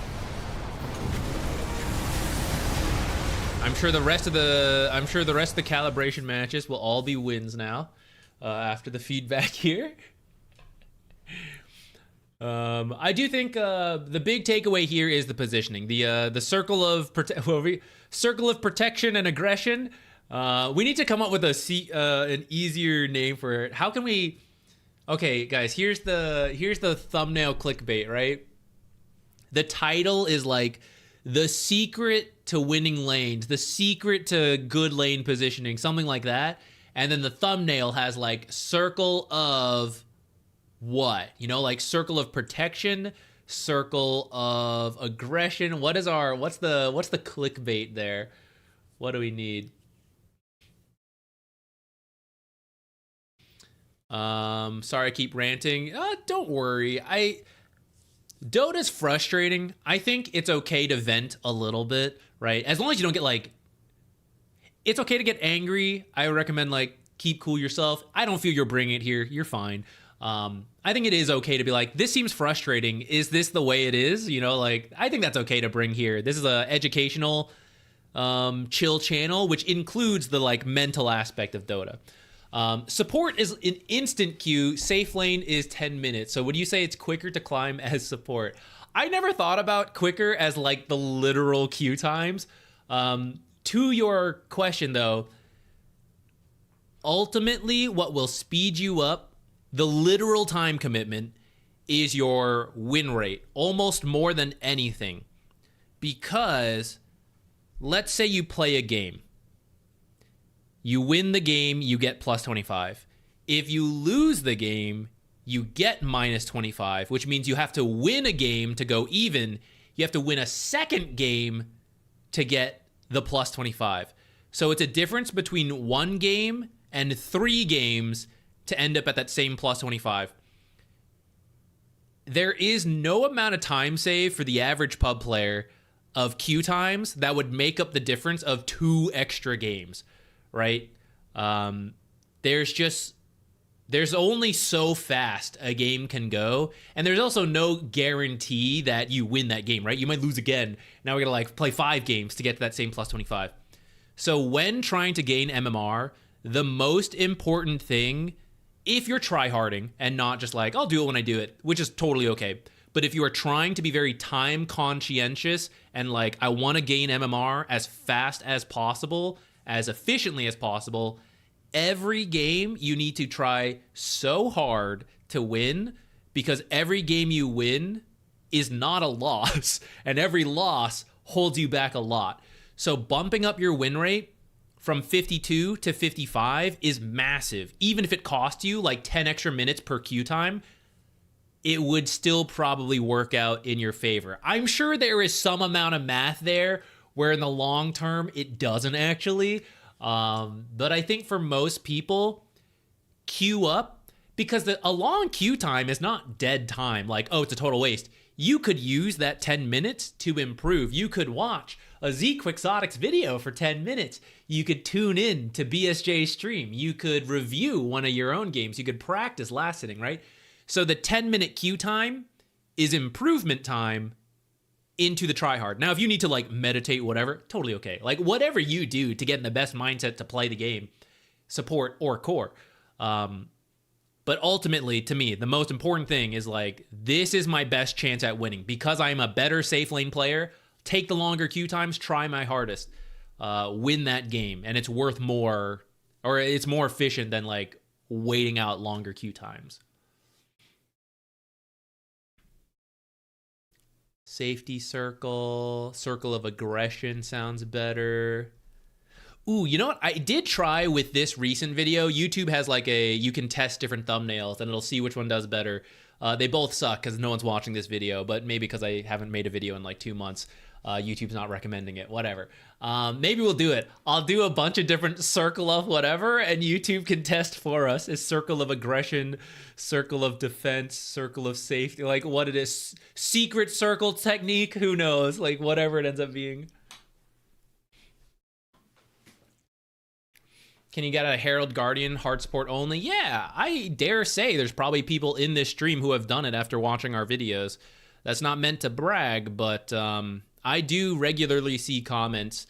There are people struggling to climb, but there are plenty of people who have said, I started watching the videos, I got out playing support from this rank to that rank. It's definitely doable.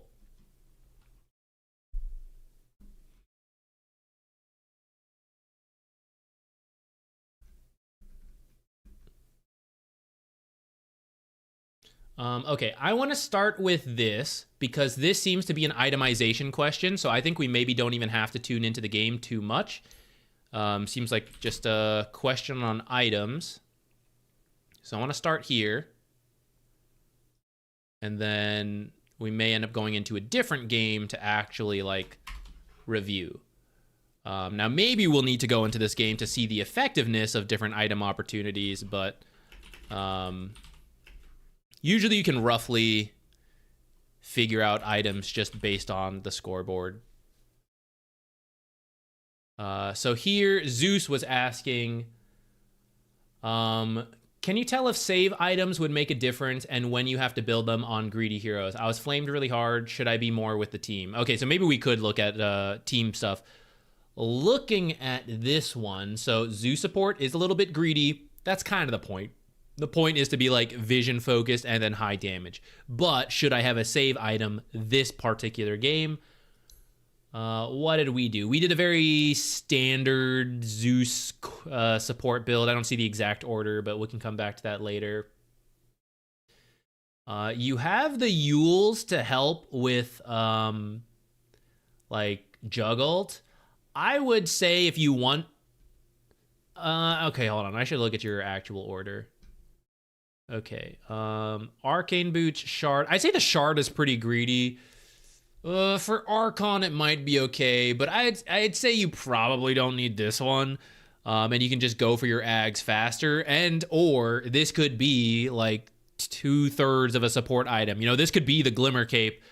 I think the Shard is a bit greedy on support Zeus, though I'll admit, I tried it once and it's like, damn, pretty nice, but I still don't think you really need it.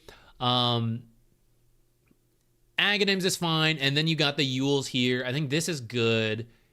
You went Octarine, then you went Refresher into the E-Blade. So I would switch some of this stuff around. I think Octarine should be pretty late. I really don't think it's that urgent for most Zeus supports to go a little faster cooldown on your abilities. I think double ult, double Nimbus, way more impact in fights. Like, think about around the point you're getting Octarine, so 30 to 35, we're at the point the game could end. You know, like, put it in that perspective. At any moment, a big enough fight could simply end the game. We could just take their buildings, just run it down.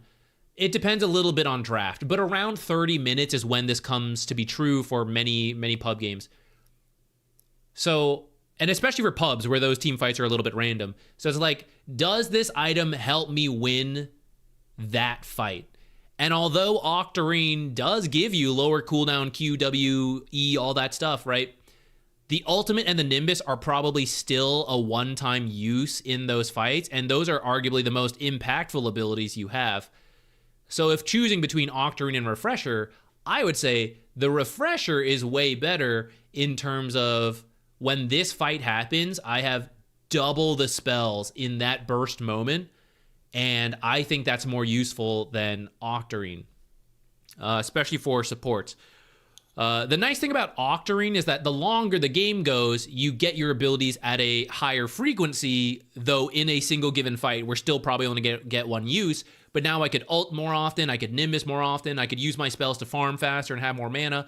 That is better for a core hero who is doing more farming and doing all this stuff. Zeus is a greedy support, but I think this is like greedy on top of greedy to get the Octarine. I would do the Refresher first. I would do the E-Blade first. I would do Wind Waker first. Any of those options feel a lot more impactful to me than the Octarine. So in terms of your actual items you bought, just changing the order, I think, is already good. Now, did you need like Glimmer and Solar and stuff like that? Let's see. It looks like we started off well, and then we threw pretty quickly here. In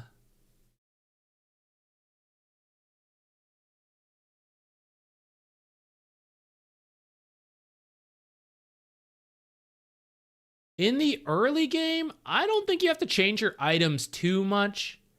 I think what I would do is actually buy a... If no one on your team wants to deal with Brood, which actually you have Axe and Legion, and they're not bad, you could do it with your Arc Lightning, and maybe that's part of why you got the Shard, in which case, I'm up for it.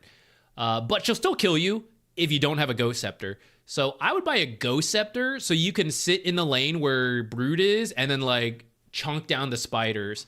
And in one Ghost Scepter, you'll kill the spiders with, like, 3 Arc Lightnings, and your teammates can respond to save you from the Brood. So I might do that. I don't think any typical support item would save you. Glimmer, it doesn't matter, right? She'll buy Dust, she'll kill you. Glimmer versus these other heroes is like okay, but again, Dust will still allow Black Hole, Juggernaut ult, Pudge ult to finish the job. Solar Crest for the Brood is kind of nice. At the same time, you don't need to buff her damage if you're one of the best damage heroes in the game, support-wise. Like, you can just build for yourself to do the damage in duel. So I'm okay with that. For the early game. Mid game, again, going back to that Octarine, I would opt for how can I save people who get Juggernaut ulted, who get caught in the black hole, who get hooked, who, you know, what can I deal with that? I have Nimbus to cancel channels if it's available, which goes back to the Refresher. You could use it once and then cancel it still. You can ult to see people on the map, cancel someone's TP back to the fight to prevent them from ever joining, especially Juggernauts who like to just like, I guess he just likes to spin TP home, but sometimes they're greedy on it and don't, and then you could stop that, you know? If you have the E-Blade sooner, he ults someone, you could save it, assuming they don't have Nullifier, which they might, but they don't always have it. Nullifier could save them. Wind Waker could save people in the same way while being useful for yourself. Also lift up the like targets in Black Hole. If he's BKB ulting and you can't cancel him with the Yules, you can pick up the hero being dismembered with the Wind Waker. To me, those have a lot more impact in the Octarine. They are not your typical early save support items like Glimmer, Force Staff, all of that. But for the late game, they're your like late game saves. and I would do that.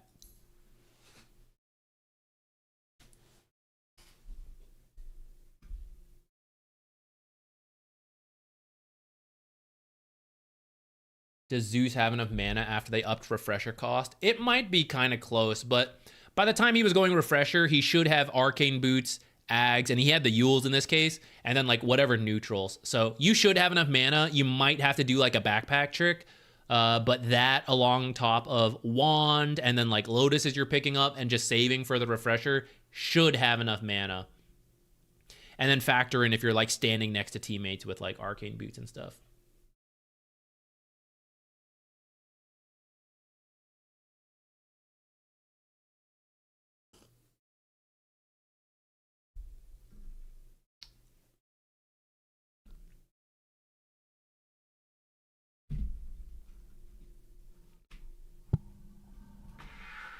Hello, Hephaestus. You can sit here because we are not actually playing Dota, so you are free to grief my real estate space.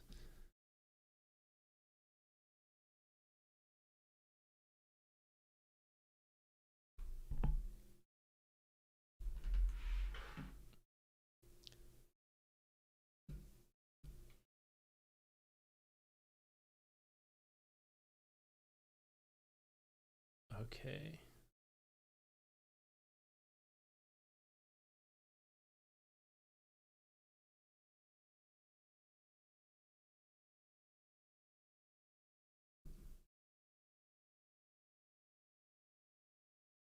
Let's see.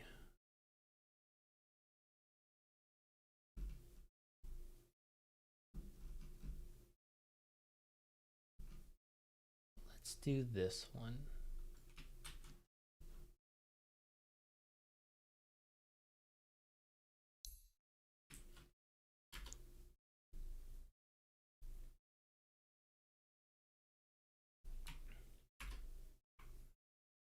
Oh, pretty much last day to download this.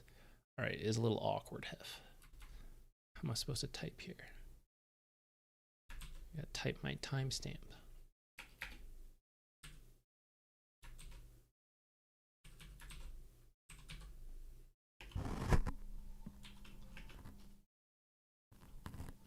Who are we looking at here? Lifestealer.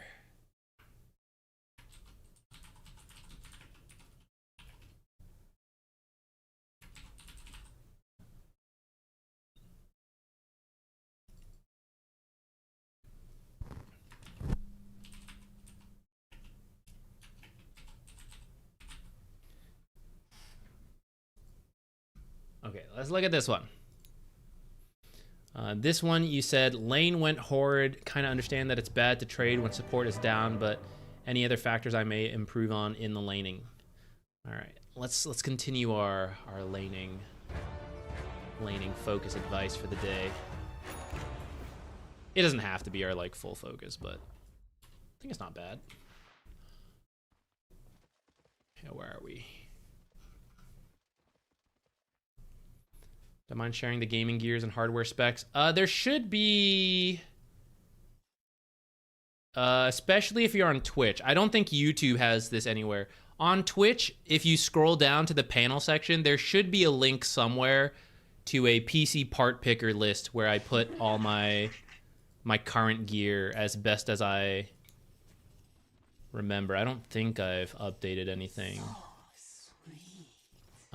Yeah, looks like it's not the worst lane, but definitely not the best.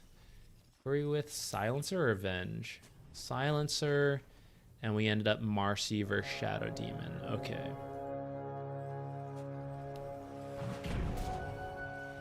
Oh, she disposed us. It's fine. I'm okay with you going for that because we saw several heroes top, so that's fine.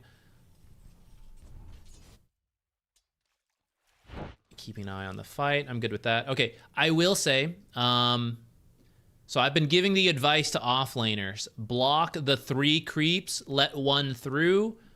Potentially block these creeps, right? Both tend to work out. Carry players, what is your option? If your support is distracted, What you can do if they're here is like one person looks to see if Marcy is blocking every creep, and if she is, then Lifestealer starts blocking every creep. If you have no idea what's happening, you can also just block 3 creeps and let 1 go as a default, and no matter what she does, this will work out. If she blocks every creep, Equilibrium's going to meet further out than usual, but the 1 creep is going to die. It's going to become a 4 versus 3. It's going to push up back here, and by the next wave, it'll pretty much work itself out. She might block no creeps, in which case it's going to meet like usual. Your 1 creep is going to die, but again, it will be 4 versus 3 creeps, so it'll push into the tower, the last creep will die, and then it'll reset here. So that's also okay. She does the trick we're talking about. Block 1 creep, or block 3 creeps, let 1 go through. It's going to be 1 creep versus 1 creep. That's Equilibrium. Then the rest of the creeps show up. It's very manageable at that point. It'll just become 3 creeps versus 3 creeps faster than usual. But after that, it'll be fine. So if you really don't know where the enemy hero is, but I know Marcy was here and now she's running to her lane, she might be blocking, so you can start doing that trick as well, like block the back 3 creeps. She ended up blocking all of them, so it didn't matter too much. But like here, yeah, see we're like up here, and as you can imagine, if we did, I guess I should finish the point home, right? When the creeps met, if we block the 1 forward, right now the 1 creep meets, the other 3 are like back here, so it'll push in, and there's no downside. So you kill this range creep pretty quickly. You just gotta aggro the others back. Otherwise, we will push a little bit. Oh, wait, I forgot Lifestealer can do the, like, 75% health thing, so you're good. All right, the lane is a little further back than I'd like, actually. I do think this is where if we did that trick, it could be in a little bit better of a spot right now.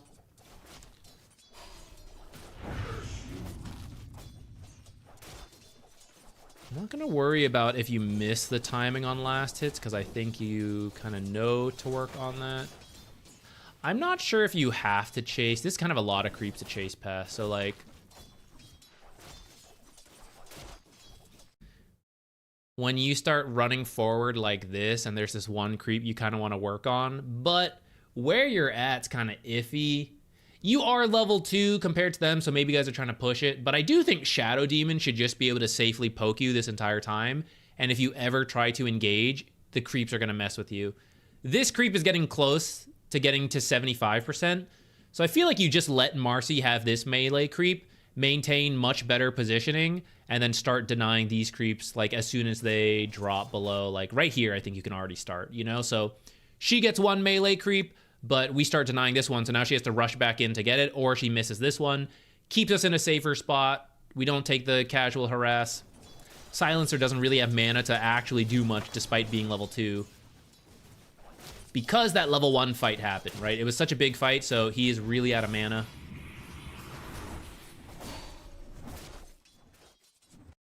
Okay, lane's in a bad spot. We have a couple creeps here, though. Either have to run them in circles to delay the way she is. Either have to connect them up here to bring the numbers again, so it pushes back out faster. You can bring them all the way around here to do that, and then connect a pull-in. If you just kill them, and if you bring them under tower, the enemy will be in a very good spot. Unless you know the pull is coming up, you can kill whatever creeps are left, and then you zone Shadow Demon, so Silencer can do a small pull here, probably a half pull. That is another option that could work to fix Equilibrium. And we're kind of doing it. We're kind of zoning, and now coming back here for the pull. Don't come up here. Give it up. Stay here. I think this is too dangerous for you. Marcy's level 2. It's 2v1. It's more enemy creeps. We are dead. So let's go back. What would I have missed by not going there? The creeps here, 150 gold. They're not all going to die. If we miss 2, we're losing out on about 70 gold. This small camp is 60 gold. This creep you have here is 35 gold. So if we take out this creep, because actually this is kind of extra, just small camp compared to these 2 melee creeps you might lose is fine, right? It's close enough. This is far safer, and then this lane will push up, and we'll have good equilibrium in the future. If you come up here, you're maybe alive. What are you getting for it? The same amount of money you could have had here. And then the risk, as we see, death. Now, we could say, like, oh, well, if I let Silencer farm this and I come up here, we're getting more. That is true, but my counterpoint is death. So it's not really worth it. The support will do without the 60 gold, and it's okay. They're used to it. That's the life. That was again, trying to be better about, I'm never trying to flame, but I do want to be clear when a mistake is severe so that we properly understand the issue of it. Really bad to do this. So just stick here. Okay, if you can safely do it, it's good to do this, because then the counterpoint of like, oh, Silencer gets money, I get money. Yes, you need to know you cannot die, and you'll only take a little bit of damage at worst. If you take a lot of damage or die, it's just not worth it. And it's better to wait for equilibrium to come back while doing this stuff than to take that kind of risk.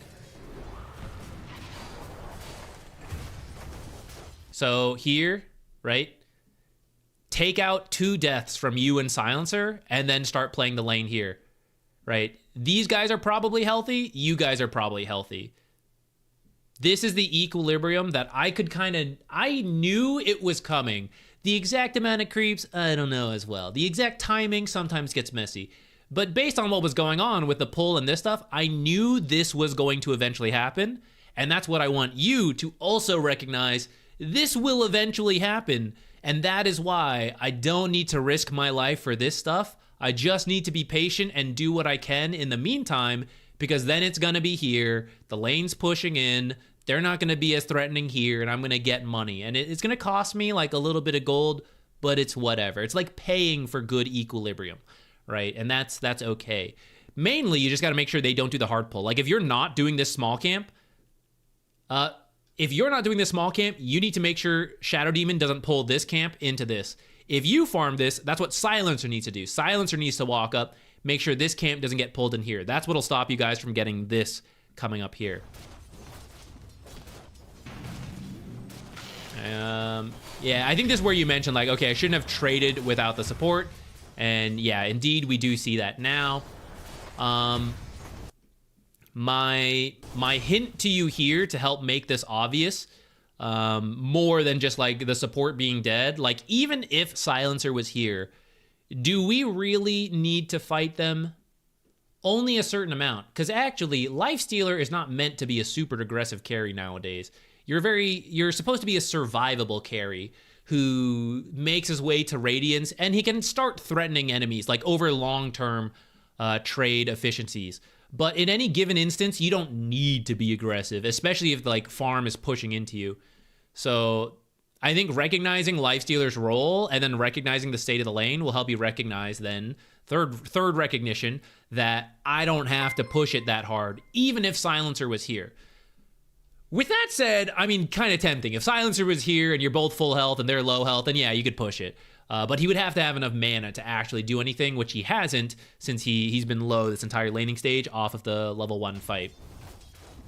By the way, guys, if you are the Silencer, I don't know what he bought, but off that level 1 fight, oh, I guess he just didn't get kills. I didn't realize they didn't get much out of the level 1 fight, so never mind. I was going to say off the level 1 fights, make sure you buy enough regen to have enough to play the lane once you actually get here, which is the issue that Silencer ran into.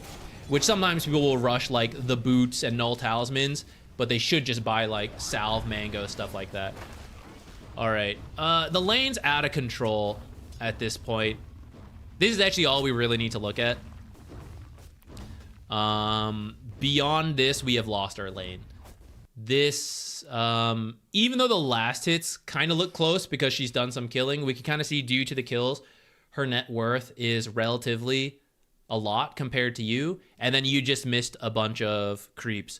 So we'll go a little further, but up to here, I would already consider this a lost lane that should not have reached this point, and that would be my main takeaway. which for you comes back to like, I need to not go for this because I need to recognize it will push up to here based on the amount of creeps here and then the pull that is happening. It will be here and then I'm okay.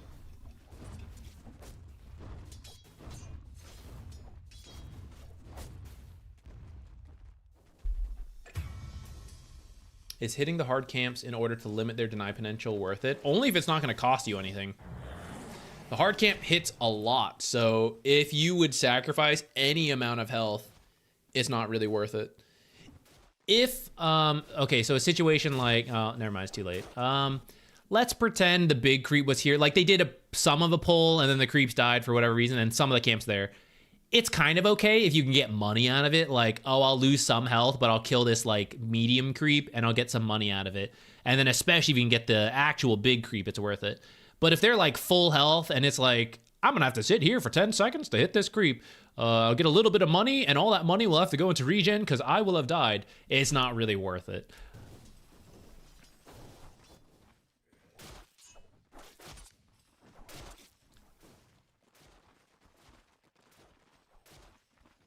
If you're a support Mirana or say Pudge with the instant kill, is it worth it to arrow for that reason? Yes, though usually the real reason you're doing that is to get yourself a golden XP advantage more so than worry about enemy using this camp. So usually what you do is position 4 Miranas and Pudges, you push the lane, and then that gives you free access to this camp, and because they're over here, you can now hook the camp, get all the golden XP, unshared, and build a level advantage to then win the lane off of that. It actually hurts your own pull potential if you do that a little bit, but you can still... Pulling this camp is not about... Or pulling camps is not always about golden XP. It is sometimes about creep equilibrium. Even if you kill the big creep, you can still pull these creeps over, and even though the creep isn't here and you're not going to deny very much, you're still going to get creepy equilibrium because they're not meeting here. They're going to end up meeting here in the time it takes these guys to kill this and then walk back and you like hold the creep and connect them back in and all that stuff.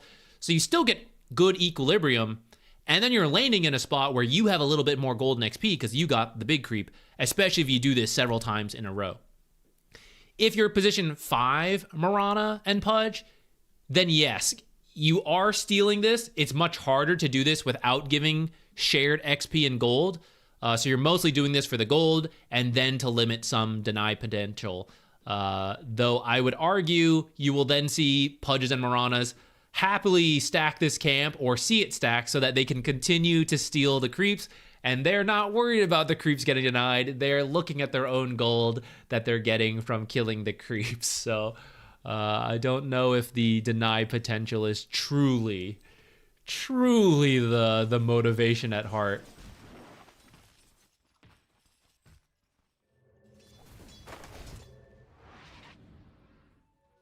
Okay, little pop quiz here. Do I need to do much here? The answer is no. Silencer is doing a full pull. These creeps are under tower. So you will lose 1 or 2 melee creeps here. I think just 1, but because of 2 range creeps, it might be 2 if Marcy does some denying or if a support is nearby doing denying. You are within XP range, so this is all you need to be. You don't need to go any closer. Get the XP for the 1 creep that will be 1 or 2 creeps that you'll lose. The rest will push up to here, and you hold them out until this pull is done. If I come to player perspective, the next creep wave is about to spawn now. So this creep wave and this creep wave will meet here. So now the question is, how do we resolve these creeps and these creeps? So these last 2 range creeps are going to die to the remainder of this creep wave. It's going to be 1 ranged, 1 melee banner creep against what looks to be 3 creeps. 2 melee, 1 range creep. Not ideal, but it is manageable as a Lifestealer especially because you can attack the creeps early, so you'll be able to focus a lot on denying to fix that 1 creep difference. And then once that's done, you're going to have equilibrium here, which you can again continue to work in your favor because of your passive to get the lane to like sit here.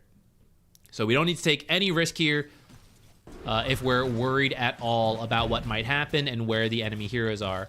And you kind of see that. We come up, we get... I think you got one last hit for that, but we did lose a chunk of health. Do not drag us under your tower. I see you. You're about to do it. I see Marcy over here. You must drag this creep wave around like this and then reconnect it into this. These creeps are actually below 75. This one looks like it. So I see one creep I can immediately start working on and ask Silencer to help me out. And equilibrium will be maintained here.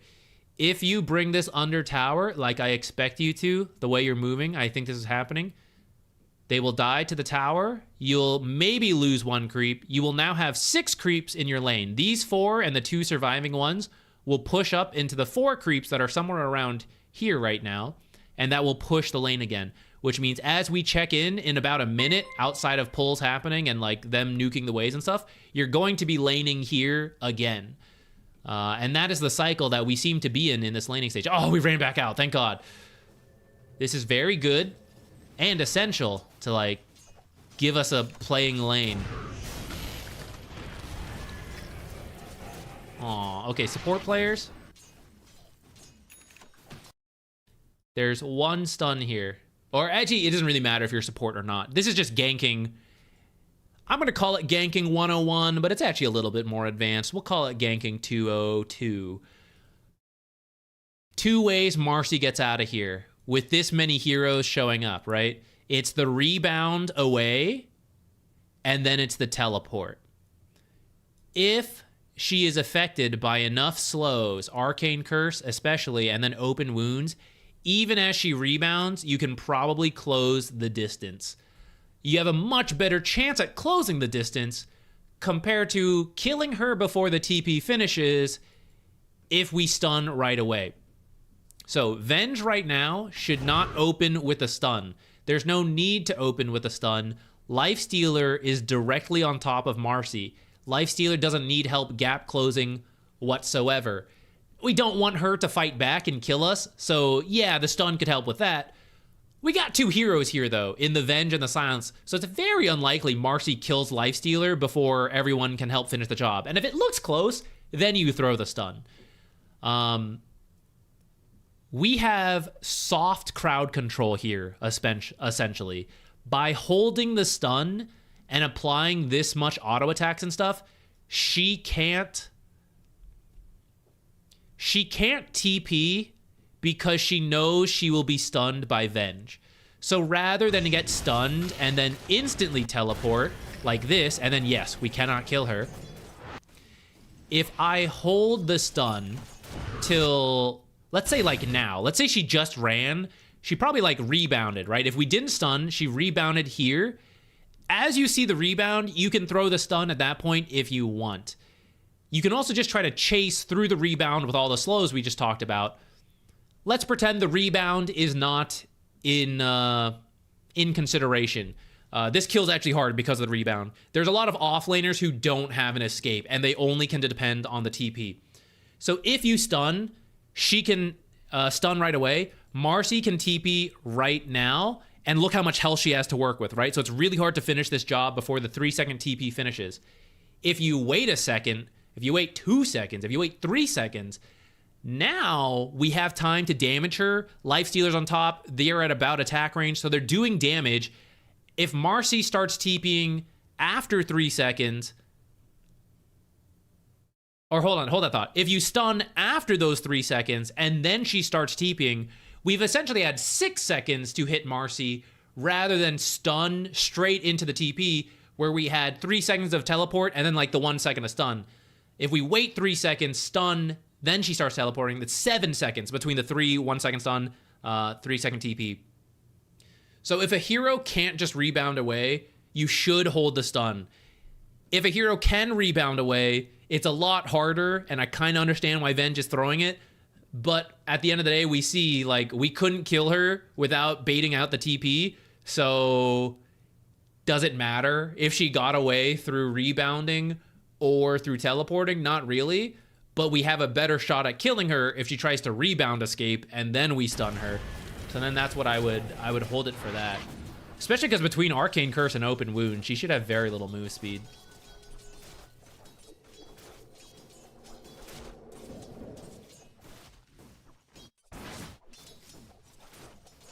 This is a math class. Dota 2 is math. And Dota 2 is just math. All right, around this point, stop trying to maintain your lane. Because it'll just... We are now in... You're either in recovery mode or you are in acceleration mode. Which equilibrium maintenance is not either of those. So once you realize we just need to focus on farming, just shove the lane. Don't care about denies. Just like kill these creeps ASAP. Focus down the most important creeps first. Move on. I'm actually a little scared right now, but if you don't think you can be killed by like solo Marcy, then it's kind of okay. Just like rush up, kill this range creep, then go back for the banner, finish the rest. But don't bother trying to fix this, especially because you can't fix this. If you look at how many creeps there are, this creep wave you're fighting right now is actually supposed to be fighting this creep wave. So you have an entire creep wave extra in here. There's no way you fix this through auto attacks. So don't try to fix it through denies to pull it back. Shove it in really hard to fix itself on the tower while you go jungle.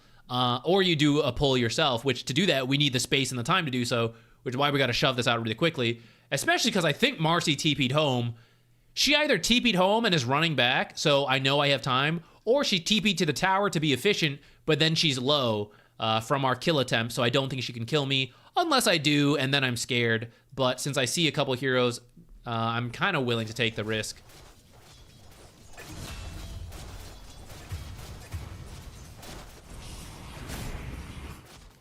Lifestealer can deny pretty hard, though, with 75%. That is true. And he does benefit off of the extra health, right? But if we compare, like, hey, do you want, 1 extra HP or do you want an extra 100 gold, right? He's going to pick the gold. So rather than get your HP from denies of your own creeps, we're going to look to move towards getting it from farming extra creeps, which to do so, we need the time of shoving it in. Now, because Lifestealer's kind of struggling, jungling's not going to be the easiest, but all the more reason to make sure you can do this pull to make it easier on yourself to farm that up till you get to level 6. The longer you sit in the lane doing denies, the more likely Marcy's gonna come back, and then we're gonna lose the ability to free farm. Looks like you did bait her in, so we got a kill. So this is great. Same deal. I'm still in recovery mode mentality. I had a bad time. Thankfully, we just got that kill, so our lane is a bit salvaged. But I need to get going, right? If I want to win games as a carry, I want to be rich. I don't want to just be maintaining, equal status with other people. So she is dead. Certainly not going to be giving gold to a dead hero. So no downside to shoving in the lane for myself. And I need to get money. So the longer I sit here denying creeps, the worse it'll be. Fortunately, your decision's made for you here. There's 1 creep, so you don't really have to wait. But if it was a choice, you don't want to just sit there. Here, I see you hit this creep. Don't. You're on a ticking time bomb. They're in the middle of diving, right? As soon as they're done, people might come and mess with you, and we're not having a good time. So this is our window of free time, and I got to capitalize on it. So just start killing these creeps. Run up and kill this range creep, right? The tower's going to tank long enough on these creeps. Or swap that. The creeps are going to tank the tower long enough. Run in and kill the range creep, run back out. Kill this stuff. She's going to respawn. There's going to be 1 creep left. We can leave it at that point. Who cares? Go jungle. Maybe Silencer did a pull for us. Maybe we can come over. Maybe we have infest at this point. Who knows? I mean, you don't, but in another game, right? We need to accelerate. I'm waiting for last hits. I'm going for denies, which get me 1 HP, but don't get me towards my radiance, which... I don't think you should save your money to go straight Radiance. I feel like you might be thinking about it, holding this this phase boot money. I don't think you're having a good enough game. Do that if you're crushing with nothing. Yeah, buy your stuff. Get your money, shove this out, and then just go jungle. And supports don't need to be here anymore. Just do a ward to save your teammate. This is not really the best one, but...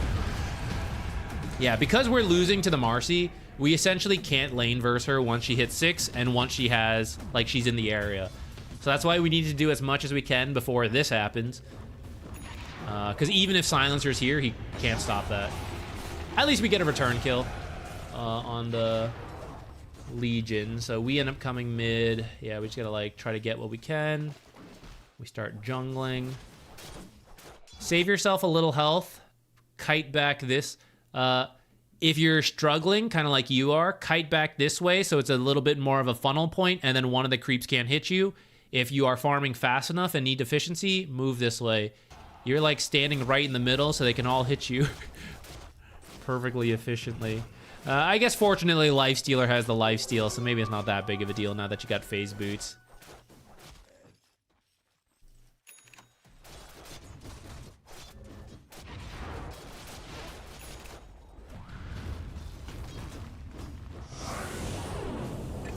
I don't know if I feel great about this. She should be close to the ultimate again. Yeah, this is good. Do this and then go through the twin gate.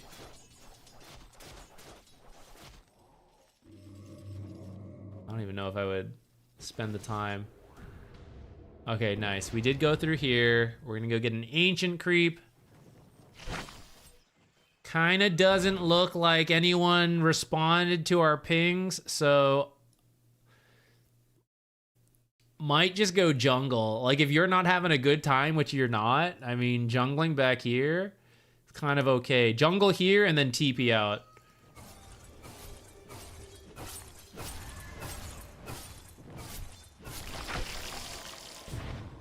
You're never gonna catch this guy. Farm. Yes. Instead of chasing him, you probably could have just farmed the small camp.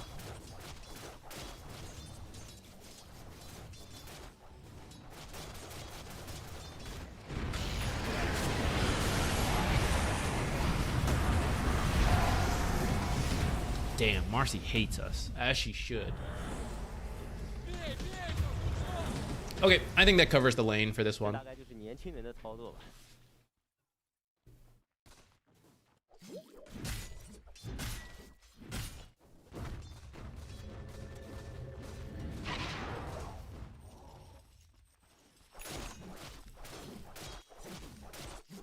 right, let's try this one.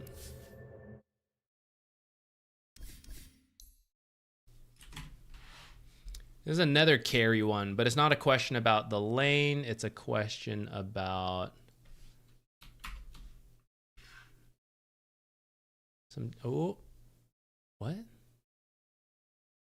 I must have, I think, oh wait, there should be an 8. You might have missed the first number in this replay. Okay, there we go. I only saw like 1013. I didn't look at the year. We were in some old Dota. Or I think it said 1013, but maybe not.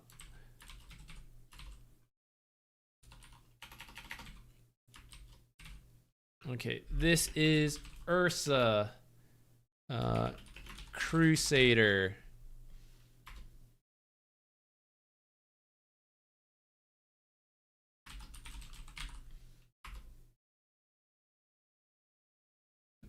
And you're saying, felt like the team got a solid start, but the dire lone druid bear just suddenly went out of control mid-game and ran us down.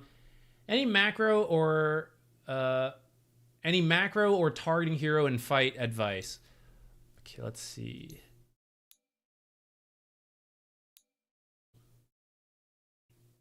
So looks like maybe you don't have as much of an advantage as you thought, like getting off to a good start. I mean, maybe being even actually is kind of good versus a lone druid. But then, yeah, I see what you mean. It does look like it starts to drop off. So let's see what happened in the actual game. And I'll probably jump ahead because your question is about the lone druid taking off. Unsolicited advice that we're going to skip over, but I'll give you. So this is a pretty even game when it comes to net worth. I'm going to guess there's a lot of kills at this point because usually when you have like very even net worth splits like this, there's a lot of kills going around.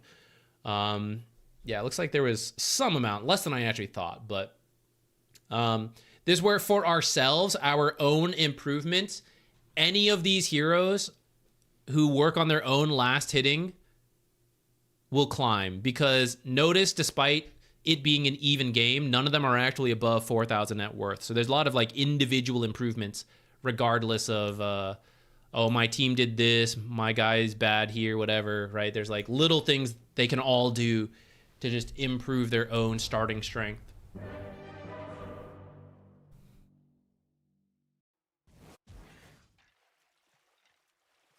Okay, I do want to jump ahead. How do we turn a good start into stuff and prioritize things in team fights? Let me think. We probably need the blink on Ursa, which looks like it's on the way now. So let's start from here. This is where Ursa can actually think about doing things. Up to this point, you kind of do want to focus on, you know, get what farm you can, get this items. This is when you're online. Coming up, Tormentor, Roche, possible, Unluck. What can you do about that? That's not your fault. You do have the slot, so I would recommend carrying Dust for if you do run into Invoker. But let's go back here. Should we even be looking for more, right? Because this one's pretty free. I blink, I kill this guy. Should have been an easy kill, except Pudge wanted to steal it from me, so ends up hooking you out. But now let's like reevaluate. So you need overpower to do damage as Ursa. This helps you kite, this helps you chase. This one's back up. Blink is down, which is what you use to like kind of like get close. So how easy is it for us to just like run into this fight against Sprout, against Invoker spells? It's not the greatest. So here you should just wait, and then either the fight sucks and you leave, or maybe you'll be able to jump back in and delete someone as this stuff comes back online. I would say especially this blink. That's why I feel like when I see you start to chase forward versus this Invoker, I know it's going to be really hard because we don't have any of this stuff. And like as we walk into Ghost Walk, right, like it's very difficult to just walk in, especially because he has Ghost Walk. Like, I have no detection. So even if I try to kill Nature's, Invoker's just gonna, like, watch me and slow me, and I can't do anything about it. So this is really hard for you. I would just leave, stay at the edge. It doesn't look great, leave. Or because you're at the edge, and now Blink's coming up, it's like, okay, I'll come in. Pudge, how about you land a hook now? Or maybe I'll jump and finish the job on Grimstroke, whatever. Rather than get too close, maybe my blink gets canceled and I can't do anything. Nature's actually walks back into you and then gives them a cask bounce, so we at least get a kill. Oh my god, the big hits from Grimstroke. Run! Run! Run! Whew. And that's what I mean by the danger of running in, even though we ended up with a kill for it, I guess, so not as bad as I thought.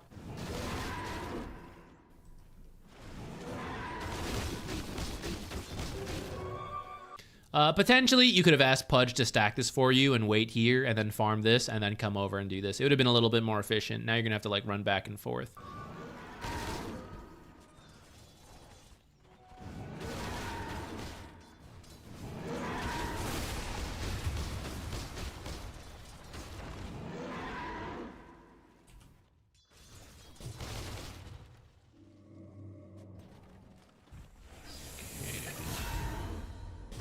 Farming. You've been scared of the enemy a little bit, so you fell back again. I think that's okay. You can solo Tormentor. You're one of the few heroes that can, so it is good to do. I know the shard's probably not going to go to you, but it is very good. It's very safe, because how many enemy heroes check Tormentor? Almost none.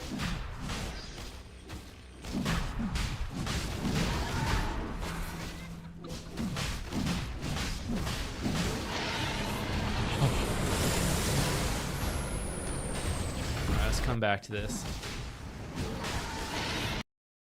All right.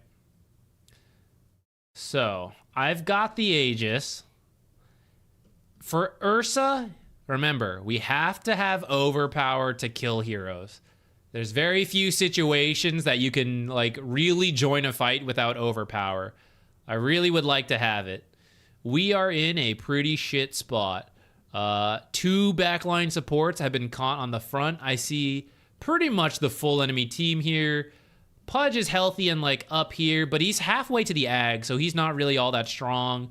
And then Axe is over here trying to run in. Axe is ready to go, but he's not in the actual fight. So actually, I'm very interested in just leaving. Thank you, team, for your sacrifice. I actually think you should turn this way and just hop out of the pit and get out of here. Just completely abandon these guys. But if you want to stick around, hop out of the pit, wait. We need the blink, and we need the overpower. Trying to run into the fight will always be really difficult, just across the board. But in this particular game, Sprout, Inkswell, Stroke of Fate, right? You can deal with Phantom's Embrace, but it does mean we're using attacks on it.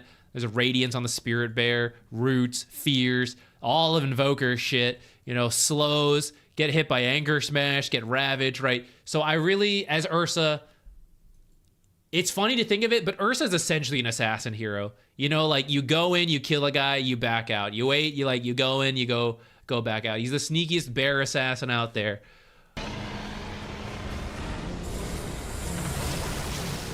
Oh yeah, we walk in directly into the crowd control and then like, you know, you lose it. Whereas if you wait, you might be able to like pick a better point of entry. So it's generally good practice to do what I talked about. In this situation, I probably would have just abandoned them. Oh, a Tidehunter, going for the body blocks. Too bad the Battle Fury Cleave just finished the job. I appreciate that, Tidehunter, though. We see you, you mystery player out there. Yeah, I don't really mind attempting this. It was a little risky with all them being up, but you could have gotten it and then gotten out, and it would have been kind of okay.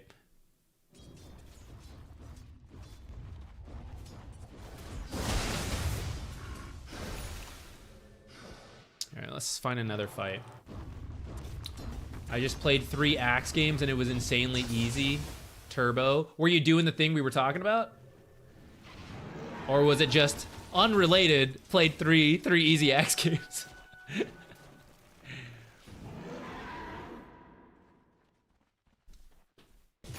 I am down to 79 MMR. Can you help me? Oh, hell yeah. Let's do it. Get a match ID ready to go. That sounds good. That's content right there. We can save you. Okay, I got distracted reading chat. Why are we here? What happened? This is the risk I sometimes talk about with you guys about pushing up with the creeps, right? It actually didn't matter till later, but this way we will run into the heroes the same time they run into us, and then, you know, whether that's good or not for us, we'll see. But I happen to know you're alone, right? Witch Doctor's dead, Pudge is here, these guys are here. So it's probably not in your favor, especially when they have a Nature's Prophet on their team who, classic Shadowblade, they are more likely to have the numbers advantage. So you don't want to just like walk in lane with creeps. Shove this out, come down, jungle, move in. It's safer. You get to see who's here. Instead, we like blink in to clear this. I still don't know where they are. And now we've used our blink to kill this wave. But like, what if they're here? I'm in trouble. I have no escape, which is what happened. We go, oh shit, there's a bigger bear. I would love to blink and teleport right now. Except 1, I don't have blink. 2, you teleported to lane, which means there's a lot of risk to push out because there is no escape. There is no blink TP out. So off of respawning, you should actually walk out, or when you TP, you must play defensively unless you have the information to push out until it teleports up, or you TP into an area where you have teammates so that you can push up together and you're not scared about getting kicked out and you're there for the fight. So now we are in big trouble.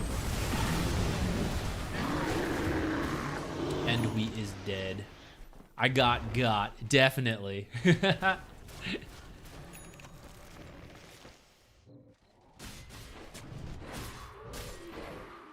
I don't expect players at my level to actually make good strategic decisions. So that's the slow killer, right? And that's the tricky thing about gaining MMR. To some degree, you want to look to capitalize on people's mistakes and, oh, they're slow at doing stuff, right? They're slow at doing Tormentor, so I'm going to go do those things for free. That is true. At the same time, there is a level where it goes too far, and it's like, I'm going to take this massive amount of risk because, like, I just don't think they'll punish me. And that will work against the bad players, and then it won't work versus the good players. So it's kind of building bad habits. It'll win you some. I'm not going to lie. It'll win you games when they don't do it. Like you said, they don't make good strategic choices, but you will lose when you gain MMR and you start playing against better players. They punish you for it. Or you just happen to play the people who happen to punish you, whatever, and you're kind of building bad habits. So I would generally recommend you gotta give some respect to the enemy. And once you see that they don't do it, sure, we can try to lean into it a little bit more. But I would say from the game, the amount of time we've seen, I've seen them kind of moving around a little bit more than us. So I actually think they are a bit more on top of making these plays. So I do think that's something we then have to respect and say, okay, it is actually risky for me to do this. These guys seem like, you know, I might get punished for it. Let me try to do the right thing here.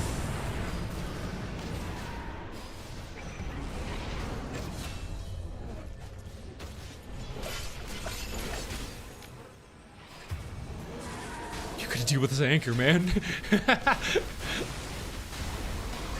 All right, we got him in the end.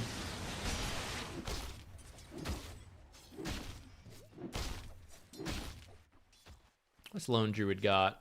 This bear is pretty strong right now around this time.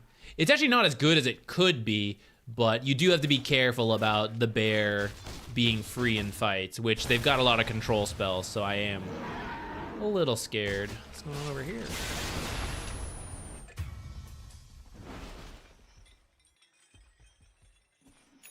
Guys, be a bro.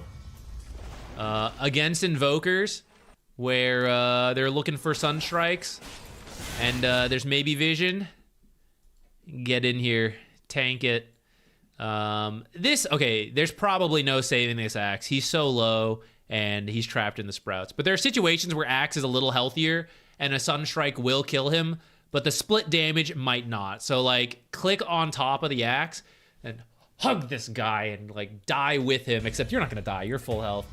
Hold him in your arms and either watch him die, be traumatized, or watch him live. Get commended, be a hero.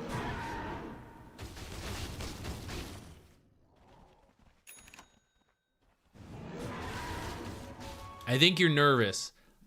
I admit, I've never actually had to do this because I've not been a core player since Tormentor came out, but I believe the order is overpower, wait for it to come back up, hit this, pop and rage, like start, the first couple hits don't hit that hard, so you can like let those just go through, then you enrage to finish the first overpower, you overpower again and finish the job, and enrage is still up, and then a couple more like slow hits finish the job. I think that's the order. I don't think you need to enrage right off the bat. Maybe you do, I'm not 100% sure. You're actually like level 18, so you even have more enrage time than usual. Compared to like when you do it at 20 minutes. So I think you should be safe regardless. But you have to be willing to commit enrage, which should be fine because you're already down to like 30 seconds.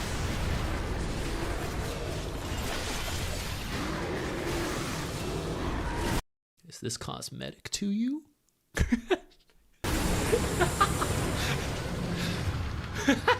I don't know why I was so harsh on that. Cut your trees! Cut your trees! You gotta cut them. You're gonna get trapped.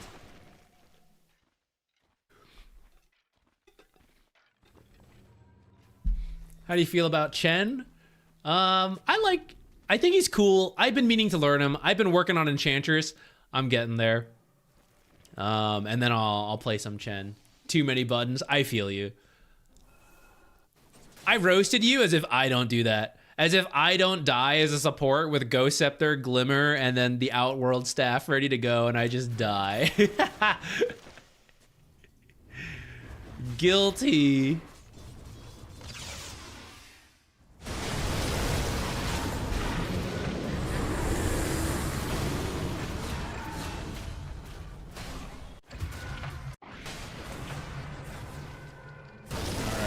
So they kind of started this fight, the enemy, I mean, before we were ready to go. You got to cut your losses here. It's really hard to run in at this point. You're going to go for it, but we are engaging in what is a 5-on-3 at this point.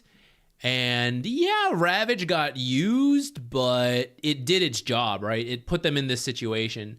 So this is a really hard fight to go for from here.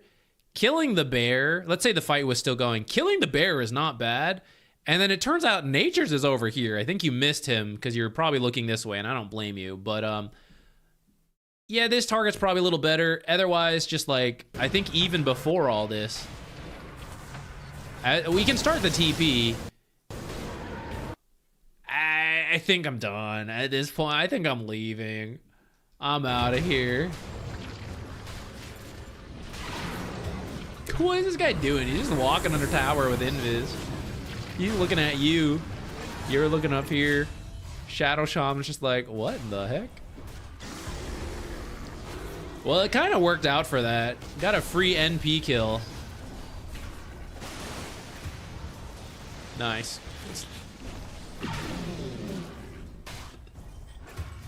Does BKB stop Tormentor? No, I don't believe so. I believe they changed that. The, someone asked about heroes that can solo it. Lycan can solo it. Ursa can do it. I think TA can do it with enough farm. Meepo can easily do it.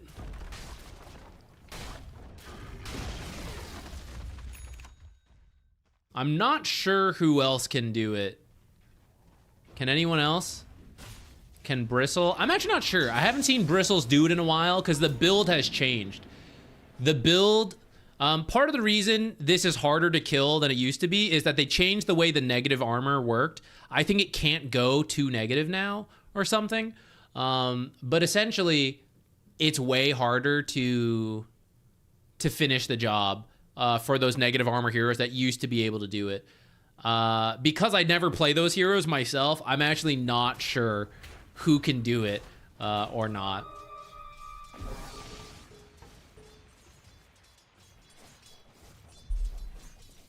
Felt like the rest of the game, I jumped and killed either Invoker or a Grim, and then my team died. Okay, so let's take a look at a couple more fights before we move on.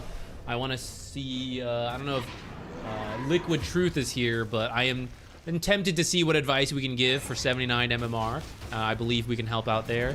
And then, oh, I actually just see non-graded pass. What is up? You guys are back. Looks like we have some games to look at there. So let's take a couple more fights here and then go check that out. Okay. As an assassin hero, the assassin bear mindset. Nature's is a great one to get. He's been on his own a lot, and he's got invis. You gotta carry dust. Invoker, if you kill him, gotta carry dust. We'll even replace the wand for it. Like, this should be a super free Nature's kill, and I'm really worried he's about to go invis and walk away from you. Oh, thank God it's on cooldown. Or he just didn't press the button. Who knows? But that is kind of what we want, and we can see it's super easy. The full-on team fights, because your team is struggling a little bit, are clearly rough. So switching more towards pickoffs is a little better. This is pretty risky. I also think it's kind of funny. I don't know why you left top so far. So let's go back actually a little further. So you'd be looking at your mini-map at this point, and they're pushing bottom. You run top to get this, like, Nature's. Great. Maybe you thought they were TPing here, in which case, I kind of get it. I think you could just run this way if you're really worried. You could always BKB TP out if you had to. But I also still see, like, Grimstroke and Tidehunter here. So even if they're bringing heroes, I don't think it can be that many heroes. And then I see, like, this here, you know? So I actually think from here, you should keep pushing. Because if you're needed for this fight, you'll TP back. That's the nice thing about having this up again.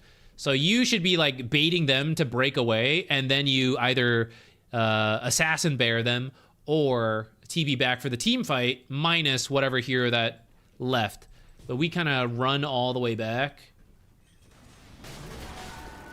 And then we run all the way here, even though it looks like our team is ready to go on like this bear, you know, like Grimstroke showing here. Why not get this bear? It's 5 versus 4 right now. So if you guys group up and go, right, we could do something. He might buy back, but that's still an economic advantage. We move away from him and move down here, but I actually think this is quite scary because they just took this tower and had control of this area. So there's a very high chance for vision down here and for heroes to still be here. And in fact, the only heroes I've seen are like these two who are right here. So I think it's quite dangerous for you to come here and then to even blink in and then run backwards. I think you should at least be like cutting in this way. That felt very dangerous to me, even though they didn't get us. Okay, and then the team does smoke, so let's see what happens. We don't have Witch Doctor, and then our Shadow Shaman directly approached the most common observer area. You do get the Invoker, except we don't, because we don't have the dust. I cannot assassin bear him. We are getting, oh my god, this Invoker just wrecked all 3 of us. Invised you, Hook, Forge Spirit tanked the Hook, Tornadoed the Axe. Disaster. Okay, so at this point, we have shown our hand. We're being controlled during our BKB. This is disaster. Damage control. We should be thinking about how to back out of this. And we're looking at 2 different things. So these guys got your back line, and now the fight is done. I don't think it was a bad attempt. I don't think you should jump. You have the Shadow Shaman with Blink. You should let him go first. You wouldn't even need detection if it was Hex into Shackles. So you should let Shadow Shaman or Axe go first in the smoke. You do manage to get out. If they're actually pushing this, you could Twin Gate and then just like push top, because you're going to sit here and not do anything. But if you were scared they were chasing you, as was I think what you did is very reasonable. If you happen to know they're not chasing you though, you should just Twin Gate and shove something else.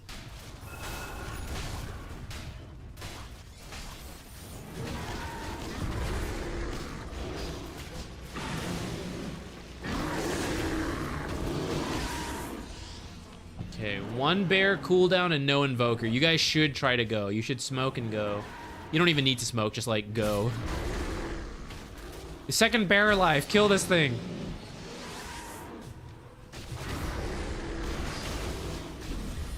All right, you have 2 minutes where you're really strong right now.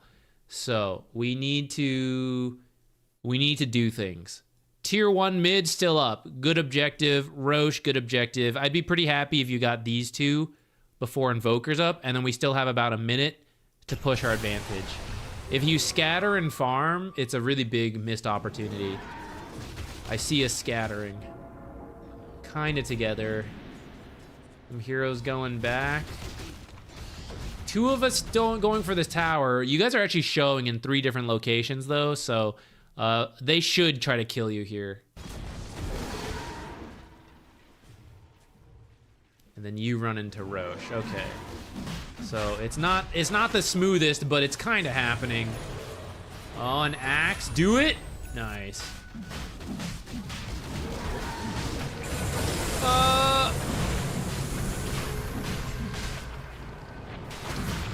Rough. This is what I mean when we scattered. I don't think it's your fault. I think you're pushing the objectives that should be. Your teammates need to get to you a lot faster. And after Cataclysm hits though, I was looking over here originally, so I forgot about this. After Cataclysm hits, they see you, so you got to respect that. BKB as you get towards the end of Roche, or just leave. They can't finish this without the bear. So you can just leave even though you did half health, and you can get the team to regroup. You just got yourself another 90 seconds with no natures. So we have another big window to do stuff here. We can back out, heal, and then go again. We actually don't have to continue the risk here, which is what we do, and then they jump us, and then it's now it's a disaster. God, no! Needed the micro on the Grimstroke. Can't believe Roche denied that Grimstroke. So I actually think you went for the right objectives. Unfortunately, that's where we have to pivot a little because our team doesn't go. And then you can know you're doing the right thing, but it's better to do things together than the right thing but alone. So at that point, I'd probably like go to the Ursa or something. And at least back out like after the Cataclysm.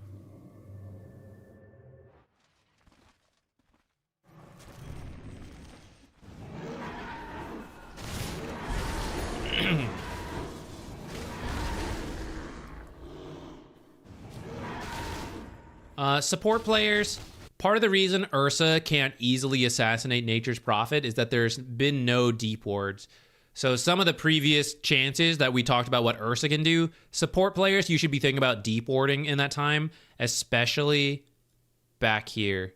These are Nature's Prophet hotspots, and that would be super easy for Ursa, with Dust, to run along and then just...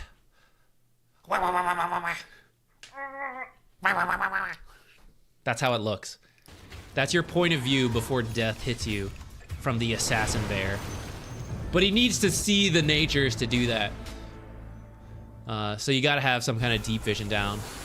They're only doing defensive vision, which is why we never see Nature's Prophet till he shows up.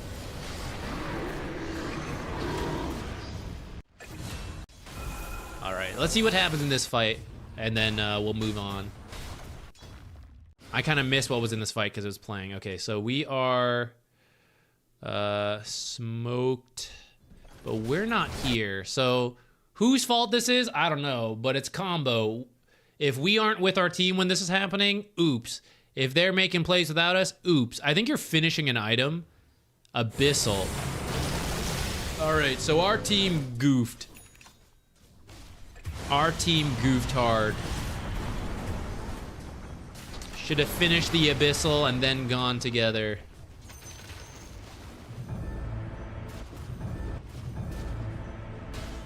Which goes back to doing the right thing versus doing things together, right? Like Ursa, totally doing the right thing, finishing the Abyssal.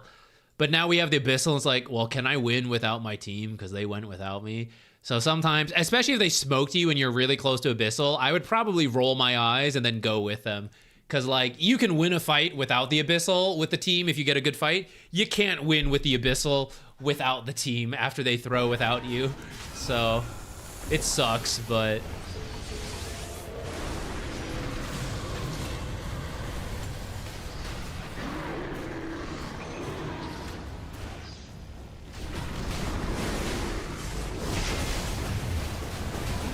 It's pretty good. Getting ratted by natures, but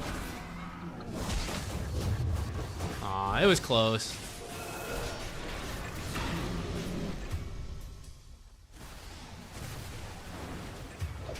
Oh no. Oh no. Yeah, so there were some slip-ups on the team there at the end. Okay, Liquid Truth, if you've got a match ID and any questions, we can help out.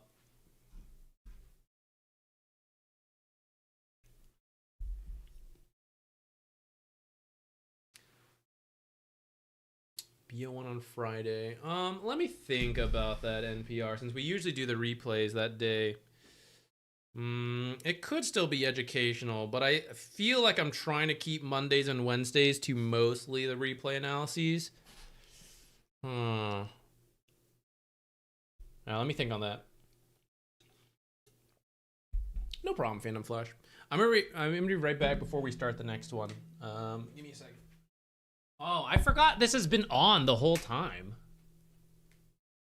We don't have a cat here. What's the point? I forgot.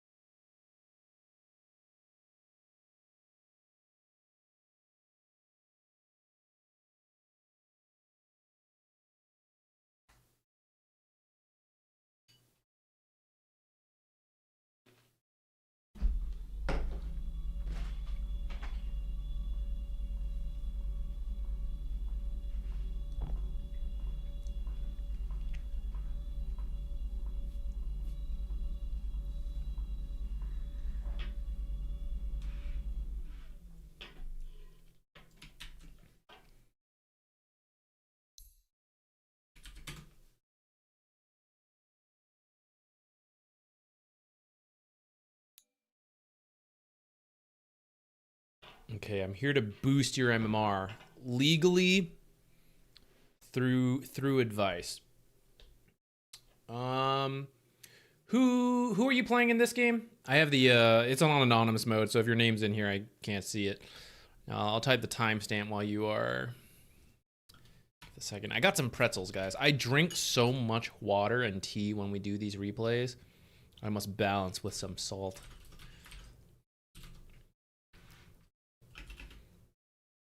Also, I'm trying to be, usually I feel like it's wasteful when I like pour things out into bowls and stuff, because I'm like, I have to wash the bowl. I could just eat it out of the bag. But if I don't do that, I feel like I don't respect the serving size, you know? Like, I think I have an actual serving size of pretzels here, as opposed to like, I'll eat from the bag until the guilt sets in, and then that's probably too much. So, I'm trying to be better about how much I'm eating.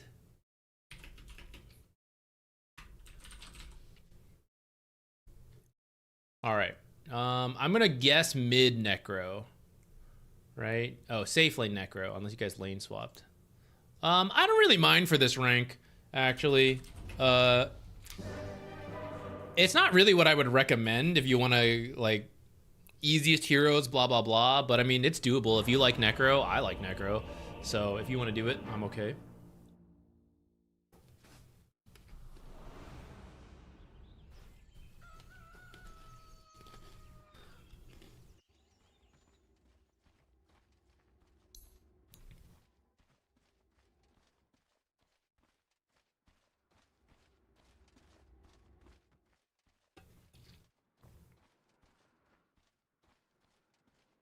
Okay, you have a relatively good lane, and then it's not that you like tanked, but I think you can actually do more with Necro than there. So let's see if we can give you some advice. I'm gonna focus a lot on the lanes, I think. Okay, yeah, we can definitely talk about some farming efficiency here. Necrophos. So you're like double downing on this, which is fine. For Herald, my number one advice is focusing on the lanes, because it's just where people make a bunch of mistakes.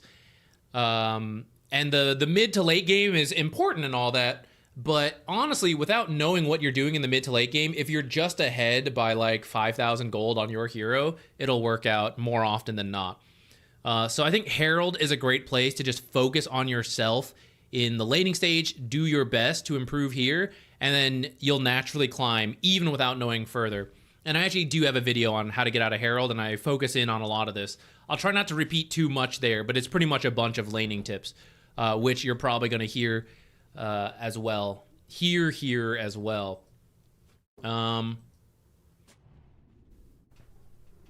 try to give you a little bit more than that past the lane, though, since that seems to be like part of your question.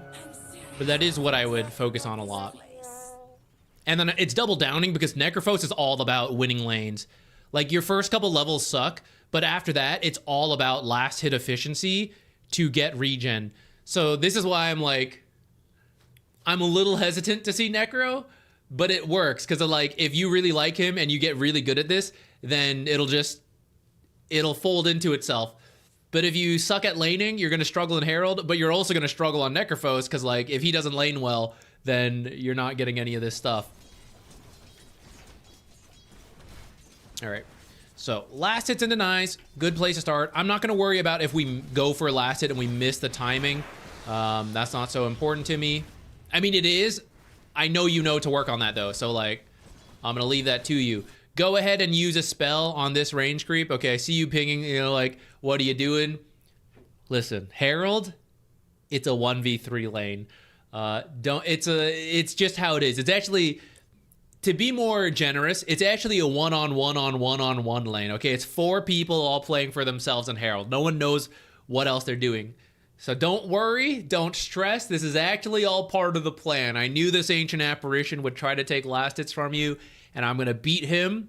I'm going to beat Clockwork, and I'm going to beat Dazzle. That's the goal. That's the goal here. That's how your last hitting is going to get good. So I'm not going to worry too much about it in terms of your timings, but that's what you need to work on. Your timings need to be better than these 3 heroes because that's who you're fighting against. And then going back to positioning, bringing back our secret circle technique. Okay, sometimes you're stepping too far away. Let me go back a little bit. So right here, everything's healthy. So if you stepped back for whatever reason, you could.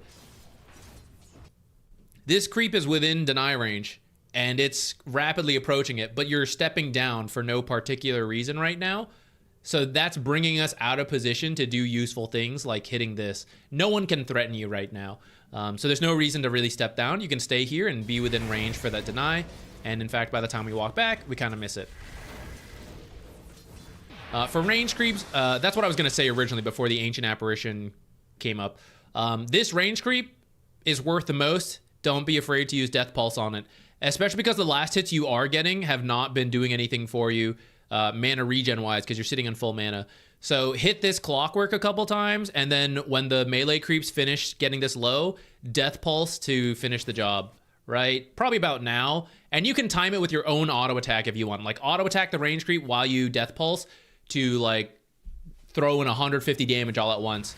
But there's no reason to lose that range creep when you have Death Pulse available. So ignoring this Ancient Apparition, I already see a couple last hits we can get with better practice.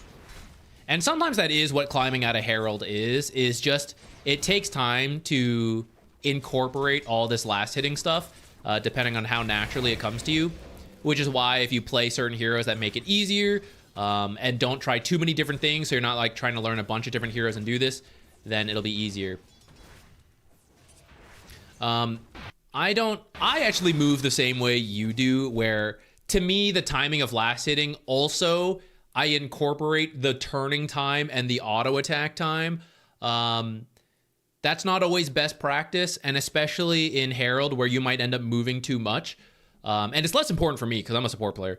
For a core player, BSJ had an old, I don't know if he still recommends this, but he recommends like attack, click your target, stop, and then your hero is facing the creep. So now the next time you attack, it's the fastest you could possibly launch the auto attack, as opposed to when you're moving back and forth, kind of like you were. There is turn time in Dota. So when you're like this, right? This guy's getting low and you're like running to the right. So your character, you have to factor in both the turn time and then the auto attack time. Whereas if you know he's getting low and you just attack stop to face him and then wait to press the attack again, then like your character will instantly launch it. If that helps you with your timing, then you can try that. I also move it like this and I'm just used to it.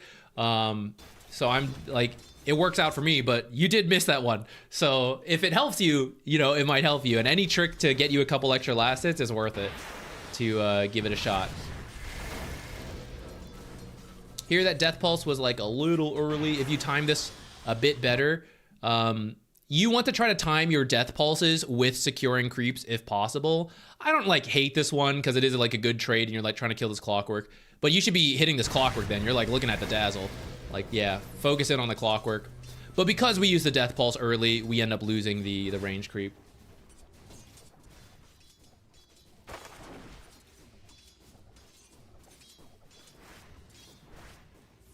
Yeah, look, I know it'll be frustrating.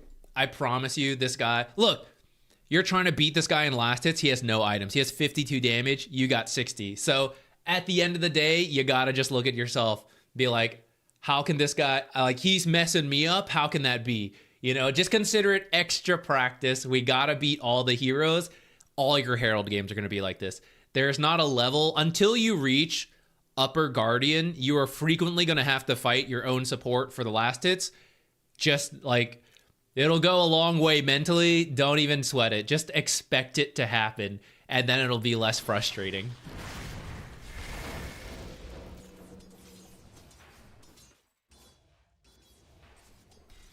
Okay, here, this is another case where we are walking back too much. Also, let's make sure to spend our money, right? That'll make it easier to fight Ancient Apparition for last hits if we have, like, some extra damage here that could already be on the way. All right. over time, you'll get a feel of like, I can kill this guy, I cannot. He's away, as far as I can tell. You chase a little bit. I think you also realize around this point, okay, this isn't working. He is almost dead though, so if he walks back, you'll kill him. So I'm not that worried about Dazzle here, so I will step back a little bit. I don't want Dazzle to hit me for free, but then that's it. I'm just gonna like stay in this area. I'm gonna go for denies, last hits. I can do creep aggro stuff if I want. I can harass him if I want, but I don't need to go anywhere too far. You are now fully leaving the ability to contest any last hits and denies because you're just like exiting the area full health with your other full health teammate. And that's like, why am I doing this? Right? As much as possible, I need to think about last hits. This is, I really believe this is the easiest way to get a Herald. You might get different advice from other people, but I am all about, let us just lock in on last hits in Herald in the laning stage. And if you're a support player, then you're locking in on harassing and getting denies and what last hits your core is going to miss. So here, I'm pretty happy with that. Even though we messed up some, that's okay. There you are in the right areas. And you can go for denies here if you want. Let's be careful with our positioning. If your support is not truly supporting, at this point, you could also back up to do your own pulls. It's too late for this one, but you could do a hard camp pull into this and then get your Lotus. Those are all great things to do. You are hoarding your money. Spend it so that you're spending it. It's just not called out yet, right? We are pushing off some of these last hits you miss. You could have gotten with the extra damage. You'd have more regen for more mana. So like, don't sit on it this far. Definitely call it out. All right, in terms of harassing, I think you want this kill. I don't care about the kills. You actually saw earlier, I don't know if you were here. If you watch one of the replays earlier, I think it was the Dawnbreaker 5 Immortal game where we compared the last hits versus kill gold. And if you miss too many last hits, it's not worth it. In this case, there's not much else going on, so I don't really mind you going for it. But it is putting us a little bit in danger where we're kind of starting to walk up real far. But here's denies. Here are last hits that I stepped too far away from and I had to like reposition to get back in, and that threw you off so you didn't get your timing. And so rather than see you chase too many kills, you'll have to find the balance yourself, but like I'd rather you focus in on this than this. Because the kills will always be a little bit random, whether they happen or not. Not random, I mean, it is calculated skill stuff, but like, who knows what happens? We are imperfect players, and sometimes the kills will happen, and sometimes we will feed. But the creep is always there. See, like this guy, even though he was low, he kept coming back in, so in the end, we didn't really need to chase him. He eventually came to us. Okay, we don't need this other tango. I hope you'll change that. You can buy boots at this point. You did just ward right in front of their face. For Herald, this is probably okay, but it's not really good practice. Also, Ancient Apparition actually warded here, which is also not that great. But now you guys have two observers at the same time, seeing very similar stuff, and well, just screw these guys, right? Like, you know? So try not to do that. You may not have noticed, and that's okay. But if you ever do notice, I would just hang on to that observer. Excellent. Wow. The rare used control click, or is it control shift click on it to remove it without changing your other stuff? A lot of people don't use that feature. I think it's relatively new, but maybe it's been there for ages and I just never realized.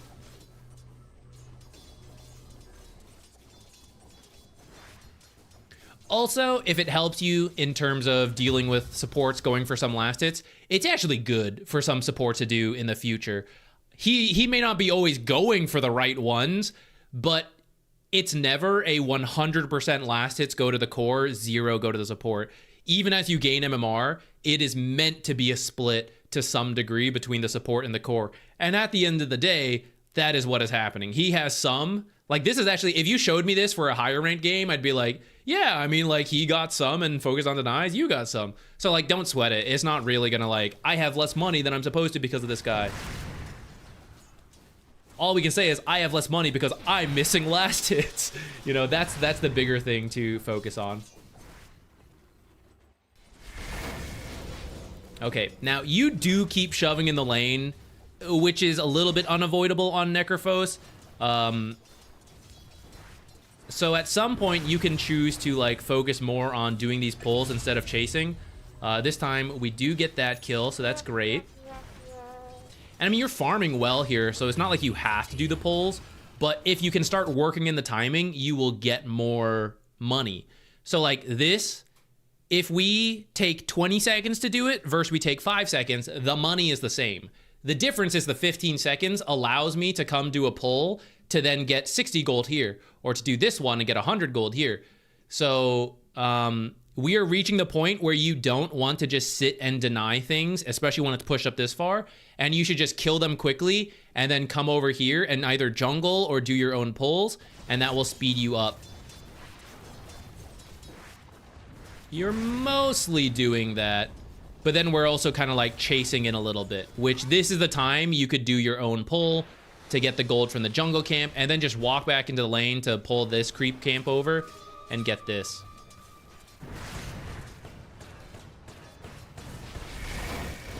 I think we have time to eat a pretzel.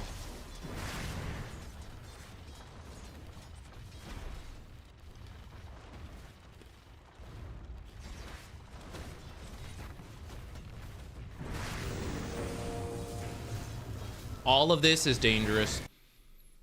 At your rank, I don't really expect TPs to come over, but it might.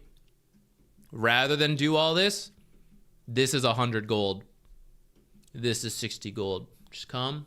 Stack them if you don't want to do them now. Do your own pulls. It's money. Money. And especially if you're thinking about going for Radiance, like this is the period you should only be maximizing farm. The Radiance rush is greedy. So if you're not buying the smaller items and working your way up, when you work your way up, you are relatively stronger than these enemy heroes. When you save money, you're 3k, which is good for your, rank, but you're actually down here in terms of actual item power because 1,000 gold is just sitting here. So you don't want to be doing a bunch of aggressive plays that are risky unless it's very clear it's going to work out. You want to just be focusing on getting money as quickly as possible to get your Sacred Relic into the Radiance. So don't chase too far like this. Just come jungle here. You're just kind of like sitting around, but you could have easily jungled a camp there. Then return, shove this in. Just auto attack non-stop, use spells if you have to, and then go jungle. Because we're not doing it non-stop, the next wave shows up. And then we go, well, I need to wait for this wave, right? So I wait for this wave. And then before I can leave, the next wave's here. Well, I guess I'll wait for this wave, right? That's how you end up stuck here forever, as opposed to shove it quickly and then move on. And then here is where things sometimes backfire, right? Oops, power cogs, tower shot, all of this, dead. They got us. This is the danger of too much aggression. Eventually it can backfire. Which, by the way, Ghost Shroud 1 point is usually worth it. I would either skip a point in Heartstopper Aura. That's your safest. Sometimes you can skip one in Death Pulse, but I wouldn't really recommend that. I would do like 3-1-1 to be safe. Sometimes you take it at level 2. Depends on the game, but by level 4, I think like 2-1-1 is pretty good. It'll just save you from tower. Okay. Defensively, it'll save you from physical damage because it's Ghost Shroud. It'll also give you a bunch of regen. And then aggressively, it does reduce, or it increases magic damage, which means it'll boost your ult damage. So it's like aggressively good to get, even if you're thinking defensively, I'm super safe and I don't need it.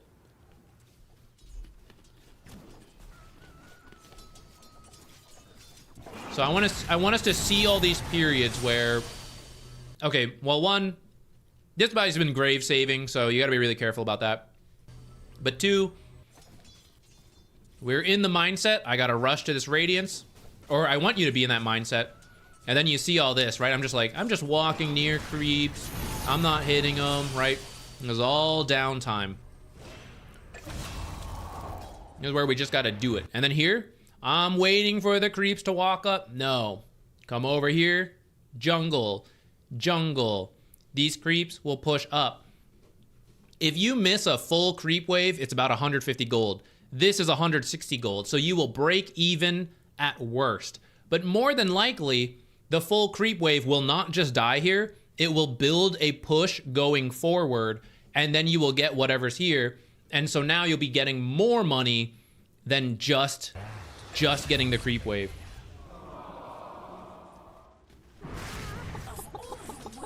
Yeah, this one's dying fast, and now 1040. Now I have time. The next creep wave is somewhere over here. So I come over here in jungle, and I'm not missing anything. Catapult will take me ages. Screw the catapult. Come over here, do this, step over, get the last hit, go back.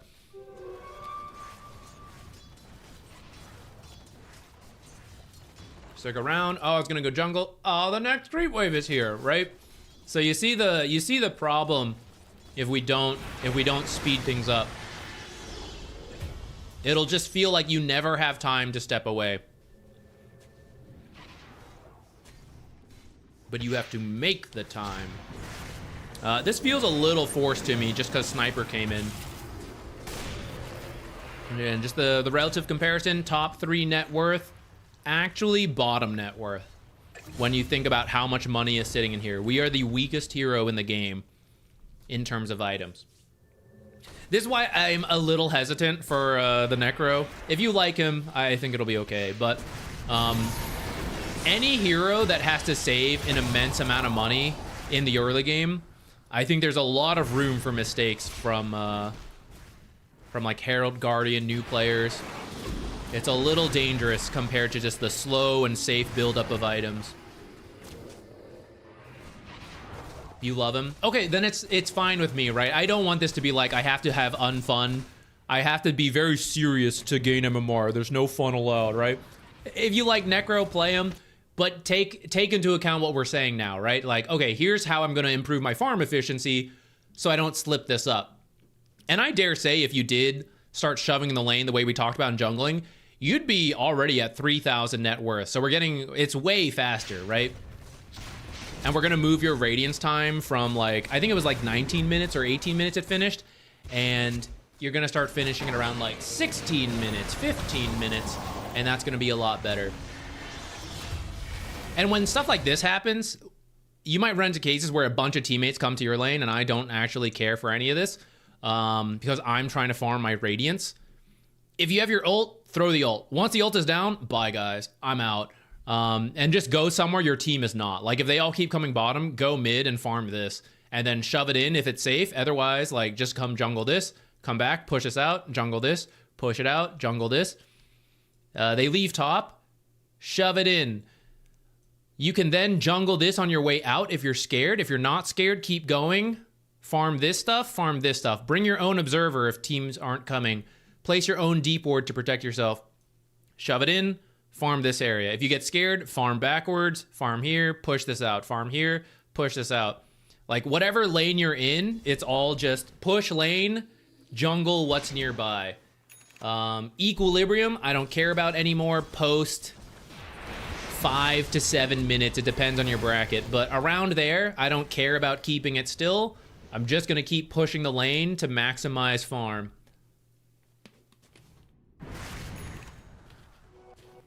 I think that's actually probably pretty good to give you a starting point to work on. Trying to think what else we could double check on. Let's see, items you look, this is a bit greedy actually. People usually either get boots of travel first on Necro to split push more. I'm not gonna recommend that to you because I've actually been saying on replays recently that I think a lot of people are not using these boots of travels correctly. So I would do, you can get your Radiance. I would either do like the Shard or Sanj and Kaya next and then adjust from there. I think that's a very safe opener no matter what role you are playing. The Shard is pretty good too. I think that's pretty safe. I'm trying to think. I feel that that's probably a good place to be.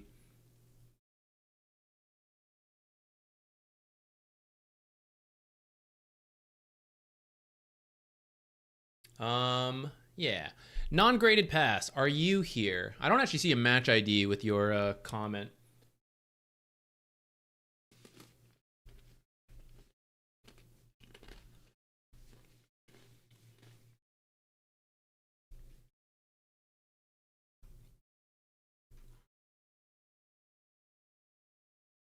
Oh, here. I do see them. Okay, non-graded pass had a donation here, so we're gonna do the guaranteed replay. Pull this up.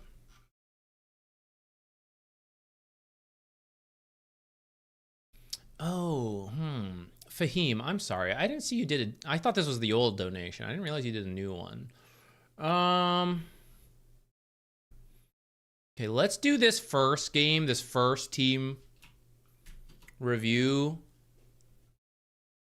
We can then jump over to Fahim's game, who is doing the position 3 axe stuff that I talked about in the video today. So we can like do some fine tuning there. And then maybe we come back to this. Oh yeah, no, see, yeah, Fahim, sorry, I didn't see, I thought it was the same as before. I didn't notice it was a new thing. Non-graded patch can wait. Okay, we can do Fahim's first then. That way we can keep the team games together.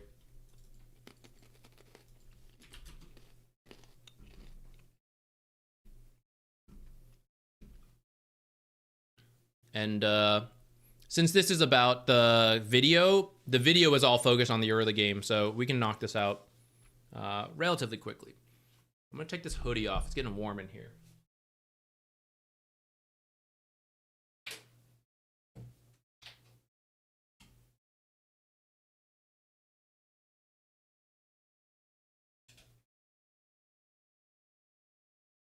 The longer the stream goes, the lights start getting warmer and warmer.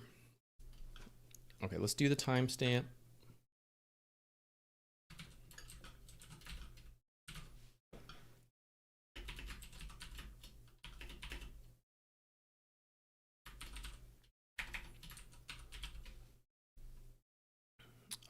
This should be turbo as well. That's what it was earlier.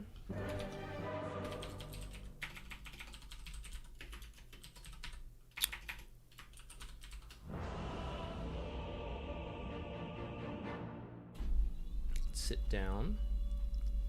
Oh!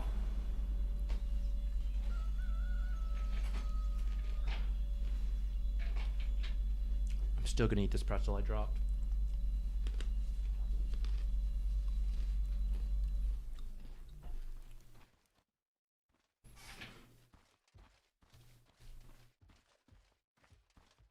Okay, for turbo, to be honest, this creep cutting technique is actually probably less effective in turbo in terms of punishing the enemy, because part of why this works is that they keep getting hit by range creeps or like the creeps and get low.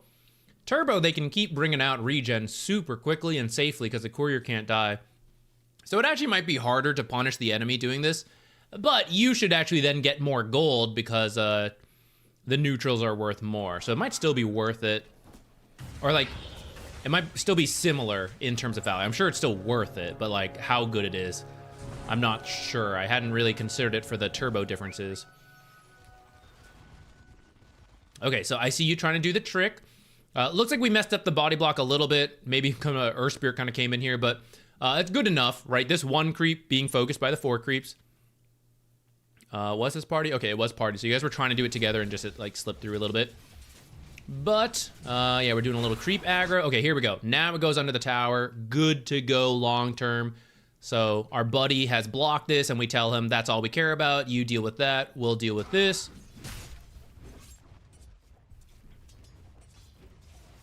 Get XP for that one, even though it got denied. That's okay.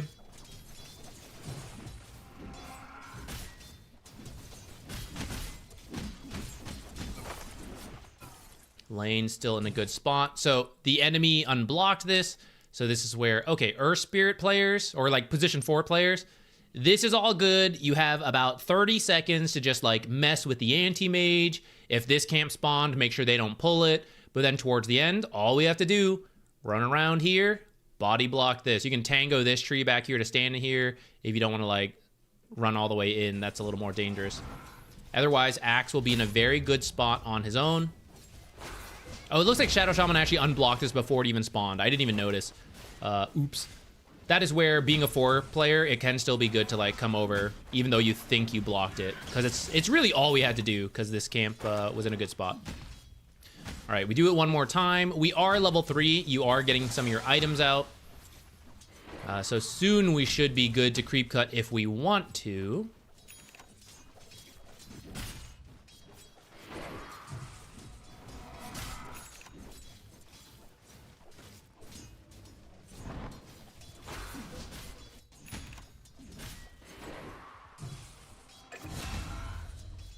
All right, with this money here, you'll have your chainmail.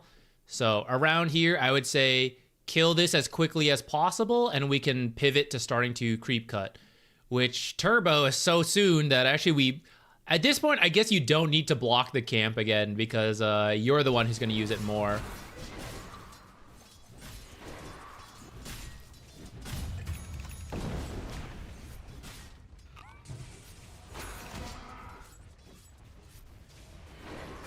Yeah, if we were a little faster, this is where you see you could catch this creep wave. But it looks like Earth Spirit did a pull, so I guess you can just drag this creep wave into here, and it works.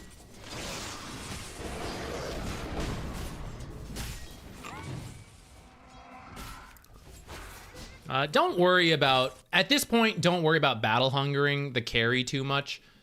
One, especially if it's costing you mangoes to have to do so, just focus on yourself, get that blade mail, start the phase boots, start doing this stuff. Anti-mage and any mobile carry is a little scary, where because he's here and you're here, that's usually our safety, but then he could just like blink over, Shikuchi over, that kind of stuff. That's where you do need to be a little careful. But I think you will be okay. Yeah, here's the beginning of our creep cutting. You still kind of finish it here. Maybe you're a little too scared to walk over to the small camp. I think you could have.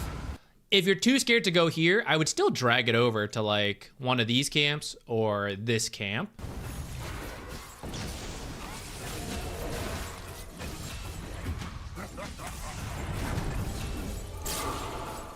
And then, so part of the reason, Anti-Mage is still missing last hit, so that's not the worst, but yeah, you got a double kill. Part of the reason they got this is because you kind of like wrapped back around this way. So that's where, when you bring this even further away, Anti-Mage really, he's willing to like jump to this area. He doesn't want to have to go like here or to here or to here. So even though it's further for you, it is also safer in the sense that this guy does not want to deal with it.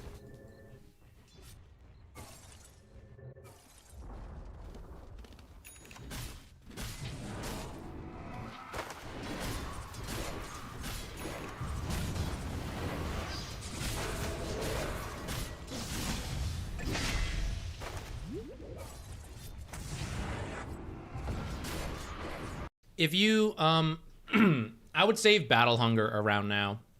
So, at this point, he is dragging these creep waves around and getting what last hits he can. So Battle Hunger is very unlikely to last the full duration. What you want to do now, either you use it on the support here, because then the support is going to feel bad about taking a last hit from the carry to get rid of Battle Hunger, when there's so few going into the carry right now because of the way things are going. At the same time, otherwise they'll take a bunch of damage. They kind of have to do it. Or wait till you are diving the carry and they don't have time to turn around to get last hits. That's when you use Battle Hunger on them. If you keep playing with your friend here and you want to keep doing this axe stuff, I recommend you change Earth Spirit to... Well, it's not that you can't do this, but you can kind of see where Earth Spirit is having a little bit of a harder time harassing while you are creep cutting. ranged position 4s with high damage tend to work well with Axe. Because later on, you will blink call, and then they will just dump damage. So like Skywrath, Hoodwink, whatever. Here in the laning stage, the range supports have an easier time harassing Anti-Mage and Shadow Shaman while you creep cut, and then you come in and get a kill. The double initiation sort of works, especially because it's versus Anti-Mage, and then this Shackles and Silences are good against him. But in a lot of situations, you don't actually need the like double initiator melee.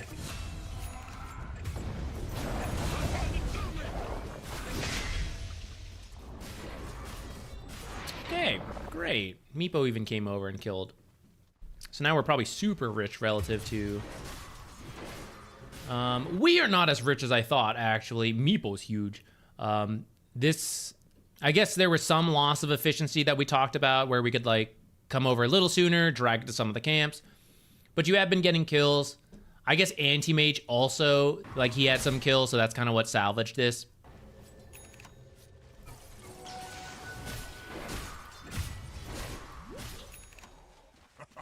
What did you expect? Yeah, here's where we need to get the deep ward down to help protect us.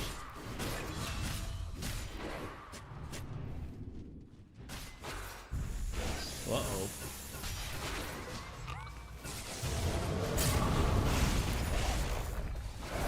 Okay, Meepo's here to do some cleanup. But yeah, with a deep ward placed in there, either by you or your Earth Spirit, then it'll be a lot safer, and you won't run into those situations where, oops, found a Shadow Shaman and he killed me.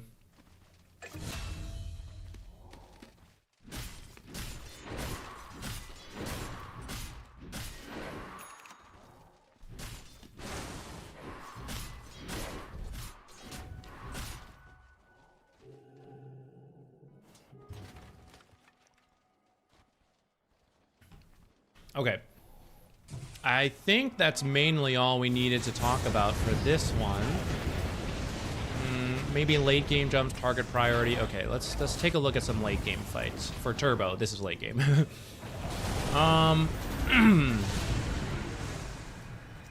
This game is pretty one-sided your way at this point, so maybe it doesn't matter. Let's come a little earlier. You're actually sitting on a lot of money this game. I'd probably buy like a BKB or something. Crimson Guard, not bad versus Brood. You're fine versus the spiders, but you could still help your teammates. You do have mana issues versus the Anti-Mage though, so something like BKB could help with that.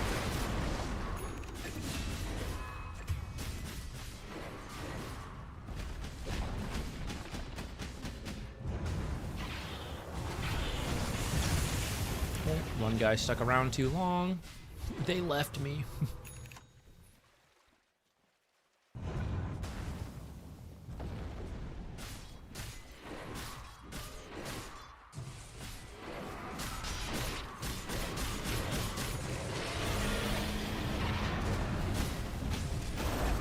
Nice.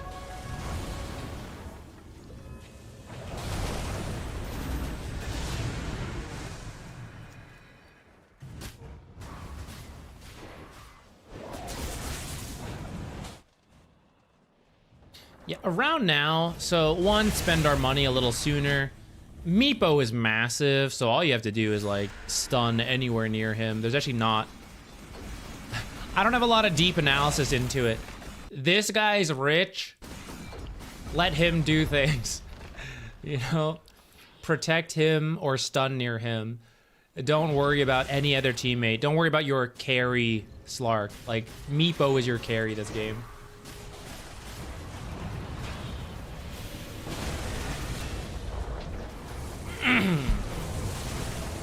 Okay, cool.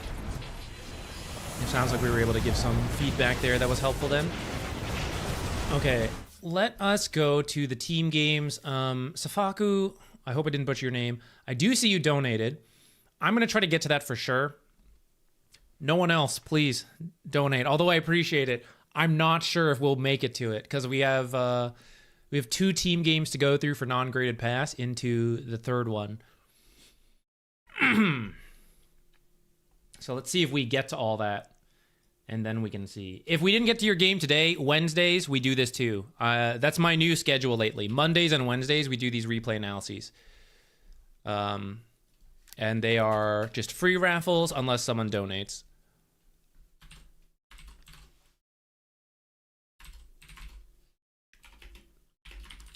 Okay, team review.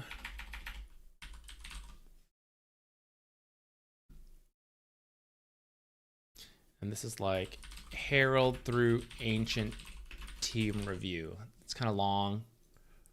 I'll adjust that text as needed, but I think we can just leave that up for now.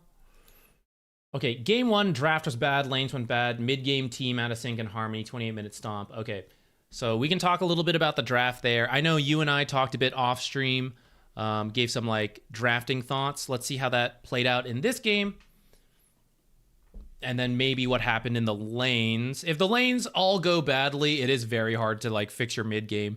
So I'm not as worried about that. Let's focus on the first two parts.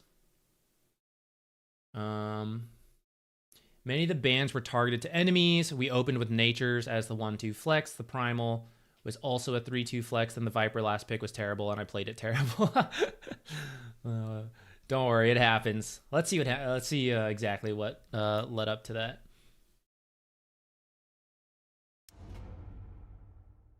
Team was a little bit conflicted in terms of dodging fights or coming back through finding the right fights. A little bit of both. Let's see what happens.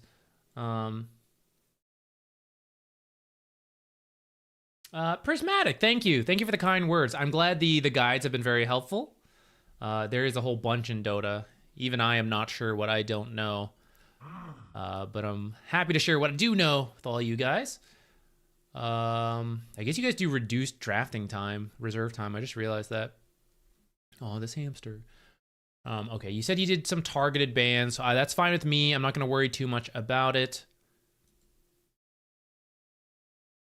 They took out your Mars that you guys have been playing a lot.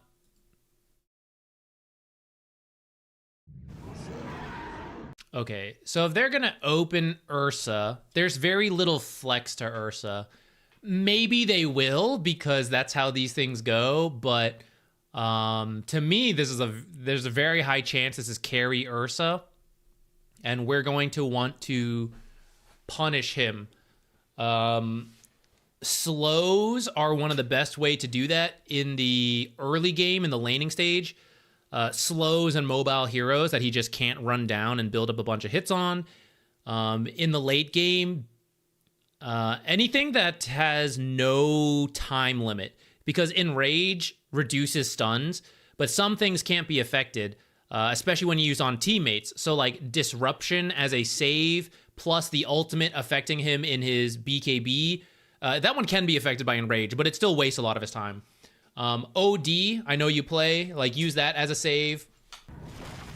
That could be good.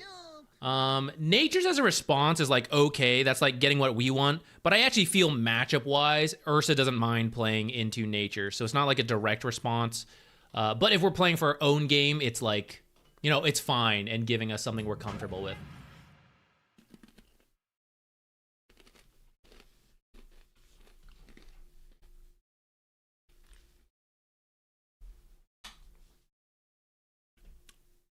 I don't mind Hoodwink. One downside you will have here is that it's hard to land your stuff on Ursa without him being able to enrage off a lot of the value. Both the stun and the ultimate in particular. Jakiro. Okay, so this is a pretty strong safe lane here. Anything with Dispels versus Jakiro make him a lot worse. You could also just avoid this lane. If you guys feel comfortable with creep dragging, I don't know how much you've practiced it. Hoodwink, not the best creep dragger, but if you just avoid these guys, they can't really stop you. Like, Jakiro's a really slow hero. So you could opt for that.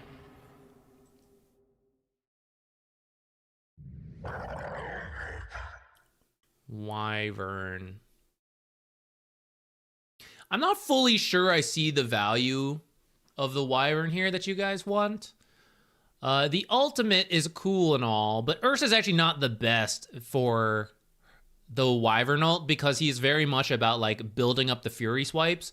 And also he's enraged so often, it's actually really hard to like either use it on him or like near his teammates. Even when you save people with your heal, he actually still builds up stacks, so then he kills you later. Darkseer is actually quite good versus Nature's, because Nature's illusion is very strong.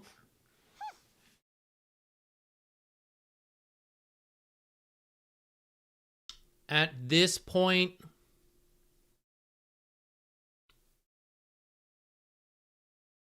if I could offer a change in order here, I think when you see this Ursa, if you're comfortable with the Primal Beast matchup, you should actually just pick the Primal Beast here. Because if we're saying it might flex between 2 and 3, it needs to be okay in both.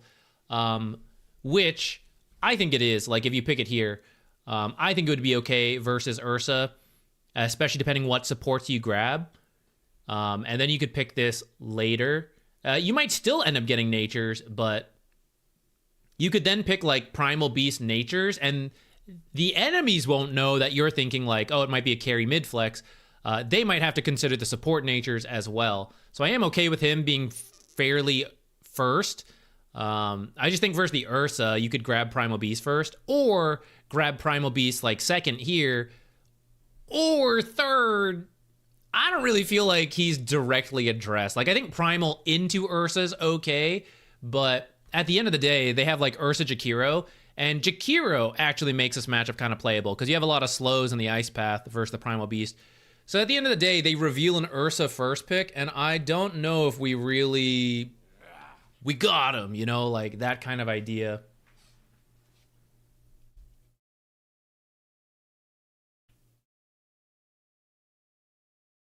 How do you deal with an out-of-control CK? Is that more of a draft consideration? Playing an all pick, he always seems to run away with it. CK is he needs to delete people in his ultimate. And when he's winning, that's easy. The more you can kite that out and take fights when his ultimate is down, the better. Some heroes have a much easier time dealing with illusions, so that is kind of tricky.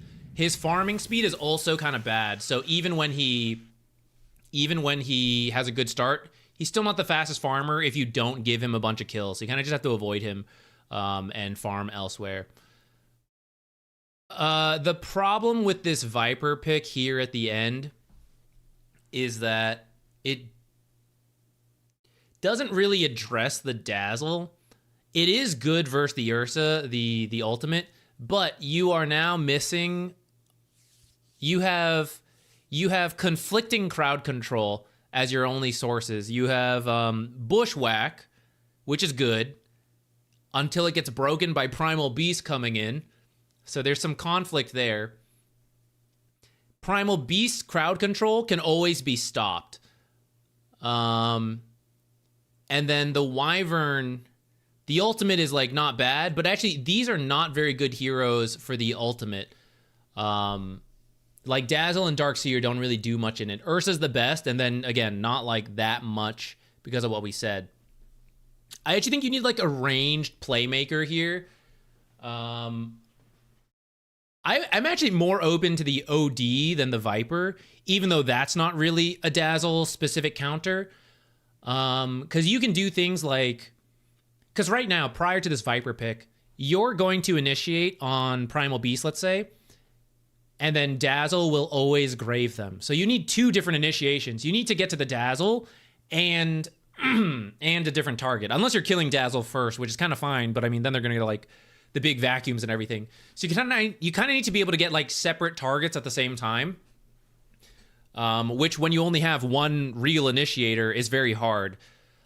If you took OD, you kind of solve that a little bit, because when they grave your target, you then astral that target so that when he drops out, he will die.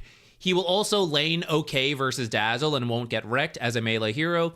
Wood versus Dazzle. And then he also messes with Ursa in the... all the astrals are really good versus him. So I actually really like the idea of OD here over the Viper. I think Viper has to win his lane. And maybe you felt like, I can handle this Dazzle, I'm used to it. You know, that's okay. And then we were like a little bit wrong. That's okay. But I don't think on paper that matchup is actually supposed to go that well for Viper. Forgot his damage was physical and not like magical. Gotcha. Yeah. I would say for Viper, you need two things. You need your lane to be like a guaranteed win, and then you need the break to matter.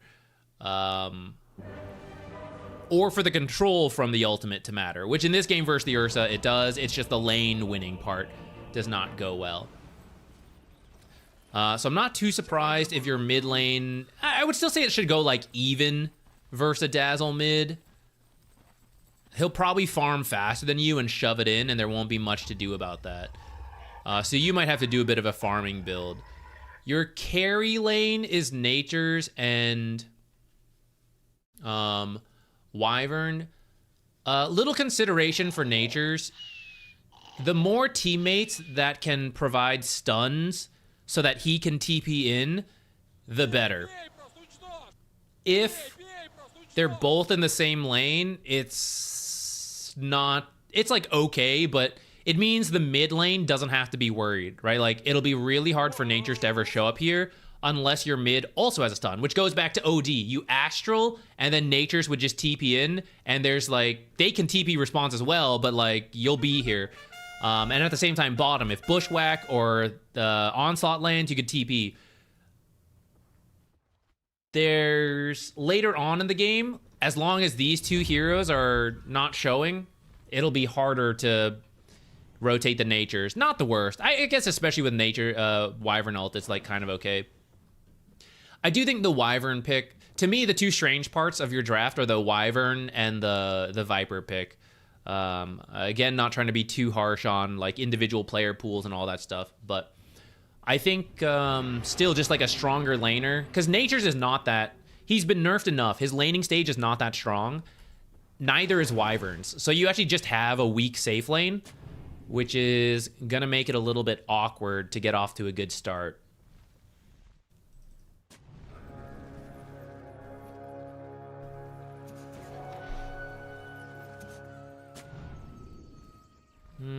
Okay, not to be too doom and gloom, let's talk about how we can still win.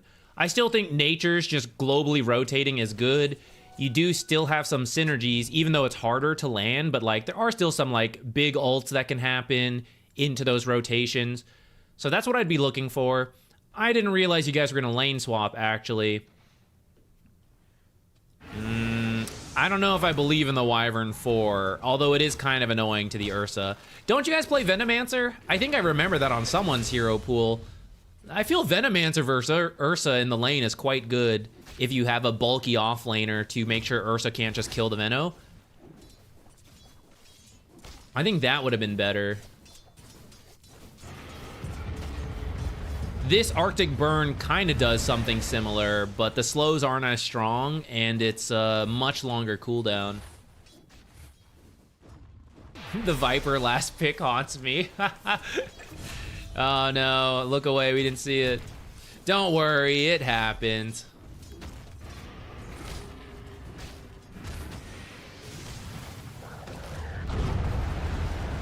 Nice.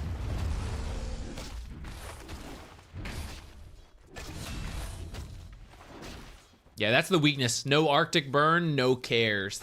The Assassin Bear strikes again.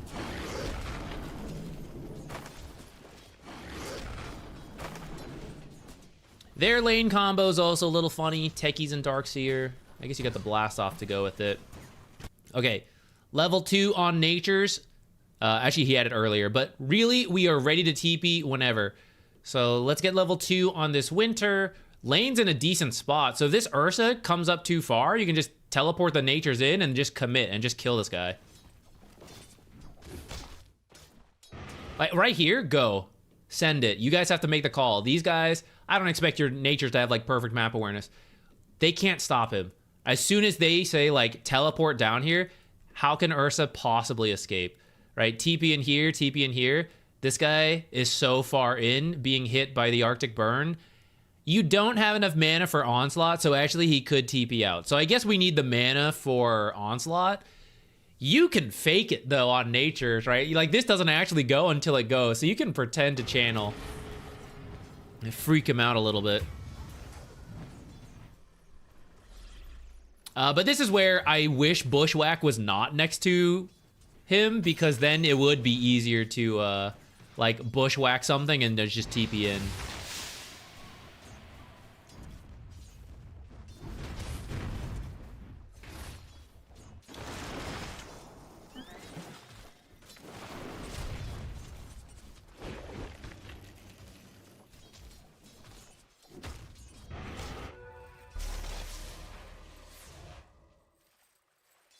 The mid rotation will be a little harder.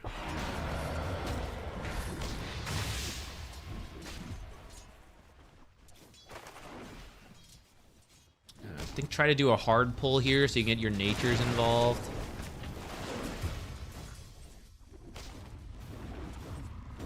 This is some of the value of the natures. These are early laning plays, so I'm trying to find some opportunities for you guys.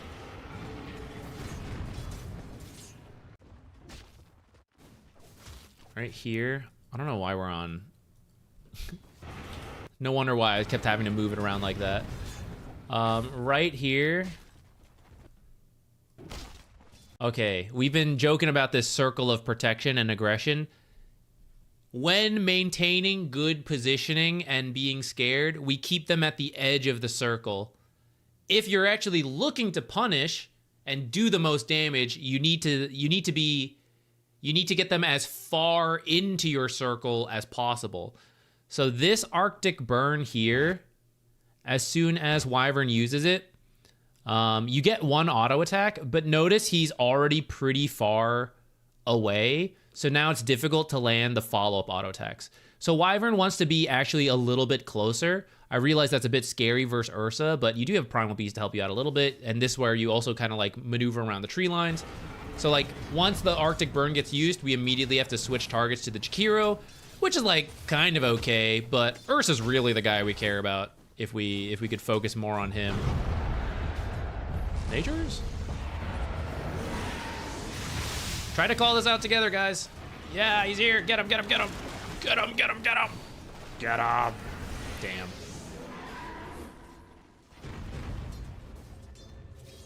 You tried, though. That's all I care about.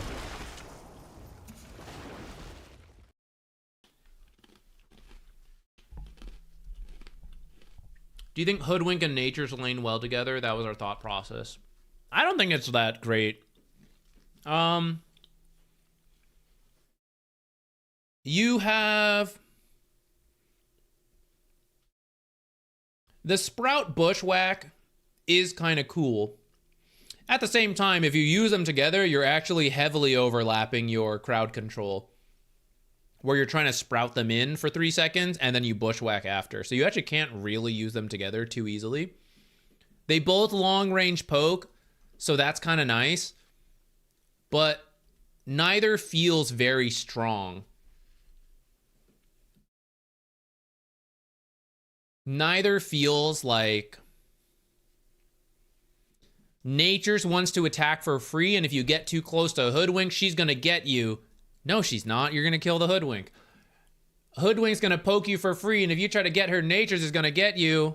Well, not really, you know, like, it feels better with, like, a Clockwork, a Bursty hero, a Bane, someone who's, like, that wall, and then the other guy just pokes a bunch for free from the back. You're both trying to poke for free in the back, which means when they walk, you both walk back, and it's like, it either will work or it won't. I realize that's not very helpful, but like, if the enemy forces a play, it's very difficult for you two to do anything about it. And if they don't, you will both poke for free. But that's not very versatile.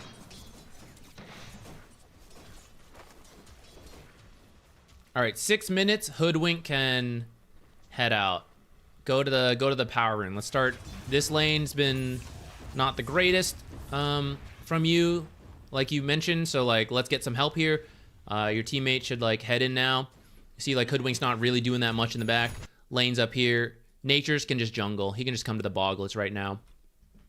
Nature's can also rotate into the mid lane to help kill the Dazzle with 3 heroes. Natures can come here.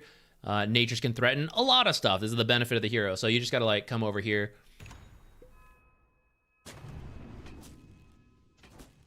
While you wait and see like what goes on. All right, you guys do come over. It's just a little bit late, but the idea is here. Better than before.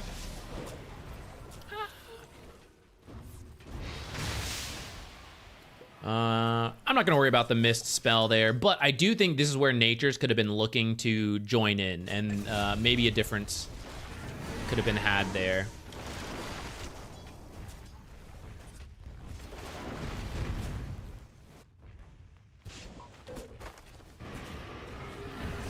All right, we do get 1 kill.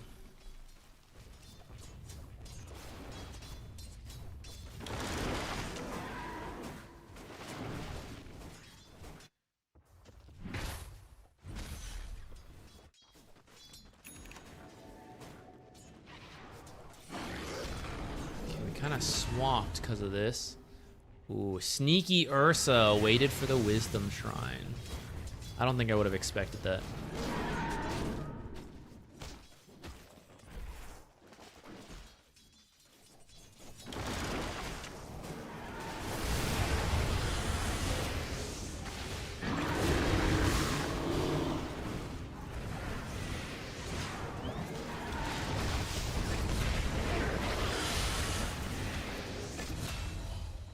I think I'm like trying to think how to phrase this. I think Wyvern is a excuse me. Both of these heroes, this is kind of true, more so for Hoodwink's in a better spot. But like Wyvern and Hoodwink are both heroes that right now are not really strong laners, but if the lane pairing is strong and the matchup is good, they make it work. So if the pairing is not strong, they can't change the they can't make up the difference. They only make things better, but they can't make things good on their own. They're a multiplier, not an addition factor, if that makes sense. Hoodwink, like she's in a better spot than Wyvern. But that's why this early game feels weird, because like your side lane matchups are not that good. Even though we saw like the Ursa pick come out first, we didn't get that good of a matchup, and we didn't pair it. Although this is like doable, it's then paired with the laner that's not that strong. So even though it could have been doable, they have the Jakiro Ursa, which is a much stronger lane than the Primal Beast and Wyvern, and then that's why this is like kind of iffy. Same top, it's like Natures can be good, but Hoodwink's not that strong, especially into like Techie's harass and like Ion Shell spam. Is like she can't help that much with it. So I think this goes back to either you need a hard counter on that Ursa, and then you can grab a weaker support like Wyvern, or you need to pick a stronger support as you try to pick this like Primal Flex, so that you make the flex better. And I think going forward, as you guys try to pick flex cores, the default will need to be stronger supports, because the pros and the cons of flex cores is that they flex, that's the good thing, and you confuse the enemy, where is he going? The downside is it's revealed early, so it's rare that you pick a flex core and then you still get like a really good matchup. You're usually in even to losing matchups, and that's where you need a strong support to make the difference. Unless the enemy messes up their draft, which there's no guarantee on that. So I think that's what I might consider for you guys. If you like Wyvern and stuff like that, I think you need to guarantee a good side lane matchup, and then Wyvern can go there.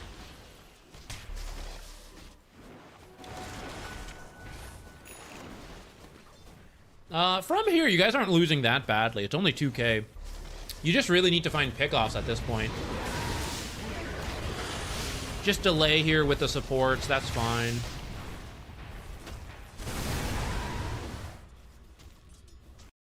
So this guy's on his own, right? This is where I think you try to punish him with some rotations rather than, oh, we're losing, we need to defend this. So one guy defends this, right? Like Wyvern. Then your Hoodwink, who has the stun and the playmaking potential, has to be up here trying to find this pick off for your guys. You guys actually just killed Ursa. Okay, we'll take it. Very nice.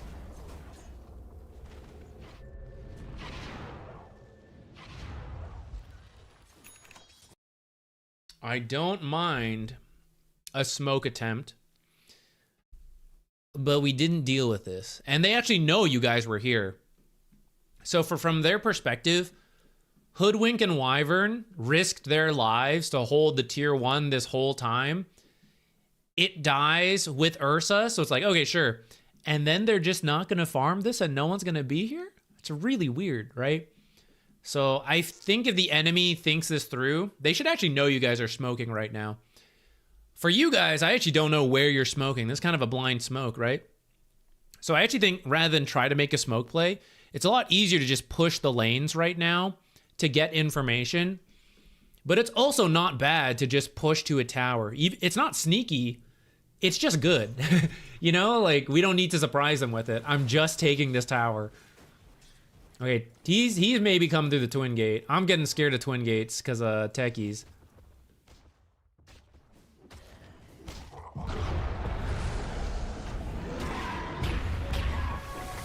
We end up on separate pages here, and your natures use teleport to come to the lane. So, Nature's Prophet, when the team is smoking, whoever ends up playing it, you can't be... Well, if he's not going to join the fight, that's fine, but that's the whole point, right, is to be able to join fights and tip the numbers. So you got to be really careful about using teleportation as the team gets ready to smoke. And if he does use teleportation, the team should realize, like, he can't actually join. Then you guys also picked separate targets. You did get the ZQuartero, but it did cost your Primal Beast a good chunk of health because he thought you guys were going to get the Ursa. Uh-oh. I think that needed to be a long onslaught. Help. Help. Thank you. To your question about, like, should we fight or should we avoid? At this point, I think you could do either. But I would avoid and then look for clean pickoffs with the natures. I think that's your best bet.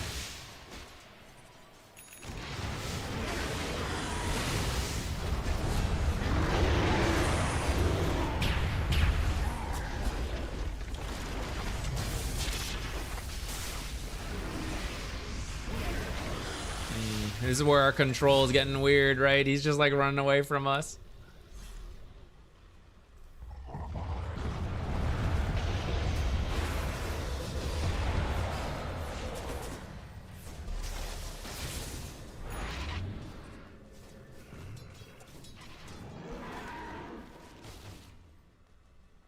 I feel like the OD last pick would have been so good, actually, now that I'm thinking about it. Darkseer tries to surge away, you just astral him.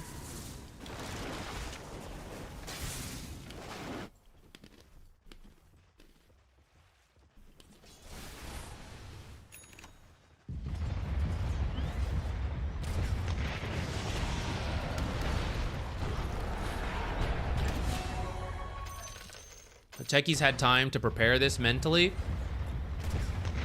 That's from Techie's perspective. Here's the Primal Beast, and then Primal Beast just charging forward. Techie's out of sight. Here's the Primal Beast. So now I know I can jump in, or I have to run away, depending how I feel. Primal Beast perspective. After clearing this creep wave, blindly running forward. No enemy heroes showing. Really dangerous. So here, Primal Beast needs to jungle to stay out of sight and see what shows in the creep wave. And then back out if it's too dangerous and if no one continues to show. Someone should show here. No one showing. This is weird. It's dying to their tier 2. So Techie's kills top, but I still haven't seen the other heroes. So I'm still suspicious of what the other heroes are doing if a full creep wave just died to the tier 2. Shall we see what they're up to? Nothing. But there are several heroes top. I think they were just looking for something, though. It looks like you had a couple heroes down here.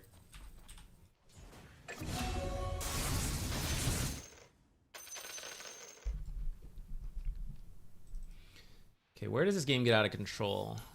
I'm just trying to think about, make sure we get to everything. Looks like around here you guys start taking some losing fights.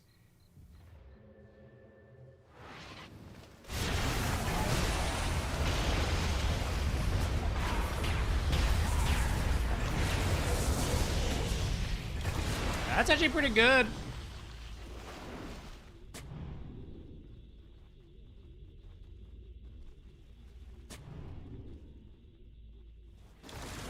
And then straight back to farming.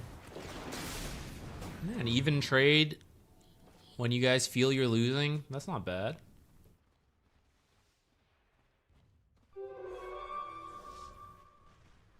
Whose fault was it anyways? After our mid-ranks was taken, we chased out a base to catch and kill heroes that lingered. We were in conflict. That was the correct play or not.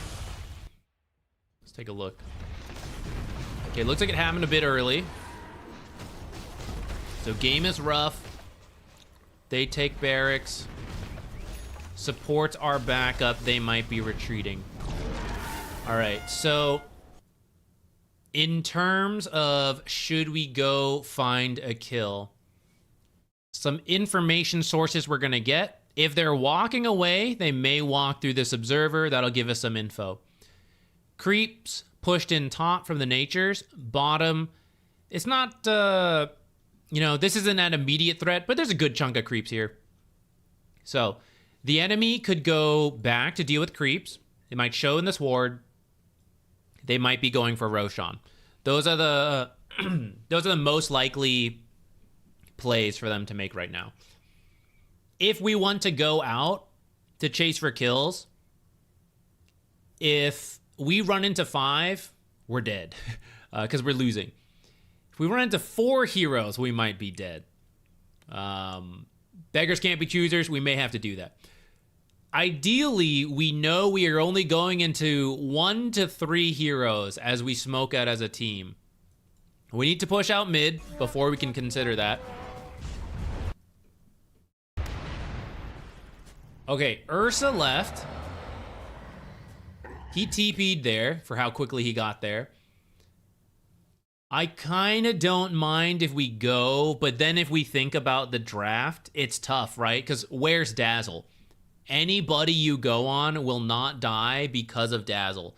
So we need to know where he is. Even as it's like, oh, this is support. Yeah, but pretty rich support with Dazzle behind him. And the rest of your team is like quite slow, so they all have to run up. Oh my god, what a... He does not care, he is still here. Okay, start a timer. I saw Ursa, which is why I said, okay, it's okay to do this. If Ursa sees you running out and he stops pushing top, which seems like he has, we have about 15 seconds. Probably about 10 seconds at this point, because he's already started running. You have about 10 seconds to finish this fight before the bear assassin is back. Darkseer kill? No. Oh my god, that he just womboed us. The bear assassin did not make his way in. Okay, they just kind of womboed us. I thought you were gonna lose a fight for a different reason.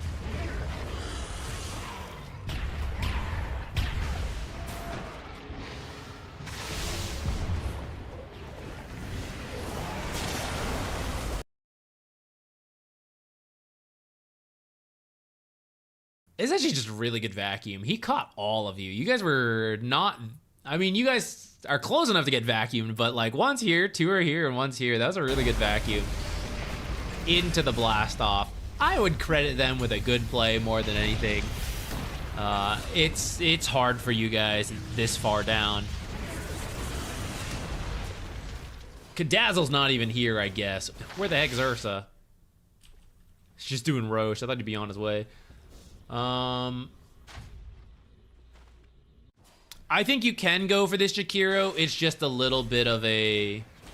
there is a risk, which to some degree you guys have to take risks to get back. But I think without seeing more, you can also just push other lanes and like wait as a team to do. So for example, if we go back, then you're like, so what's the safe play? I think one safe option is go through top. So deal with mid, right? I see Ursa TP back. I see them retreating. I don't have any information to work with here. They can't take this tier 2 very quickly because like this creep wave's over here. So you guys can actually just like go top to farm. There's all of this stuff. And you have one observer helping you to stay alive. So you're kind of waiting to see if they split up more. Because now maybe we see someone bottom after you guys move top. Then maybe we can smoke mid. Turns out we got a 5v3 anyways, but they're just like, they womboed us. So, what can you do there? I mean, it's just really tough based on these net worths.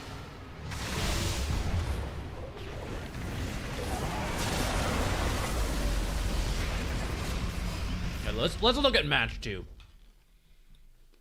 Will I ever do turbo content? Maybe not for a video. I'm not really sure what I would do for a turbo video. But even today, we had several turbo replay analyses. It'll be in the timestamps later. They're not in right now. But we occasionally do watch turbo games. Today had several.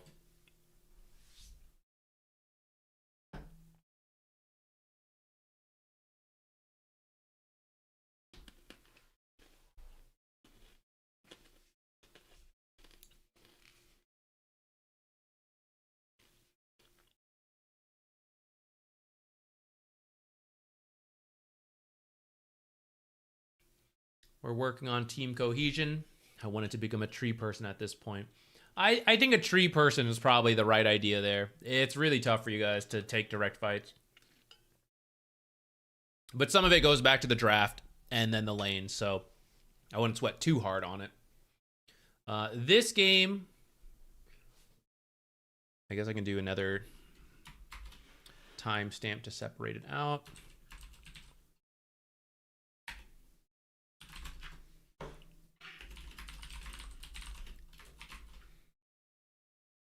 Okay, this game, Timber 2 and 3 Flex considered banning the guy's signature Broodmother, but felt we had the tools to deal with it, especially with the Earthshaker pick.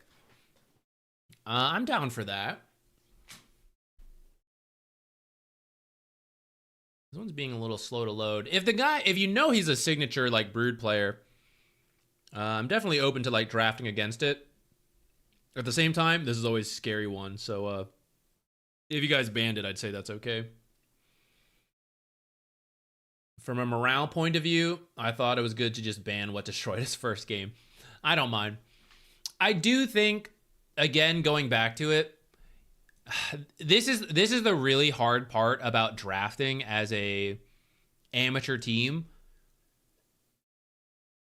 The theories of drafting only work so far as if you can play enough heroes, which like Ursa first pick should have a lot of risk to it. But if you guys don't play like the right heroes who can punish him in lane, then, you know, then how risky is it to pick Ursa first pick? But yeah, I don't know. Coming up with something there in that regard of like, what can we pick to punish him of our hero pool? Especially carry picks. Like carry picks in the first phase that have minimal flex can be directly countered a little bit. Okay, they open Silencer, so we'll need to be natural Dispel builders or not care too much about silences. We already want to move away from channeled stuns.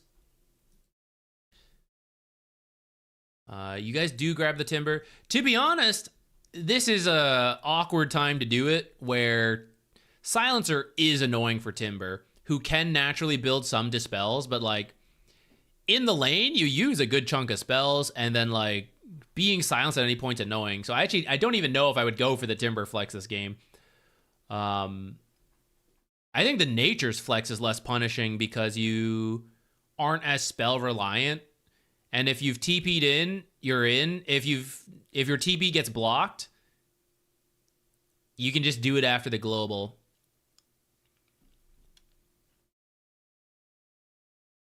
I have 2K games on Timber, and the next highest is 300. I'm okay with that then. This is our signature. If we know how to deal with it, we can deal with it.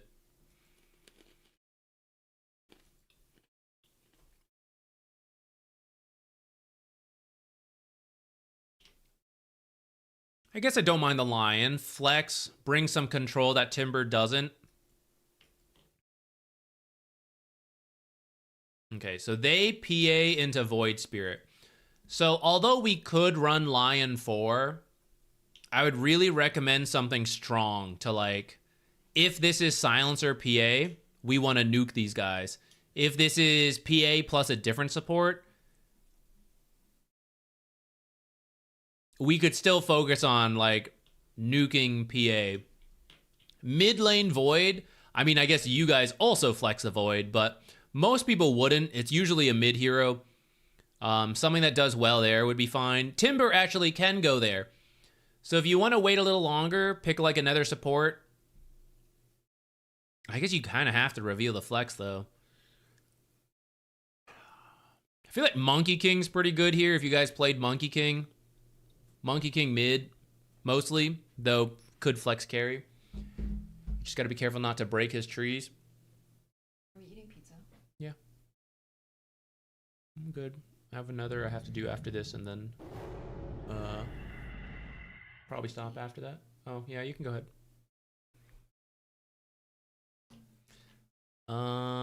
Phoenix. Phoenix has a lot of burn damage for Phantom Assassin, but you have some issues here, which is that Phoenix does not like Silencer. In the lane, if you get hit by the E, you can't dive away. Like, you'll come back. And then Void Spirit has a lot of ways to dodge the egg. So I actually think this is a pretty tough Phoenix game for you guys. The lane matchup is fine. Like, it's a lot of magic damage into PA, but I think the game things will be tough. And then PA can also jump away from the egg. So I think this will be a pretty rough Phoenix game. I don't really mind the Bloodseeker, though I also don't know if I think it's an amazing Bloodseeker game. Bloodseeker is a hero that kind of confuses me. Would I want to change the logo for our stream? I don't really care. It's probably in the edge of pushing it, but I mean, technically Valve has accepted it, so it's whatever. It's more on Valve to challenge it than for me. I don't care. Undying. Okay, maybe Undying off lane. Maybe it's just the position 5 to be good versus PA. So if you want a different off laner, one that will deal with creep dragging now, that could be okay.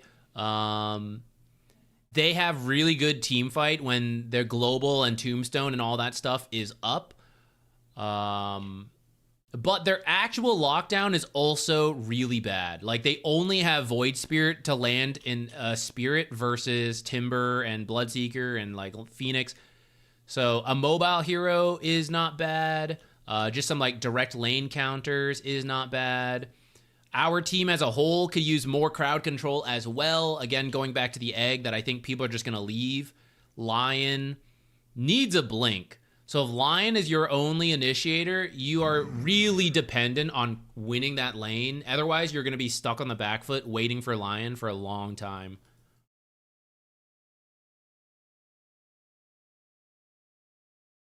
And then they ended up going Broodmother. And then you guys got the Earthshaker. So I think this Earthshaker pick is pretty good. It actually fits a lot of what we needed. We needed more crowd control. It more directly deals with the Broodmother. Downside is this Undying is not really... It's going to be a problem to some degree. But I think in your offlane, you now just commit to... You have Fissure to block your creeps, and these guys can creep drag. They're not the best, but, like, it's doable. So buy boots on your line and have him drag things around. Play position 5 Phoenix, who would be really good versus the Broodmother. If you guys can't, you're like player limited. Position 4 Phoenix can still kind of creep drag.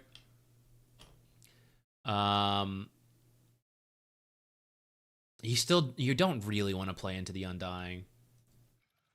I would actually prefer Lion 4 and Phoenix 5. I forget which player does what. Let's see where you guys end up going.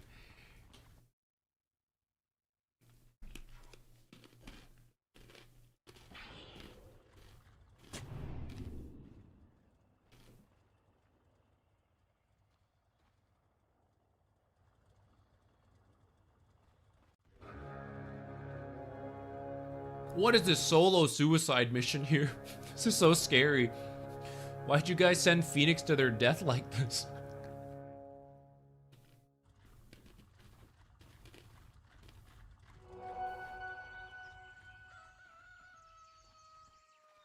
Maybe I skipped past something. Maybe you guys saw a bunch of heroes top. That was wild. I don't know if I would send your Phoenix out like that. Okay, so it's actually Void 4, Undying off lane, and then Broods in the mid lane. They certainly got me. Your Timber actually should do well here. Brood is not a good early laner into Timber, so that's actually pretty good for us. Bottom is Earthshaker Phoenix instead of that Undying.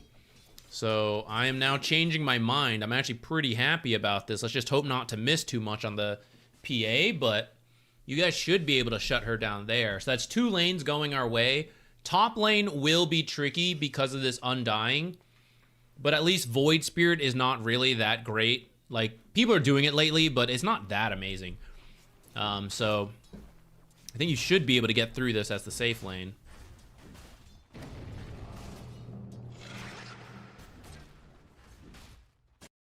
Emphasis on support player.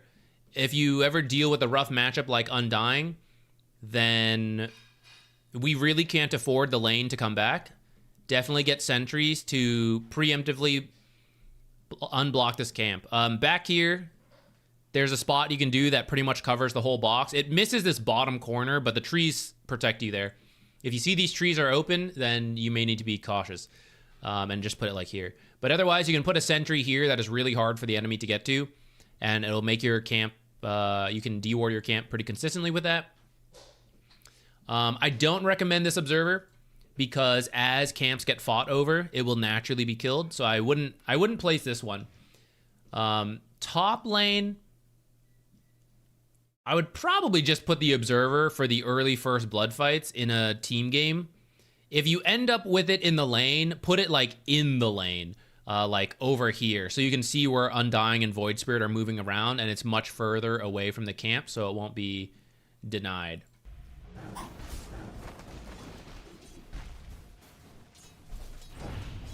How do I get coaching done? If you mean for this stream, I do it, it's just like random. I'll do it guaranteed for $5, though please don't do it today because we have another one to do, and then we're getting late into the stream, so I don't know if I could do it today. But it's just a random system on Monday and Wednesday, so you're feel free to tune in. I realized from Australia's a little bit rougher on the amount of overlap between the stream going.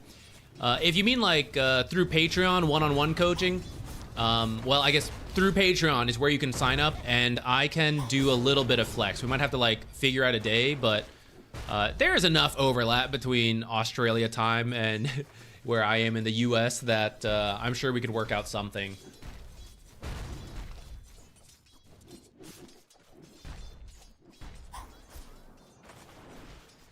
Okay, rather than give too much feedback on the lanes again, we're gonna like just keep zooming in. So you are doing well versus Brood. You get them. Put those 2,000 games to work. And top, despite the Undying offlane pick, you guys are doing pretty well in terms of dealing with this. I don't know if I would risk fighting this. Yeah. Tombstone is insanely strong around Lotus Pool fights. This is probably one you just have to give up unless they have messed up. But once the Tombstone goes down, we're kind of done. I'd probably just give that up, just farm this.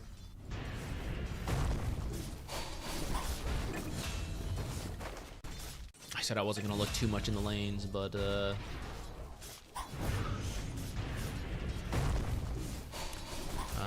here you got to be careful because your Phoenix has no spells, and then, yeah, they can just do this. With the Fire Spirits, I think you can kind of take that fight, but you also have to be careful of where you are in the 2v1, so I'll go back to it one more time. This is a 2v2 lane, but depending on positioning, it is momentarily 2v1. So to win these lanes, we look for the moments we have the 2v1, and we have to avoid the times we are 1v2. So when Phoenix is up here, and then Silencer is coming back into the lane, they can jump on you, and it's a 2v1, and Phoenix has to slowly walk into the fight, because Phoenix doesn't have their abilities right now. And then because they have their no abilities, they also can't contribute. So that's why this is dangerous. And a safer play here is to just wait for the pull, or to like make sure Phoenix comes back in a little closer and you just absorb XP, or like creep aggro this way, because I know Silencer will come back in the lane from here. So from this side, like draw creeps this way. If you stand here, you risk like the Silencer wrapping in. This applies to like both side lanes.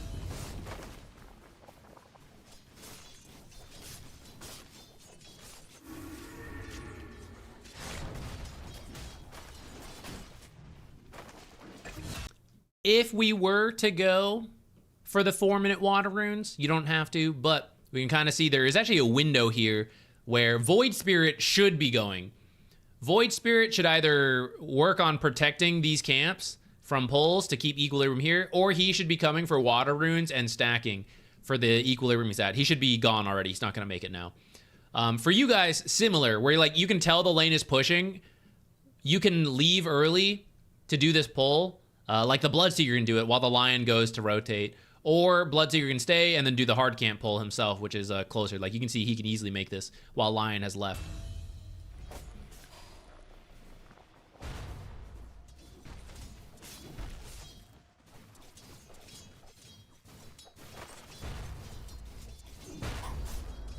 All right, they let you walk back in here, but that was pretty dangerous for Earthshaker.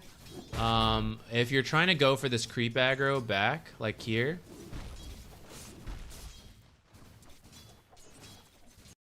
you need to turn around. You have like, I always forget the exact fractions of seconds. About 2 seconds into your creep aggro, you need to turn around and attack this creep. Because what's happening is the draw aggro is ending, and he is reevaluating, this creep is right now, of who he should chase. And you're not a priority on the Earthshaker. You're not hitting anything. So you're not a threat to his team. So then he's going to look to like, who is a threat to my team? These melee heroes, this melee is attacking me. Earthshaker's just running away. You guys are hitting, like his teammates are hitting Earthshaker, but Earthshaker is not a threat because Earthshaker's not attacking. So this creep re-aggroes and goes, okay, this is the bigger threat, and turns around.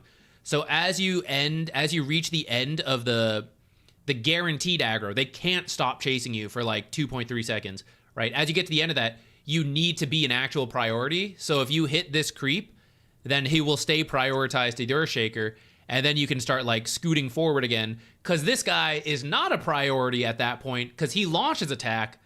But as you move, like as you attack, you're still the priority and you move away again. And then he is still thinking about who to chase. You're the current target. Nothing is currently attacking him because this guy's attack is done and he has to chase. So then he will continue to chase you. And that's how Earthshaker can cleanly pull these 3 creeps forward without it constantly like losing one creep like this. And then you go like, God, you gotta come back and get it. It worked out in this time because you were given a range creep. But if you do just want to like pull creeps back.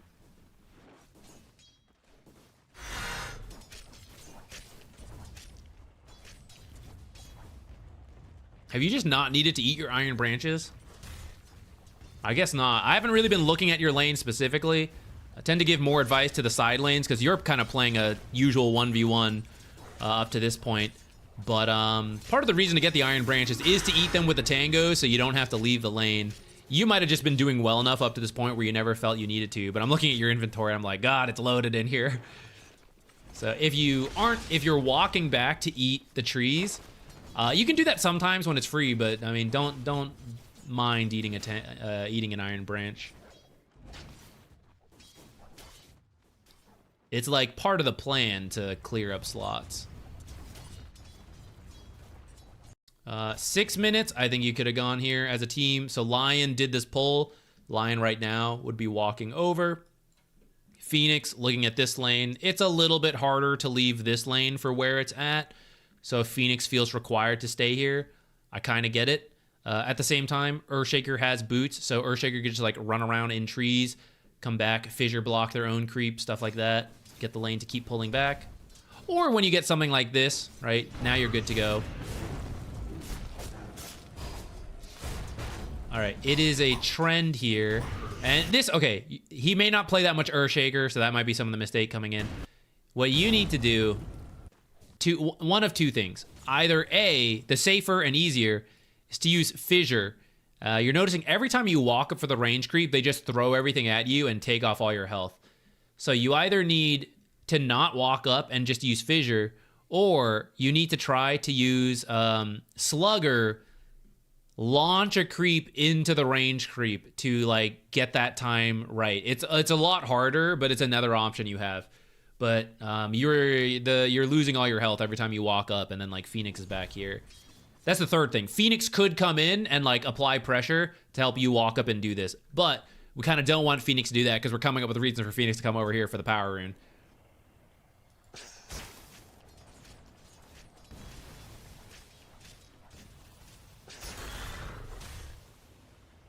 Spider micro. Unlucky.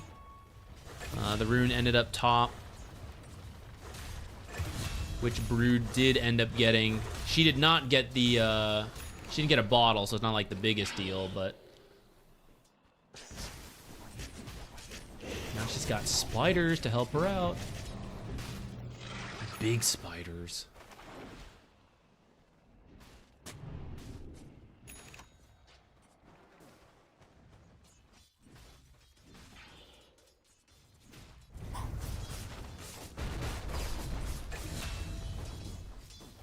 Do you think if I look back, the same thing happened? All right, we gotta give up some of these creeps. So remember, okay, as you go through it, you just gotta keep asking yourself, did that feel worth it? So right now, Phoenix is gonna go for the Wisdom Shrine. You're on your own. Your job right now is not to farm. Your job is to stay alive and be safe. So with that in mind, when we think about coming up and getting these last hits and how easy it is for Silencer to just hit us with the slow and then PA to jump, this is a lot of risk, right? When my teammate's not actually nearby. And what am I risking it for? For a last hit or two. I know it's money, but it's risk. What you can do is come back here. You could do your own hard camp pull. This is a lot safer.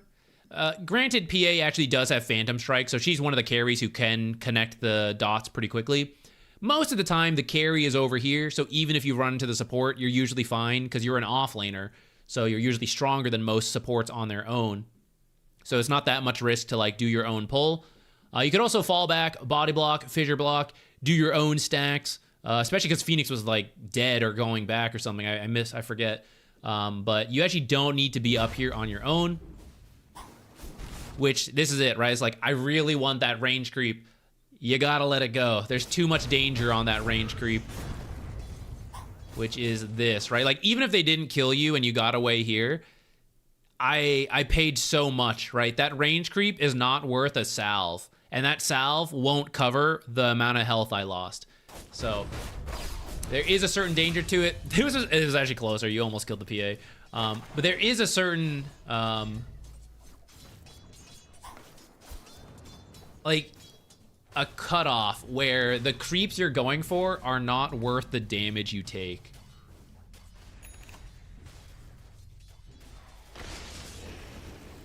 You're on an 8-game position 4 Clockwork win streak. Very nice. You might be able to rotate as a team here. I mean, this looks like a dive. You're like, guys, anyone? You might be able to go. Earthshaker maybe wouldn't want to go. Phoenix could consider TPing. I mean, this guy is tower diving. I think you guys could get him. It's pretty low. So if we think like one set of Timber spells or like Phoenix spells, I think that would have been okay. Maybe you didn't want to go because the 8-minute rune is close. But we're not going to get the 8-minute rune versus a Brood if we're not on on the rune at 8 minutes, because this guy will send a spider either side and then get it. So we can't afford to stack into the runes.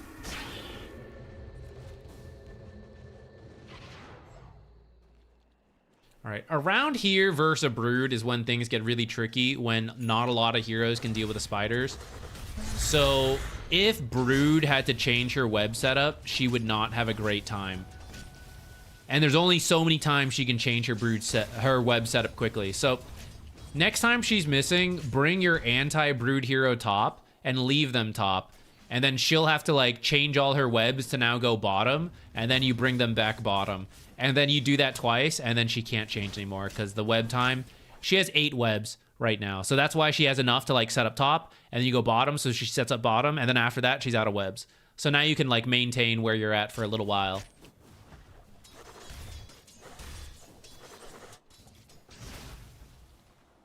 The webs is a funny one for people to think of, because like I think it's easier to think of like remnants on Ember and Void Spirit, like the charges, but Broodmother essentially has them on the webs. Our Earthshaker's low ancient, considers his laning stage his weakest point, so laning feedback good. Okay, good to know.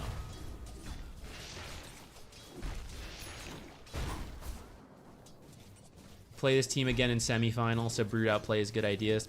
Honestly, I might just take away the Brood. It's one of those heroes that is such a pain to deal with if someone has a lot of experience with. I would say that's a good respect ban.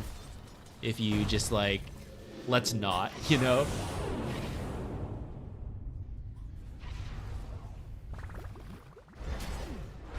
That's funny, because it was so fast. I like that sound effect.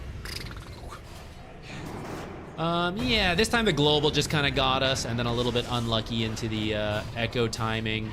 We do actually end up with the kills, so I kind of felt when I saw you guys not get killed in the global that if they chased, it would be good for you guys. Seems to be the case.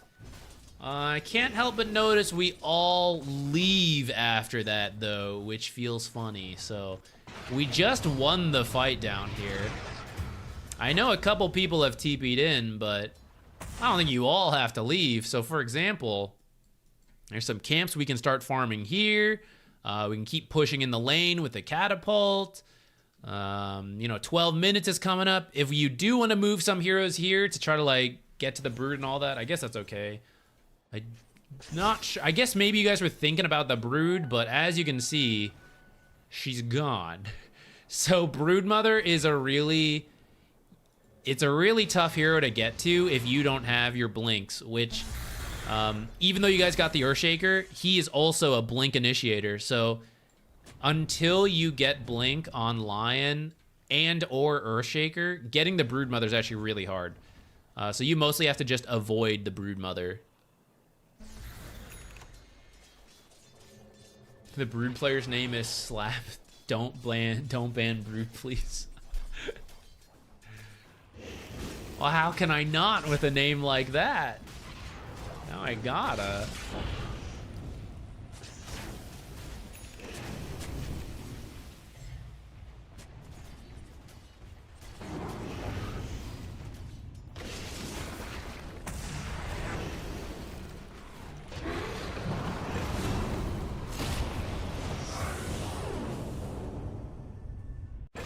I think you can come a little sooner to this. What was going on? You're trying to get the mid tower? I think you need to be up here. You're one of the stronger heroes on your team, and you're pretty good versus several other heroes. So when these kind of fights break out, if your team is not fighting, that's one thing. But you guys TP'd up here to defend, so fighting should be on your mind. So I think you do need to TP in here a lot sooner to be part of this fight. And you can at least go for, like, the Undying.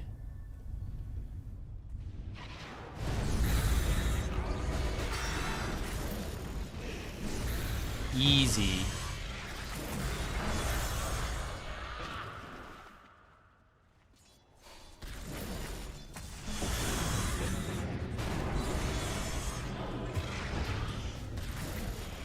I don't play enough Timbersaw to know, so if you want the Kaya first, I'm okay with that. Might be a good Yule's game for the silence and to like have a little bit more control on your team, so you don't have like people TPing out. I think you maybe you do have room to get the Kaya first. Maybe it's fine. Yeah, I would be careful of observers like this. They tend to die pretty quickly, especially when the tower is low. This is usually not actually that worth it. This might not seem that low, but against Broodmother, as you can see, she doesn't care. She'll just run in and finish this. So if the tower is low where the enemy could just like dive it and finish the job, I would say it's usually not worth warding in terms of defending it. If you're warding, so like, oh, when we lose the tower, we'll still see the area, that's okay with me. But then here's not the place. You probably want something like over here or back here.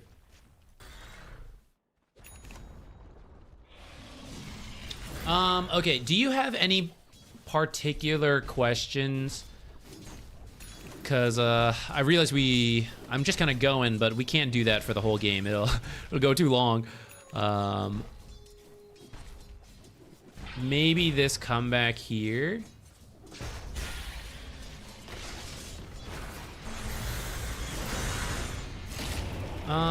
Safak, oh, thank you for the consideration. I am okay to do it. My voice sounds a little off, but like, I feel fine. So if you want to do it today, I don't mind. If you don't mind Wednesday, we can also do that, depending when we finish this, but I mean, it's fine. It's fine with me.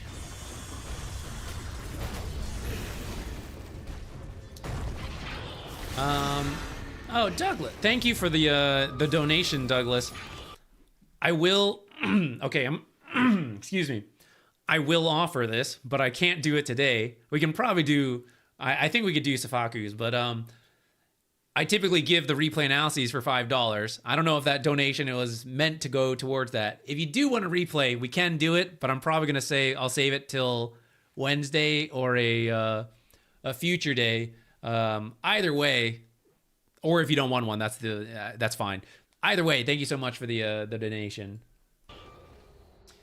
Maybe jump to late game. Okay, let's look for some like late game fights. It does look like you guys pull a lead, but then it takes a while to close. You have like, yeah, 20K up here. So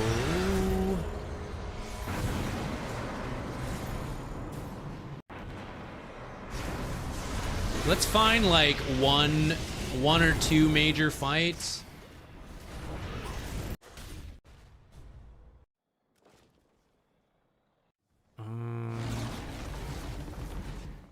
Okay, you guys won a big fight, took some towers. Let's like go from here. This is like the game is even again at this point, and we're here for like a very game deciding fight. So we have some wards down. I don't mind this one.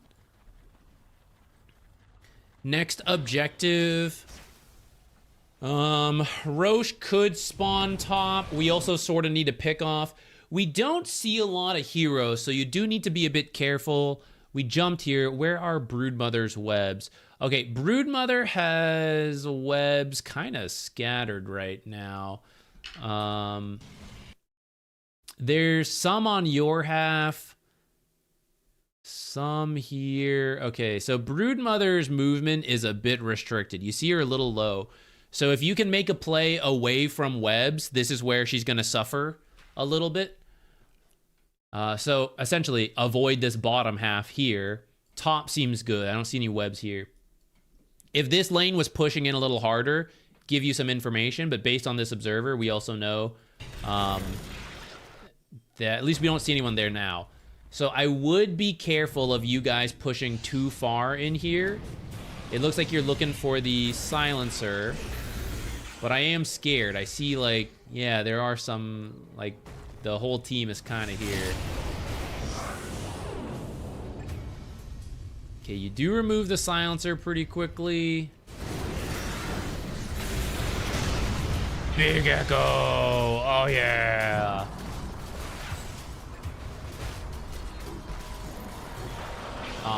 No tree to cut through. Pretty good fight. Very nice Echo. And good front lining on the timber to just bait things in. All right, how do we capitalize on this? So one person should cut the creep wave top. Undying will not solo kill you guys, outside of maybe some supports. So any core can solo cut top, and then if you know where Undying is, like supports could do it too. Broodmother's gonna run away. It's unlikely we catch her to kill her unless you all TP here to get her. If Tormentor is not up, we can either Twin Gate down here to try to push this. I'd say that's your best bet. You really want something here because PA is dead so long. So even if there's travel time to get over here, it's kind of worth it. Catapults are here too. So yeah, I think like if one guy cut top and then like push this in, twin gated over while everyone else is like beelining this way to push this, that sounds like your best bet here. If you could catch Brood, I'm open to that too. And maybe we're trying. We're kind of like TPing some heroes in. One hero.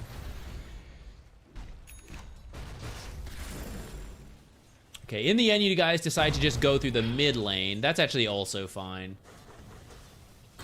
You need to consolidate though.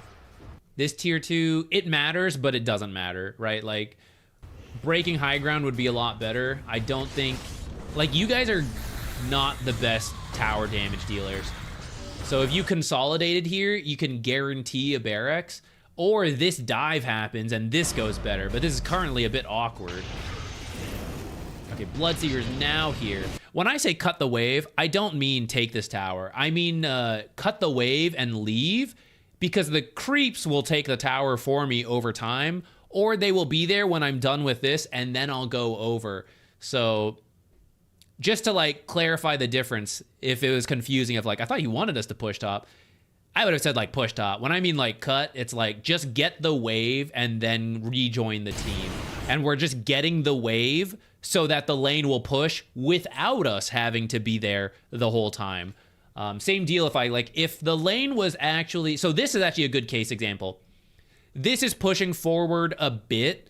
So if I cut this wave that is about to spawn at 4630, I don't need to be in this lane because eventually these creeps will die to everything spawning in. And especially if I cut the next one at 47 minutes, I never have to leave here and I never have to go back. This lane will push in. I don't actually need to deal with these creeps. Same with this tower. Like I'm cutting top so that this doesn't keep pushing out. I'm just cutting it top so it'll push in, and then maybe I take the tier tower if I can.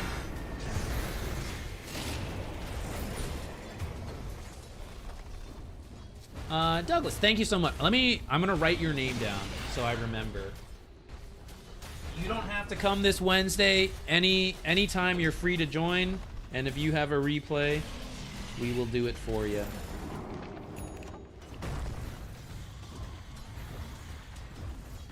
What is today? 20th October.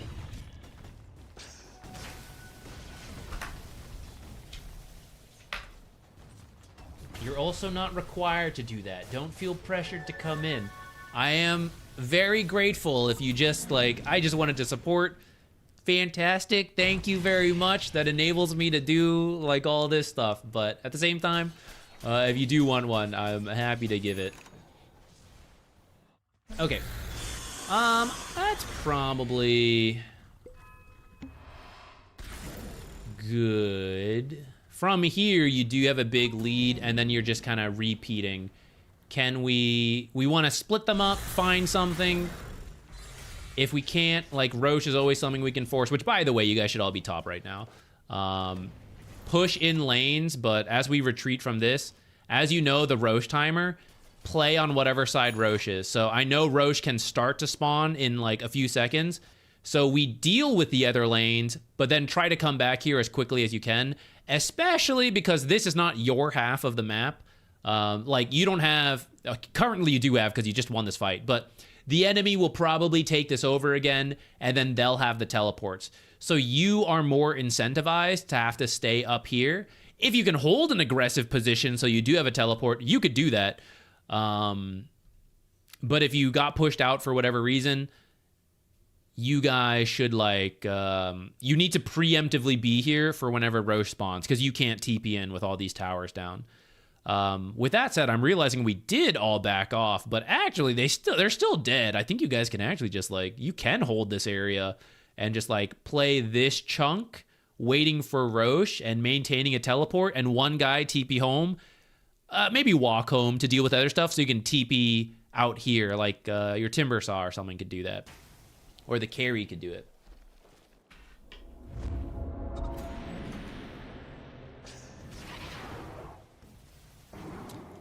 57-minute PA dieback. Okay, let's answer that, and then we'll end.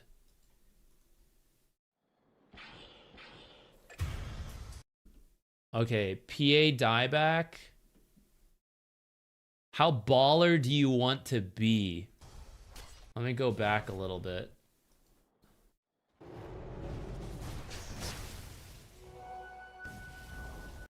Cause it looks...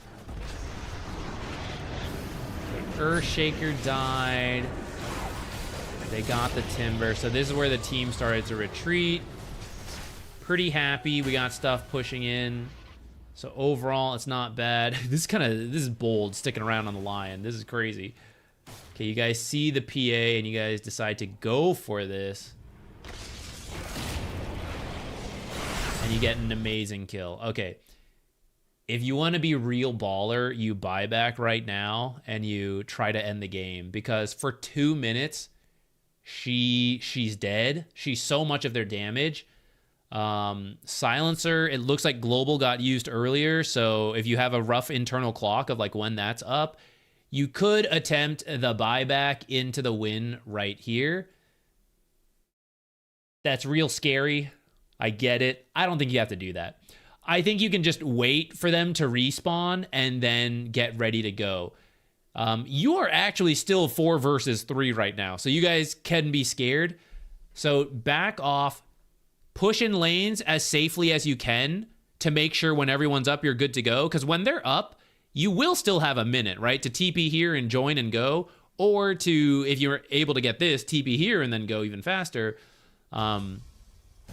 But that's good with me. Like, just wait the minute for these guys to be back and then go. Right now. Okay. I see we're already in the base. Again, reminder, it's actually 3 versus 4 until these guys get here. So, I think you're here a little bit early. It may work out, but, let's show when Earthshaker gets here. We could go now, and you would still have 45 seconds of Phantom Assassin being dead, and you would actually have your full strength here. So that was really risky. I'm glad it worked out.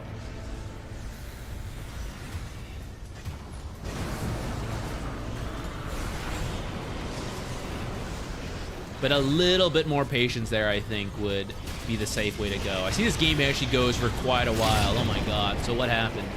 Okay, as PA is about to respawn, I think you guys should be moving away from this fountain. I think you should be like back here, just hitting the buildings. Ultra safe play is to back out right now to go for Roche, get tier 5s, and then push with that. I think you can maybe still push here, but...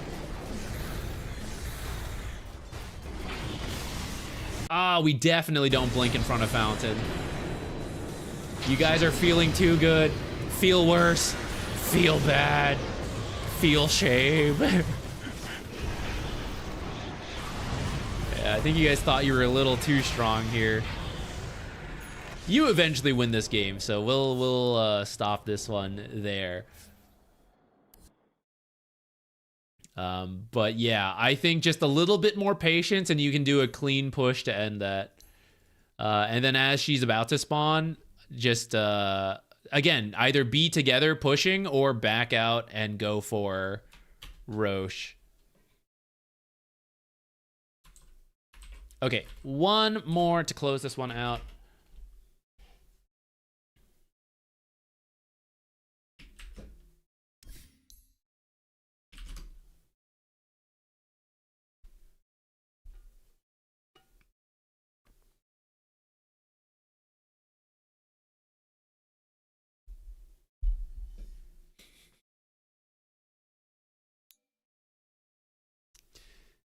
Indeed, you need the positive mindset. I like it. I'll see. I don't have Corbin's contact. I'll let if I meet him again, I'll let him know if they're looking for any replacements. Let me write the timestamp down. Zeus 4. There's been more Zeus talk lately. I want to play Zeus.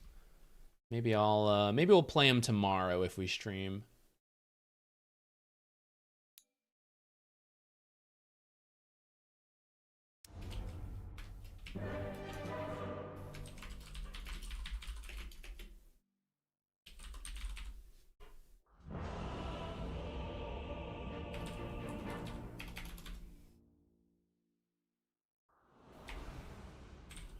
Okay. Zeus 4, and then your question was about the laning stage. Went so good for me. Could I have done something with it? At one point, it all went to shit. A classic. All right, let's take a look. Non-graded pass, no problem. Best of luck to you guys. I have no investment in any other team, so you're clearly my favorite team in that league. I definitely hope you guys win. Feel free to let me know any other questions you got. I'm sure I'll see you next week, and we'll have more talks on the games. Okay, so Zeus, let's see, Zeus 4, and I see you're pretty rich here. Concerningly rich, actually. I don't know why Nyx and Dazzle are so low. Are we actually a support? We are. Oh no, our Nyx mid's being dumpstered. That's bad. Okay, there's a world where you just you look Nyx in the eyes and you go, look, I'm the mid now. Because that's where you guys are at, and it would be fine. But I doubt that's gonna happen, so we'll just have to do our best with a Nyx that's seriously struggling this game. Okay, you got first blood. They killed us. I would just go buy the Null Talisman. Yeah, and then you got yourself a Mango. That sounds good to me. And you might TP in, get an Omni Knight kill. Fantastic. Triple kill, except technically got broken up a little bit. Okay, so you're off to a great start. So this is what you meant. I would definitely buy the Null Talisman like you did. And then we are who? Anti-Mage? Oh, that sucks. Anti-Mage +1. I actually don't know if it's Omni or Rubik. Ooh, okay. In this case, I would probably buy your boots next. In case it's Omni 5, we can keep our distance with that extra move speed. And then anytime Anti-Mage tries to blink on us, we can jump away and then turn around and attack with our faster move speed because we have the boots so early. So I would be okay with that. Maybe you could buy a second Null Talisman and then just like stand and fight, but I worry you're just going to give more mana for him to burn. So I think the move speed would be better from the boots.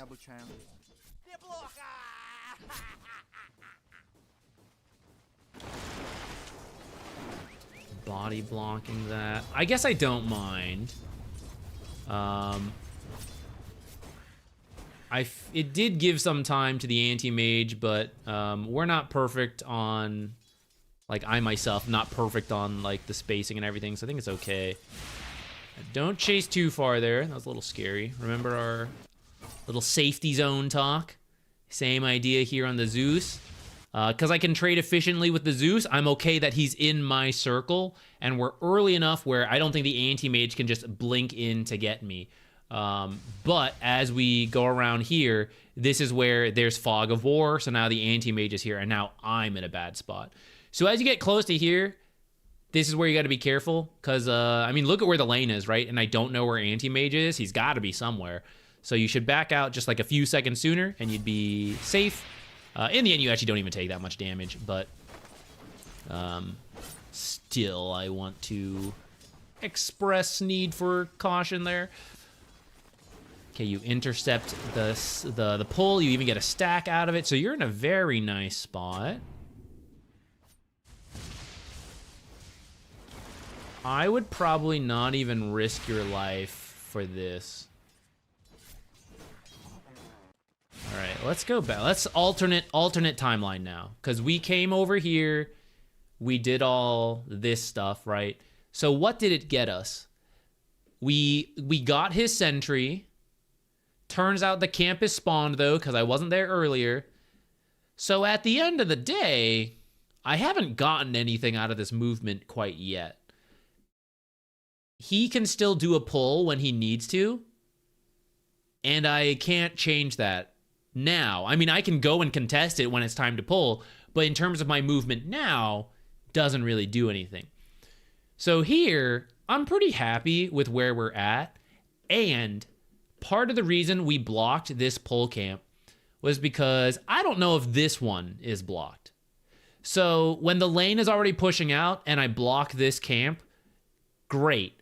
If they want to fix the lane, they don't have the camp to work with, and if they try to use this camp, I can contest. Now I have new information. I assume this camp has spawned because I didn't body block it this time, but this one actually stacked. So now let's run the scenarios through again. Okay, equilibrium's in a good spot. They want to pull. Oh no, that's going to fix equilibrium. Wait a second, I have a stacked camp. So I can do a pull and just obliterate my own creep wave and get equilibrium to come back instantly. So now, as Zeus, I don't have to care about this camp because there's only one small camp versus 2 hard camps. So my bigger concern is actually if they do a hard pull, because it would destroy their creep wave and we would miss it. So now I don't feel pressured to come over here at this time. If you want to come around 217 and then like re-block it, kill their sentry, make sure he didn't do a pull, that's okay. But that's around 217. It's not around 2. So here, you just hit the anti-mage. You're in a really safe spot. I'm not worried about overcommitting. I'm really strong right now. I'm so strong. I'm like top net worth on my team. I'm actually top net worth because I got 3 kills, right? So I want to exert that power. Usually we're down here with the other silly supports, those poor suckers down there at the bottom. I'm not one of them this game. I'm Zeus, top net worth hero. Usually if you're poor and you're like fiddling around here in the jungle, it's fine because like whatever. You and another like dirt poor support are like slapping each other, right? But now I'm powerful Zeus. So I want to be here and I want to exert that power on the anti-mage where I'm like richer than him by 500. So I want to hit him. I want to bolt him. Her, I guess we're using the persona, right? I want to mess with anti-mage because I'm so strong. So because this is not a direct concern based on what we talked about, now I just want to like mess with anti-mage. And then that would prevent you from also being out of position, which might happen. Like if anti-mage left, I would say anti-mage could do it. There's like 1 creep to farm. Anti-mage should just kill this and then come kill you. But he ends up just like sticking around there for whatever reason. And then you get to do this for free. But imagine anti-mage walks over and blinks on top of you, right? Like what are you gonna do? You're gonna have to try to heavenly jump run, but anti-mage can actually just like walk to you and then save the blink to like chase. And it actually allowed anti-mage to stay, like, although I said anti-mage shouldn't be up here, because you're not here, anti-mage was able to stay here and lane, like, fine.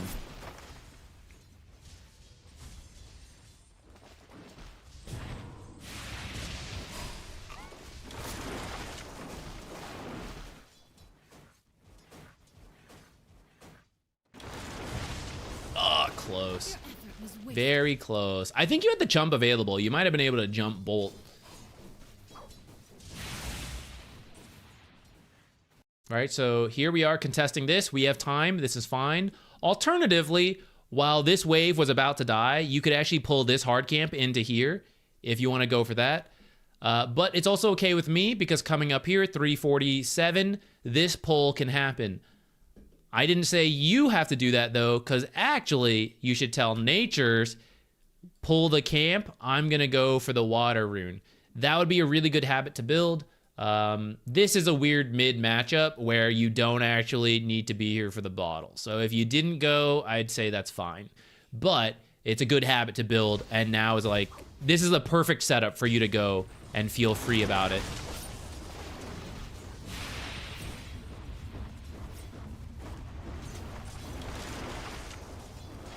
And then you would clarity. You have one, right? That's when you would do it.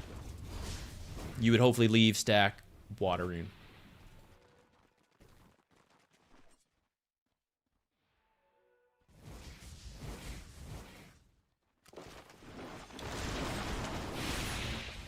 You can fake this, by the way. If you're, I've noticed you haven't really used it on anti-mage. You might be worried about it being reflected.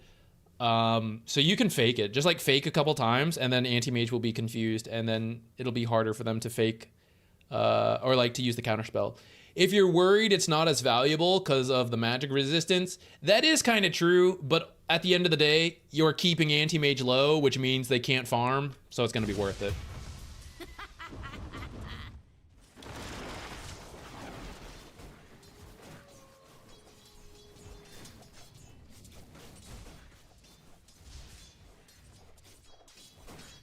Oh, so generous of you. You brought that creep back for the natures.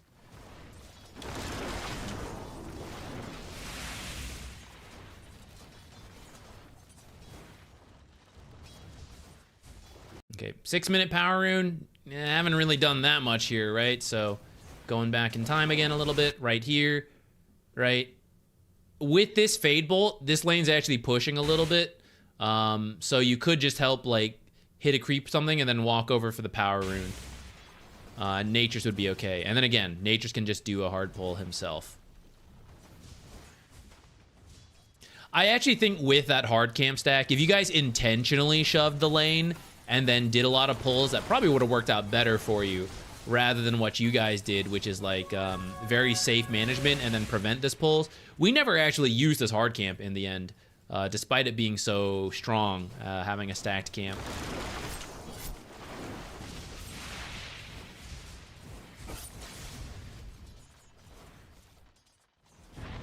Be careful, you already used your heavenly jump. Oh, you did fake him out. Lotus! Aw, damn. Yeah, if Natures had come a little sooner, you would have been okay there. I'd also say the way you pad that way put a lot of risk on you, because you were low and you were like still kind of looking for them around here.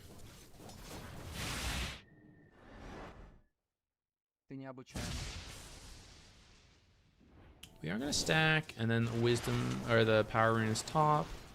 We can come back here.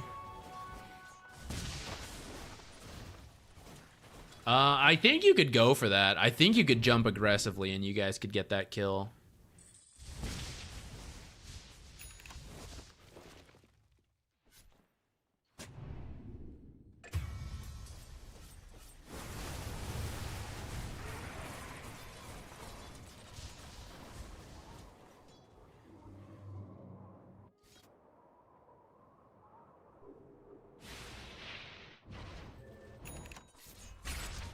Here's some weakness with the Zeus. Even though we want to win that lane, he's hard to force a fight. Alright, you get a kill. 2.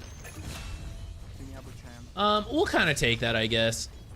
Unfortunately, the Nature's gonna miss a lot. You're gonna be super rich. So you're going Arcane Boots, and then... Oh, shit. Oh, damn. What you gonna do? Hasted ODs. That's why the more power runes we secure for our team, the better. This time you were kind of like planning out your money spending, so I probably would have gotten distracted as well. Unlucky.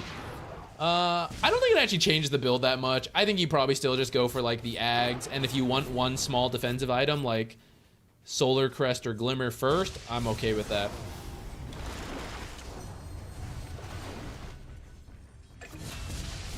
If you just went for the Ags, I also think that's okay. Because how rich you are, the sooner you get it, the better it is.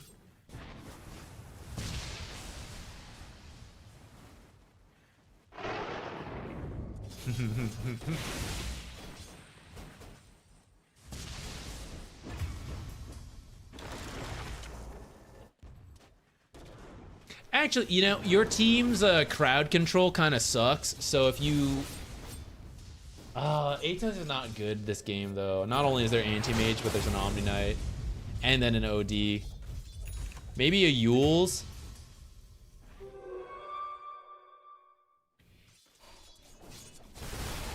You got a Tiara.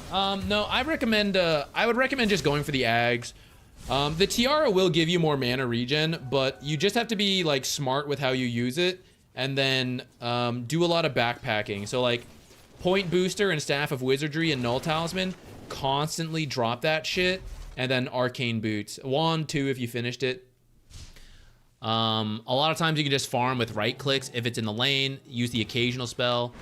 I really recommend that over the Tiara. Casual raindrops can help. Oh, free ward.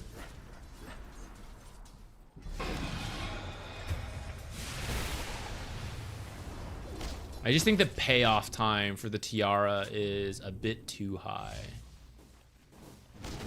And then your teammates might also have Arcane Boots like they do, and then that also helps a lot with your mana.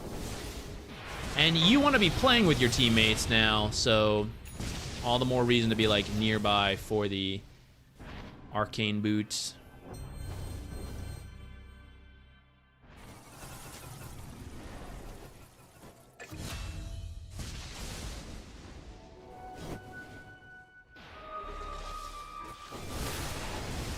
What's your favorite pro team? Liquid, for the most part. I'm more of a like, I like players without actually knowing them, so you know, to whatever degree they show themselves, I like them, but not in like a, I don't know, parasocial way. But I think Liquid's generally been a very nice team. I like the way they handle most things. That's not to say there aren't other teams I like. I think there's several that are good. Lately, I feel like I'm a big Baboka fan. That guy's been doing wacky shit. I'm into that.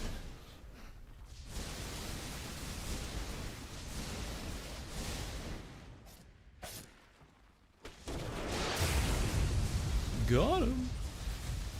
And then here's where you would just like drop your items and backpack.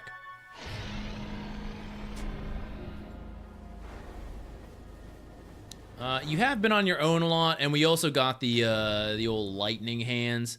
I think so. If you take away the shard and you take away the tiara, you're done with the Ags right now. Right, you have like a 19-minute Aghanim, so you have global teleport cancel, global split push. Right, it's just super strong. I don't think it's like a difference in. I know the tiara helps you farm faster, and so does the shard. But what you do is the same, right? Like where you are, the same spells are coming out with the tiara, and like your farming speed is a little faster, but it's still just like it's farming speed. You're farming where you are. It's not a new tool compared to like an actual support defensive item is a new tool, and then so is this Aghanims. Which, because you backpack with the Arcane Boots, the Aghanims the components do help you with the mana regen. Not as much as 6, I get it, but it still helps you, and you just deal with it to finish the Ags faster, and that is a brand new, very powerful tool to have on the Zeus, which is why I'm a big fan of going straight for it off of a really good game. And not deviating too much, because now by the time we get it, it's gonna be like 30 minutes, at which point like BKBs are out, various dispels, extra force staves to get out of it. Now they have a lot more tools to deal with it.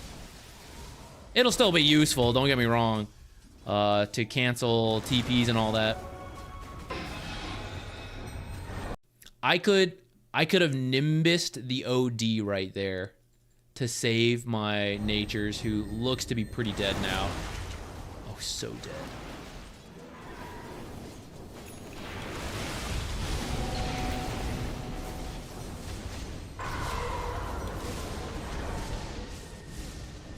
We're getting through it. I was gonna say, when OD uses his ags, it's like, it's often good to just ignore him and focus on others, or like kite him. But I'll tell you what, you did a whole bunch of damage and you got through that.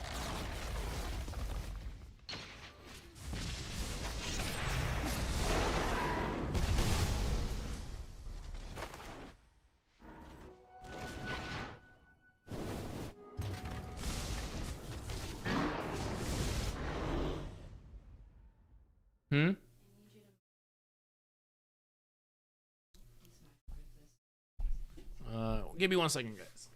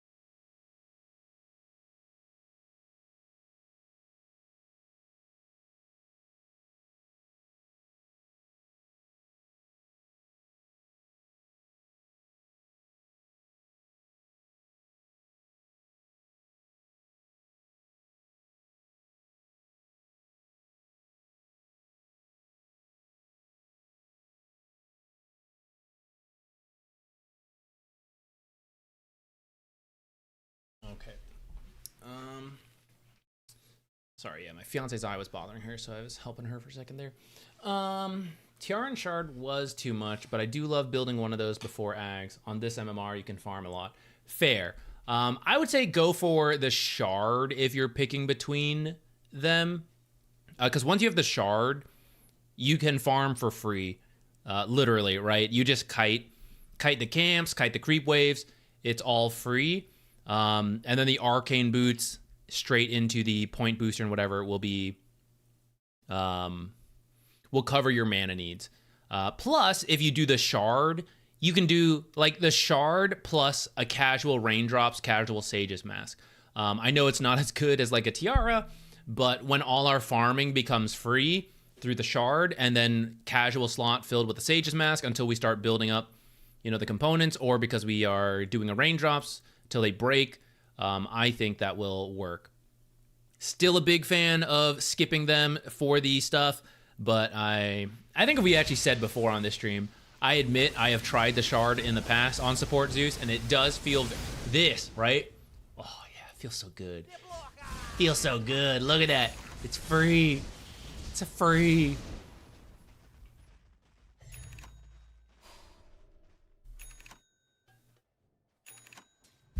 Still streaming. Yeah, a little bit longer today, but we will stop after this one. I am getting tired, and I gotta eat. This is essentially my job, though, so, I mean, is it that strange if it's, Sometimes I think about that when I end the stream kind of earlier because I'm tired, and I'm like, I mean, it's my job. Most jobs, you know, you compare to, like, an 8-hour workday.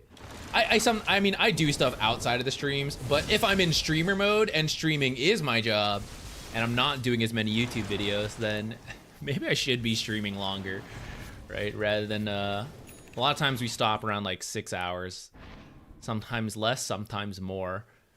More often less than more. Good dodge, I like that. Could I build Conda first item? I just don't think you need to. The Conda's not considered very good right now. So you get a bit more damage and slow on the Phylactery, but it's every 9 seconds, and your abilities are much lower cooldown than that. So you're only occasionally proccing Phylactery. So if you wanted damage, you'd be a lot better off getting the Kaya, 10% spell amp on every ability as opposed to only once every 9 seconds. And you would get mana regen amplification and intelligence, so it would do a lot more for you than the phylactery. And then you have like the late game options of like going Kaya Sanj if you want. You don't really need Yasha Kaya, but maybe you do if you're getting the shard. So if you're thinking about phylactery for damage, I would get the Kaya instead. If you need a break, I mean, I guess you could go Conda, but I would really want a different teammate to get the break, probably the Silver Edge. I think that would be a lot better. And in fact, for yourself, if you really needed a break, I would use the Hex as a silenced and muted and all that. Like, it is like a pseudo break. And I would go for this over Conda. Plus, in the late game, crowd control is actually better than a break in most situations. So Scythe of Ice being instant crowd control is actually more worth the money than the Conda. That's part of the reason Conda sucks right now, is the phylactery doesn't pair enough with enough abilities. And then for the cost, it's like, why would I get a Conda when I could get a Hex?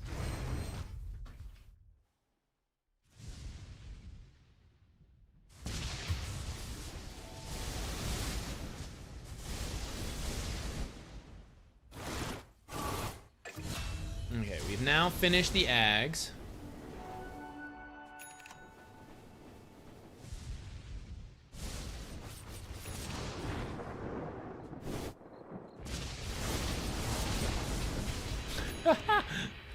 Almost killed that guy.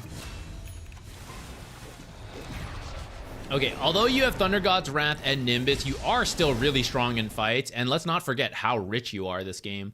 So I don't think you want to be away from your team too much. Like, if everyone's farming, that's one thing, but I have noticed your team has been on this half of the map for like the last minute, and we're only like just connecting in as we've already lost Dazzle and Nature's like getting out. So I know protecting this tier 1 seems like kind of good, and like it kind of is. At the same time, if you won a fight here and then you took a tier 2, isn't that worth more than a tier 1? I would say so. And although you have Nimbus and God's Wrath, this guy actually has teleportation. So if anyone should be defending a side lane and then showing up to fights, it should be Nature's Prophet, and we should actually just be in the fight, especially now that you finished the Ags. Like, we could make a case of, okay, I was finishing this item, so I did that. Sure. Now that you have it, I would want you to stick around your teammates a lot more.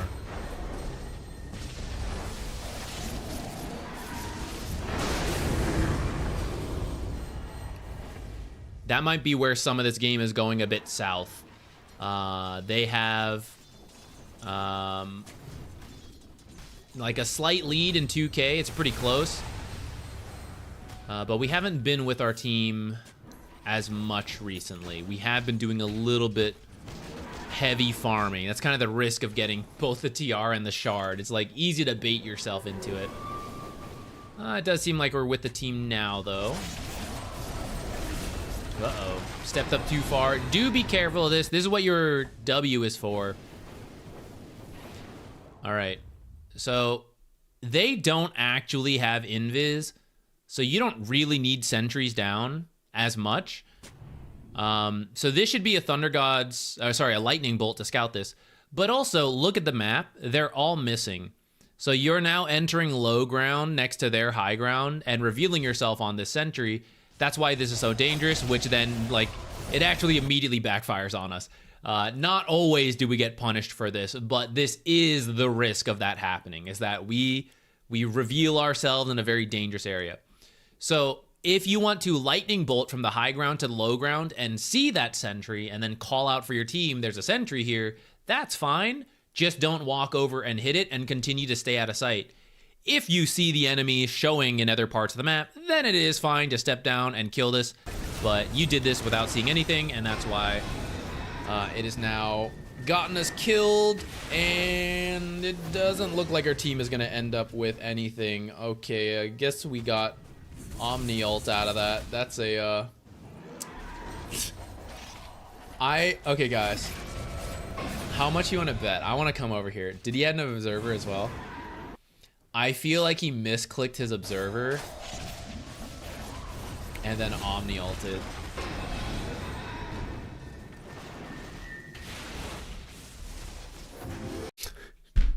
Just the slowest reaction times in the world. He's like, I'm gonna help this OD when he gets out of Astral. And then OD walks this way, and then he goes, Gah! Save him! Oops. Oops. Oh well, happens to the best of us sometimes. Conda needs to be 1.5k cheaper. Honestly, why did they change Phylactery away from 6 seconds? Like, if you're gonna nerf it, how about 1 second? How about 2 seconds? They doubled it to 12 seconds. Of course the item died. It wasn't even that good at 6 seconds.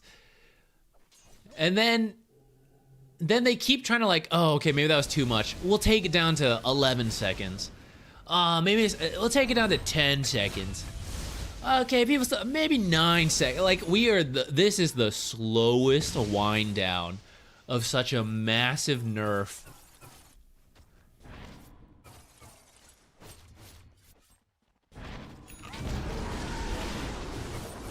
What do you think of Ursa with that battle? I didn't even notice. It's not great.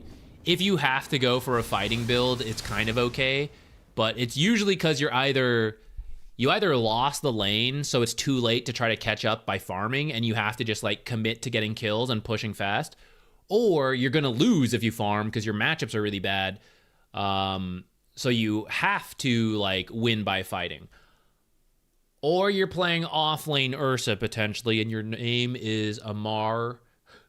Then maybe. I think he got the Battle Fury, though. I think he got his fight. I think he got, like, 1 item into Battle Fury. I don't remember. I wouldn't really skip it right now, so I don't love this, this build. Okay, I think we've probably addressed a lot of... how to turn that early First Bloods into like some better stuff. I think this is probably a good place to start to wrap up. I'll slow it down a little bit while we look around.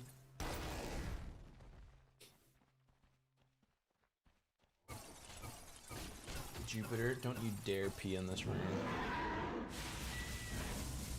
Don't do it. Don't do it. Let me grab Jupiter to end the stream.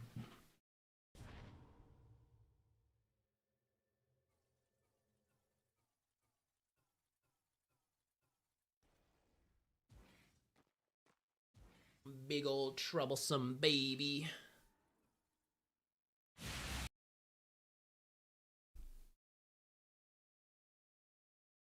Big old baby. No problem. Thank you. I appreciate the donation. I guess it's an exchange. I don't know. The purchase of a replay. Thank you. He's trying to escape. That's exactly the face. All right, get out of here. Get out of here. Okay, guys. Thank you for hanging around. I appreciate all the support. Everyone who's donating for replays or just supporting. Also, We Go Hard and Pop and Loch Ness Monster dropping the gifted subs. Thank you so much, guys. We'll be back Wednesday for replay analyses. If you didn't get any of yours done or you want more constant info drops for like 8 hours, then Wednesday. And then Tuesday, which is tomorrow, I think we'll play some games. I have to double check some stuff. Tuesdays and Thursdays should be game playing stuff because I think Friday I can't stream. So I may need to like do some prep stuff before then. So we'll see. Otherwise, go watch the X video. Okay, that's it. Thank you, everyone. Thank you for hanging out. I'll see you later. Everyone have a good day.